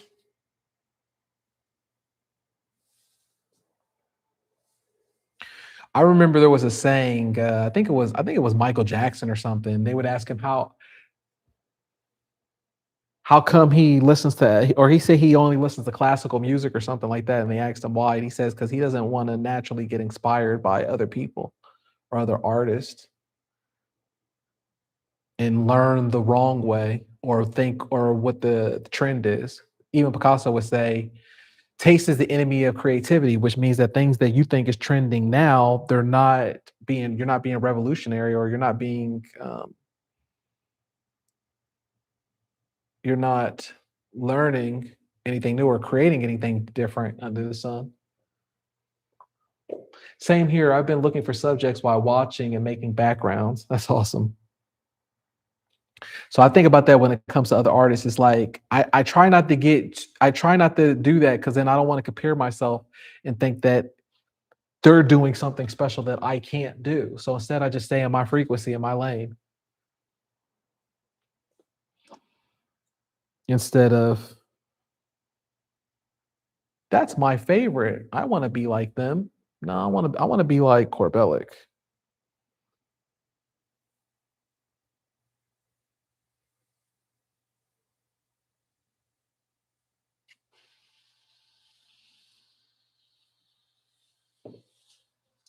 All right. And that's that for that one. We got one more to go.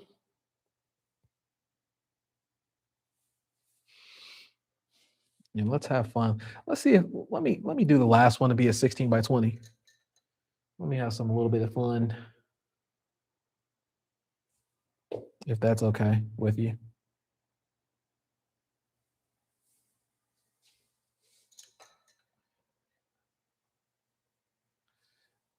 Yeah, I agree.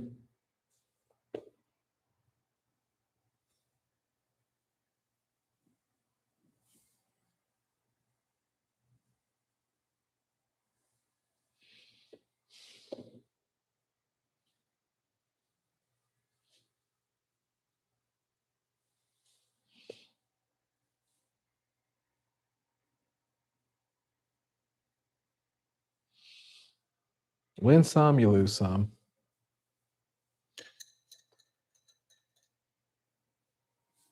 Don't be sorry.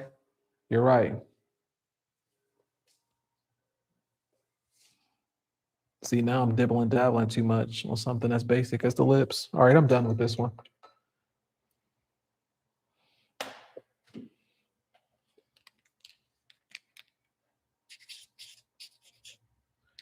He started out painting in a club, like collab session with a DJ.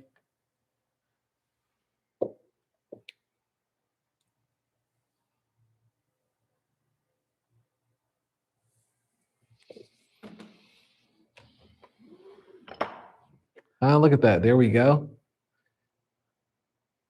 All right, we got one more to go.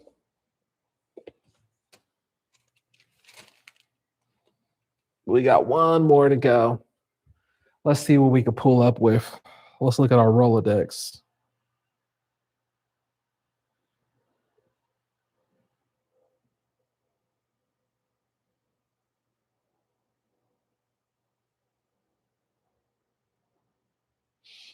Let's see here.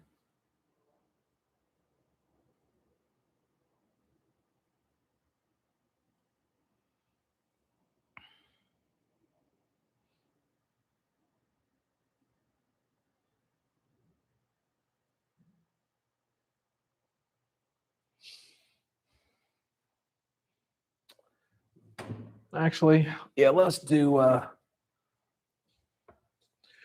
16 by 20.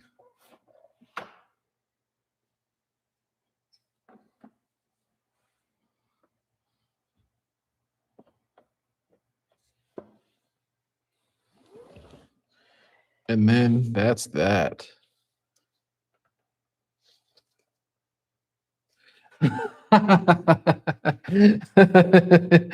He says every time you put a finished piece to the screen, I'll be waiting for the image to pop out. Talking about my AI image, I know, right? Because that's how I usually do it. Where it's like, and then I got the crazy look where the AI is like, that's too funny. It's like that, right?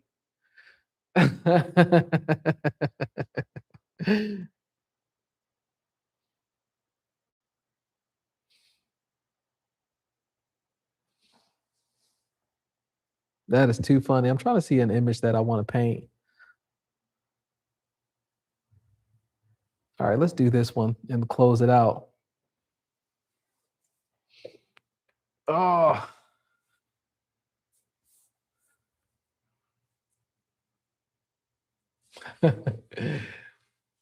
for me, I feel like that 15 pieces is slow, but it's still fine because we were having a good time. This is my first stream, so it's like I got to get into the flow of different things. Also, got to get into a flow of I got to put up a better way of looking at tomorrow. I'm gonna have a better way of looking at the chats that's on there and how to look over, but also have some of my references more organized. I started late today because I had some technical issues, and I still started on time, but just how my preparation was a little bit late. But tomorrow's going to be better because I'm going to have more of the stuff that I really want to work on and different things like that. But I think for the first stream, I think that we did a great job. Let me know in the comments what you think, how we did today.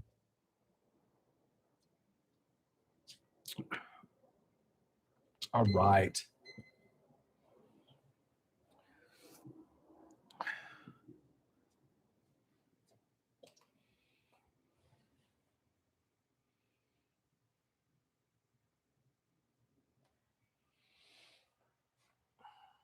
This is going to be the last one. And this is going to be an Impressionism cowboy, Neo Expressionism cowboy, or Indian.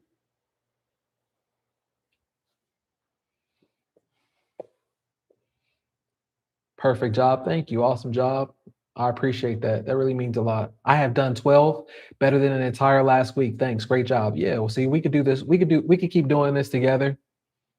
I think that's why I wanted to do this. It was important. Like I said, in my life right now, it's not even about me. It's about helping other people, freeing other people of your circumstances in your life, and then also helping people within their art and how you can do this too. It's about helping people in my age right now.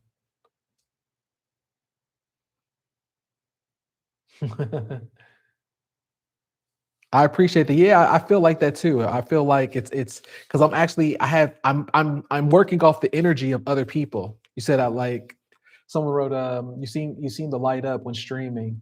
I feel like that too. I can't believe, yeah, after I get done with this painting right here, I'm gonna go to the restroom, take a break. It held up, especially with the tea that I was drinking, but not too bad. You seem to light up, yeah, because I feed off of the energy of you guys who are here, so it helps.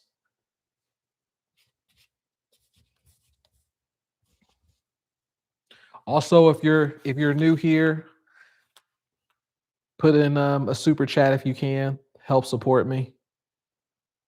That'd be appreciative for the stream that we did on the first one, for us pumping out some work together, for the things that if you appreciate the value that I dropped in here, show some appreciation. Buy me a coffee. Some people say I'm AI. I'm a robot. You never know.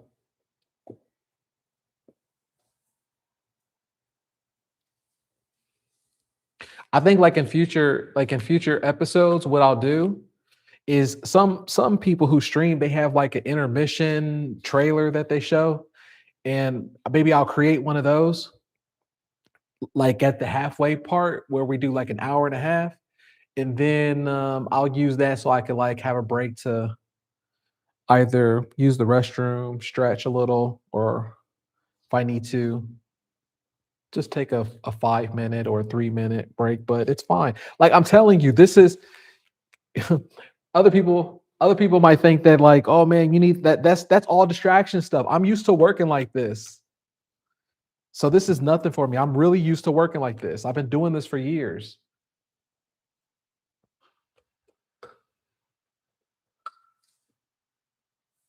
With one of my good friends, what we call it when we're talking about like hard work or just working hard or grinding things out, we call it pizza time. It's pizza time. Nonstop work, work hard. It's pizza time. Oh, where you at? You're at the studio. It's 3 a.m. It's pizza time.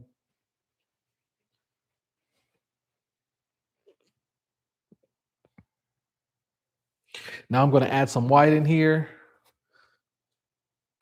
just so we can have something to build off of. It always adds to it. I took a nap and came back. Naps are important. That's one thing I don't talk about enough in the community is that naps are important. I take naps as well. That's how that's how I'm able to be so stress free and I look so young. Take those naps.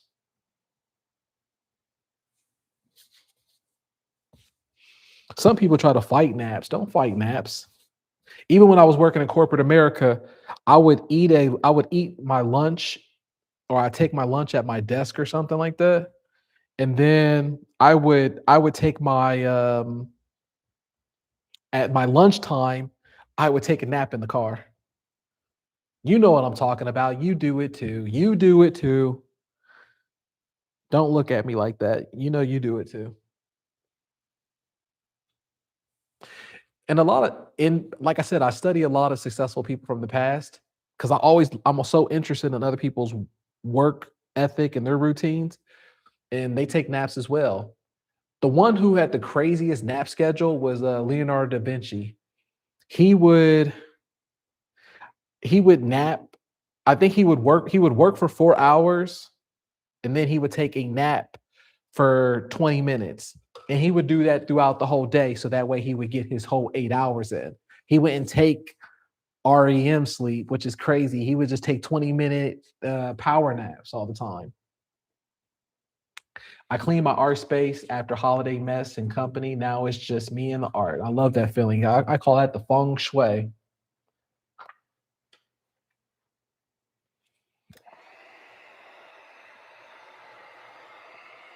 Now we're just going to use this to dry off the areas of where we're going to have our horse at and our Indian.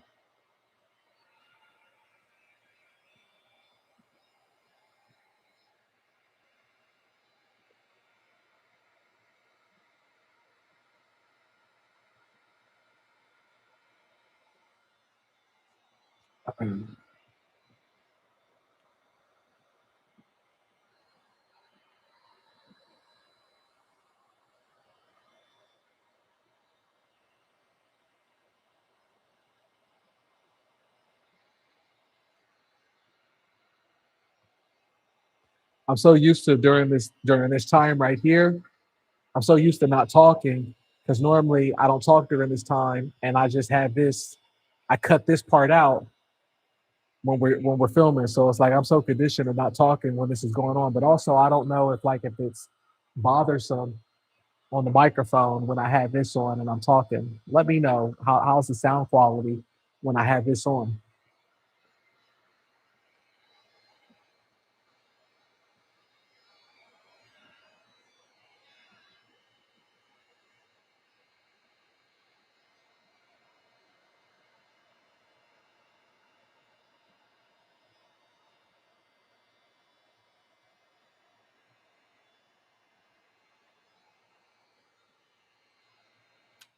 I bought 3 bookshelves, cheap Walmart ones, and started really neat. Now I'm a total mess and I need to reorganize. I know what you mean. Your voice carries over. Sounds like a mini. That's what I did. That's what I did in the first of the year. Is like I had to organize. I had so much artwork. So you saw me reorganize 300 paintings, and I just categorized them. I put them into the system, and whatever. I was like, just that way it's categorized at least. So I understand. And you have to get like that at times too, because as an artist, the best way that we can really show up and we could be productive and we can feel good about what we're doing is being organized. It's the feng shui, is what I call it. All right. The feng shui. Just like what the Japanese say, you have a clean area. When your car is clean and you just got a car wash, you feel good about yourself. When you look good, you feel good. When you feel good, you put or when you what is it? You look good, then you feel good. When you feel good, you perform good. Should have a video. Well, we have a video right now, so maybe I'll cut this one up later on. All right, let's get into it right now. And watch how quick I work this. When it's my last painting, I'm always quick and I'm always doing what I want to do. And I'm more free in my mind because it's like I already know that I put work in. And the last painting is for me. Is that on high or low? It's on high, the heat gun. Is there a benefit for low? I don't know. I just think it's slower. I just need that high so I can have it dry faster. Give me that high, baby. Give me the high one. I want it done. I want to get on already. I got paintings to do. Don't have time to be waiting around.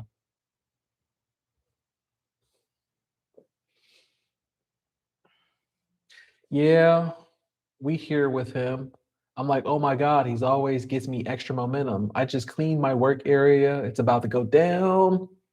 I'm working on a massive pieces and doing this in the process. That's awesome. That's such a great feeling when you feel like that. See, it's already inside of you. But also don't try to use me or anyone else as an excuse for you to find the momentum when it's already inside of you. You have to just do the action first. Don't get in the habit of always trying to find the momentum in the actions or the motivation through me. Find it within yourself.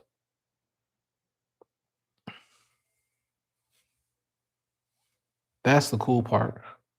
Find the momentum and the actions or the inspiration within yourself of just showing up to do it. Then you'll feel better about yourself because it's like you're actually you're actually being disciplined and doing what you say you're going to do. That's the biggest thing. That's another life hack right there is being able to accomplish and do the things that you say you're going to do.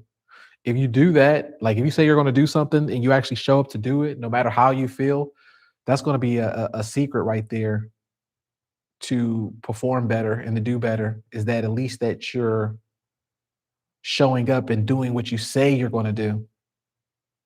A lot of times, like we say things, "Oh, I'm going to wake up at 6 a.m. and I'm going to go to the gym, I promise." And then we hit the snooze alarm. We don't actually show up. And then what happens, we think it's not a big deal, but we train our mind subconsciously, we train our mind to think that we're losers and that we don't actually say what we're going to do. We actually don't do what we say we're going to do. And that's the part that sucks.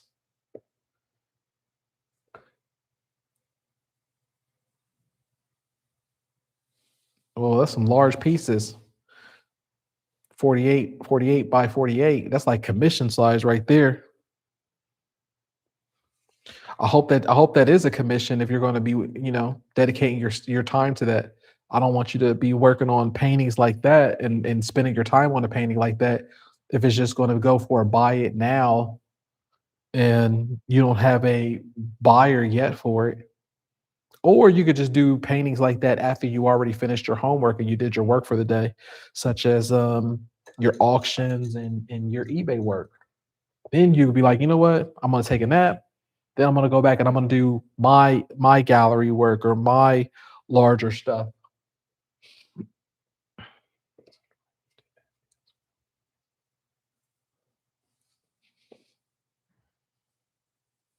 And that's great. I mean, that's what I'm here for the definitely for the motivation as a jump starter. But then, after a while, you're gonna want to practice finding the motivation on yourself. The motivation is you just showing up, you doing the work. You're gonna be proud of yourself.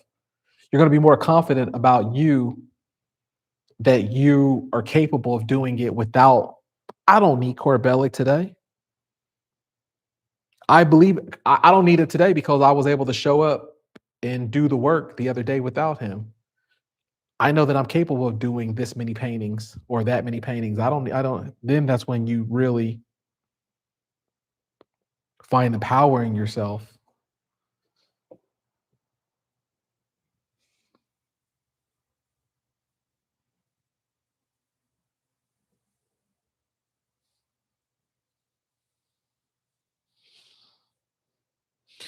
For example, I used to be obsessed years ago when I first started doing like really getting into art, right? This is even a little bit before eBay or even during the time. I used to be so obsessed with like collecting so many references. And you could spend so much time getting lost doing references and you'll get lost in the sauce of just collecting references. And you'll be like, oh, you get so caught up into doing it. And then you'll get to a point where you have more references than what you actually produced. So here you're consuming more references than what you're doing. And then what happens, I'm gonna tell you what happens, what sucks, is that it becomes art school again. Because now you have more references than anything, and you're comparing yourself to the references. And you're like, well, my art should look like this, it should look like that. Now you have paralysis by analysis, you have too many choices.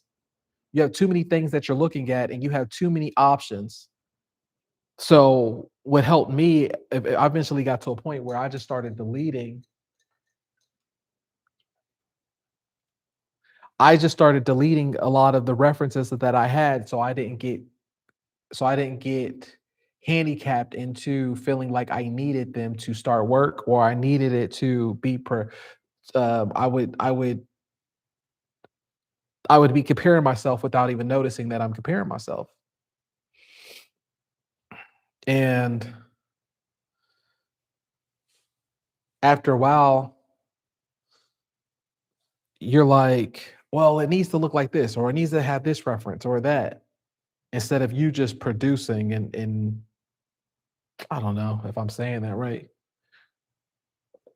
but that was like a life hack, and I think I learned that from another artist where they used to have a lot of references too of how they got their ideas instead of trusting in yourself. You got to, it's going to get to a point where you've done it so much where you're just trusting your decisions and you're like, you know what? I'm going to let go.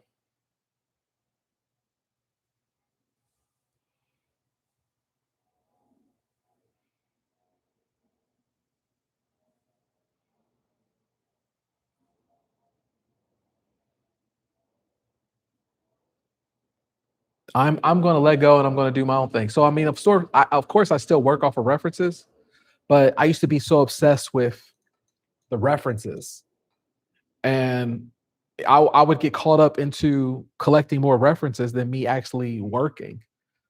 So it's like more I'm consuming more than I'm producing.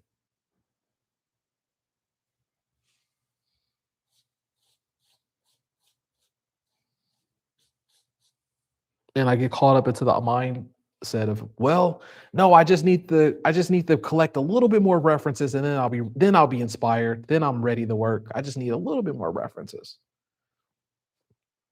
Or I would get caught up into being like, I do work and then I'd be like, well, hold on, let me just look at that reference one more time. Hold on, let me see if I'm doing it just like how they I need to have my reference look just like them. That's the winning ticket. If I don't, then it's not good. Instead of using the reference as a tool and then doing your own thing and having whatever comes out of you work off the reference. Like I said, what Picasso said, good artists copy. That's the reference. Great artists steal. That's you stealing their idea off of it and making it into your own.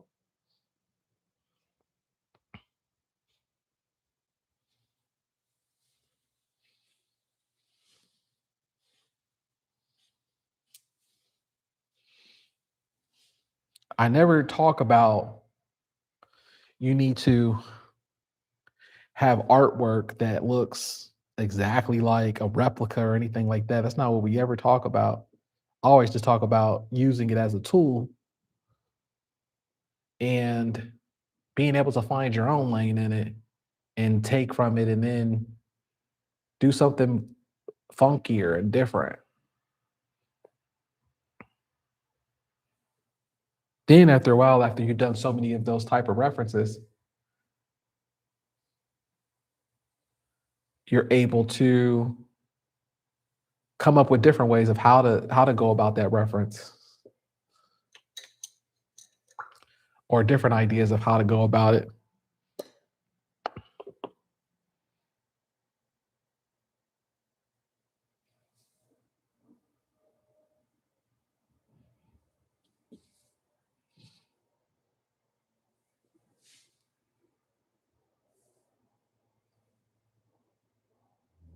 I appreciate that, Brandon. That really means a lot to me, especially for it to be my first live.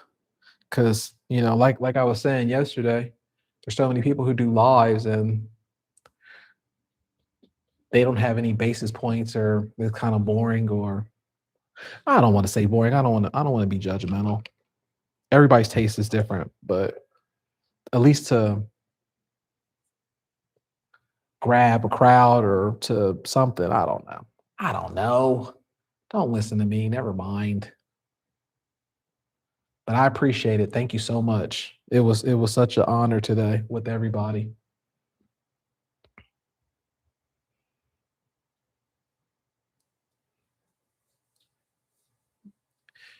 And if you haven't already, remember, leave me some likes. Leave me some likes. So the algorithm be like, they love him. They really, really love him.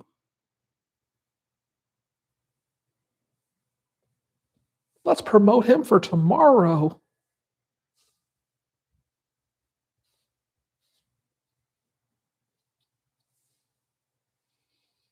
I'm hyped. Went to a gallery walk in West Atlanta and talked to other artists this past weekend. And I'm so happy to be here where I'm at.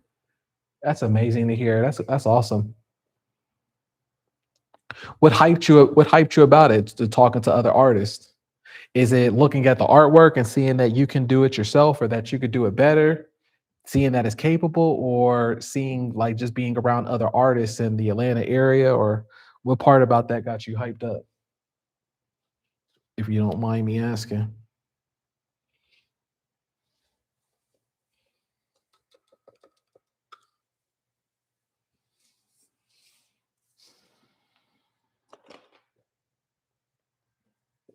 Because usually when I go to a gallery or if I go to an exhibition or anything, I always get inspired because I see that like they're not doing anything special that I can't do. I'm like, oh, okay, I could do that, but better. That's how my mind works. I'm like, oh, they're not doing anything great. Or I'm not saying anything great. I'm always looking at the technique. That's how I like to do. I like to get a little bit close to on a painting and I like to see their paintbrushes. I like to see how they go through their confident strokes.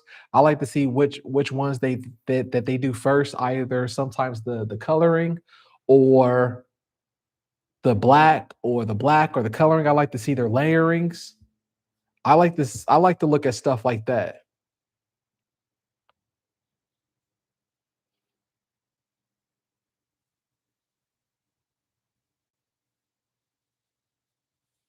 And then I'm able to make a decision on how I do art or maybe even try a different approach.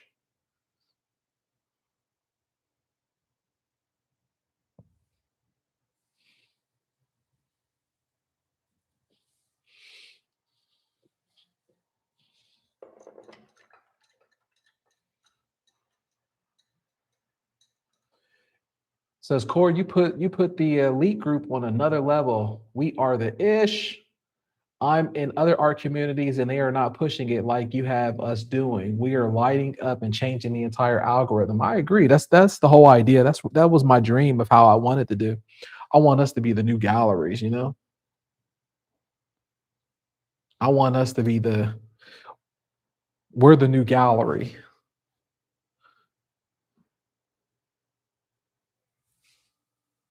Because I'm telling you, the world is about to change very soon, and we're going to be at the forefront of it from how we create and how we think about it. These other people are in the past.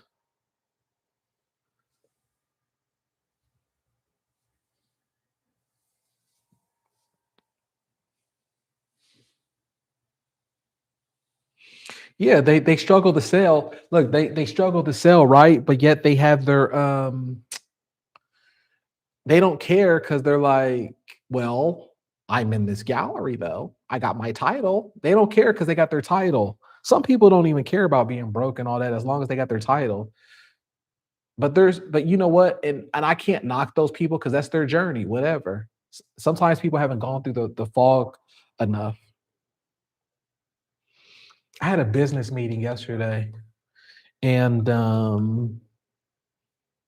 they were asking me what is my demographic or people that I've seen that do well in my program. And I was like, usually it's either a more mature demographic or people who's been through the art industry a little bit longer because they're not as arrogant and they've been through life.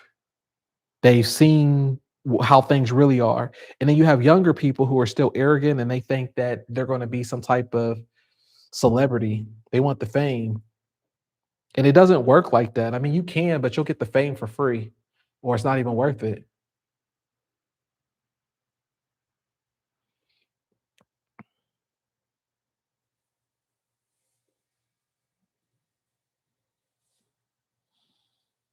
The mind is not there at times.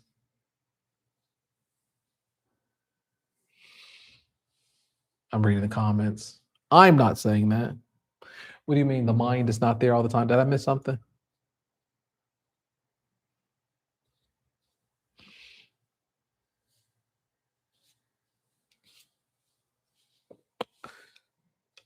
All right, let me turn the light on.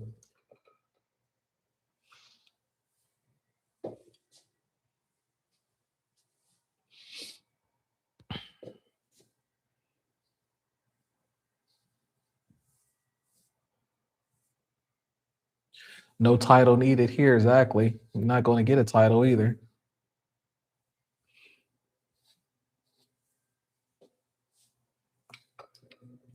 Now, I have an oil pastel right here, and you can even go in here and do some stuff like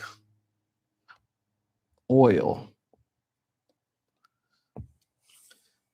land, write different things in there.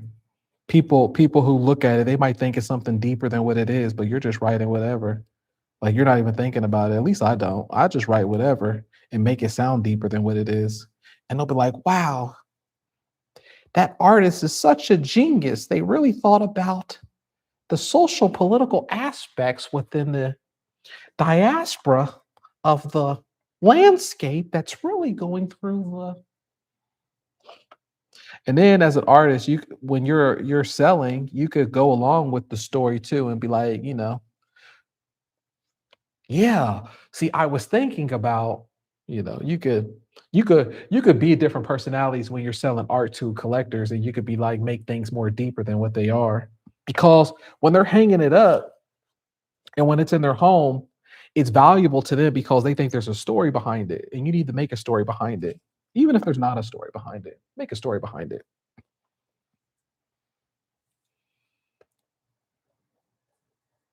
Well, the artist told me when he created this, it really reminded him of the native trials that or the Trail of Tears from when the Cherokee had to go on the stuff like that. And that's fine. We're salesmen.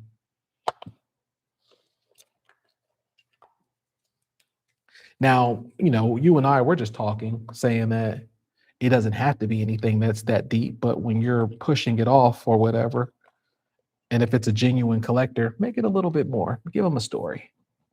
They'll love that. Oh no, look, I just punched a hole in it.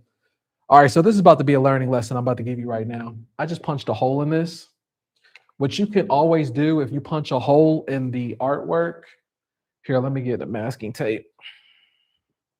Oh, this is a good lesson to learn for the last painting. You take tape that's like this, right? And then you put it on the back, right? Where the hole is at, like this. Yeah. Let me tape it up one more time.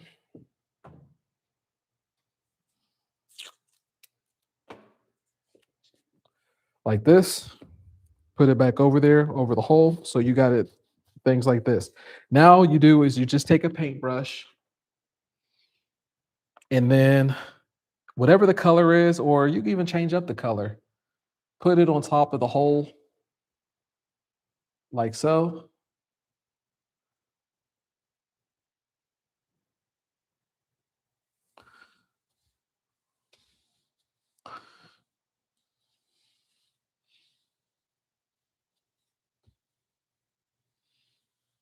Okay.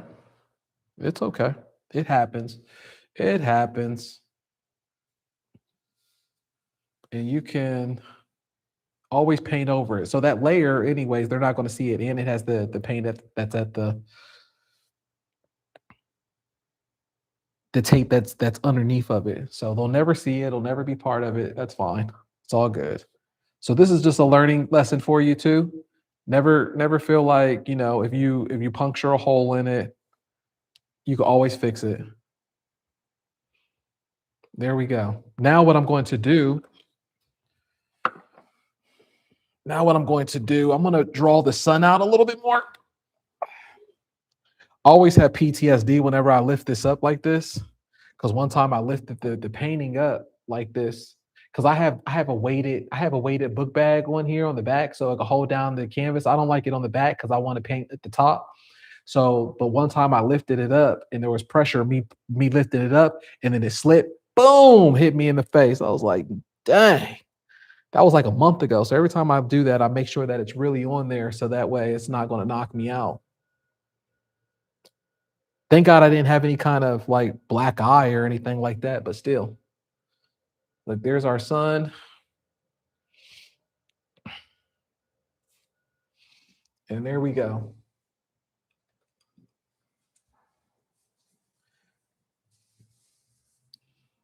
And then you could do that as well. So someone said you should paint over the tape on the back as well, like drywall. You could do that as well. I'm not going to do that right now for the sake of the video, but you could definitely do that. And then I'm going to write on.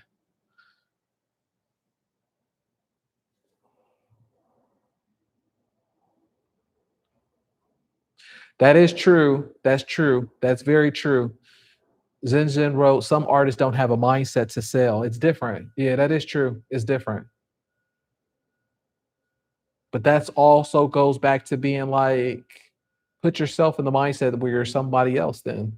If you don't have the mindset, say, well, what would a person who does know how to sell, how would they go about this? Then do what that person would do in your mind who does know how to sell. What would that person do in your situation who supposedly doesn't know how to? What would they do? Then pretend to be that person.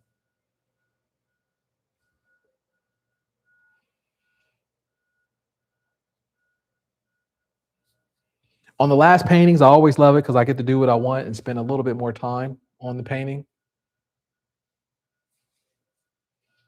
And that's pretty much it. I'm gonna write sun, or no, I'm gonna put 3 right here.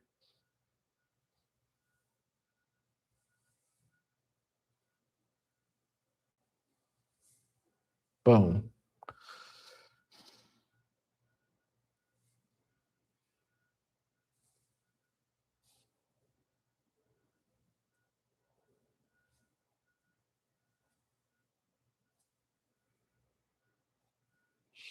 And there you have it. Boom. So there we go.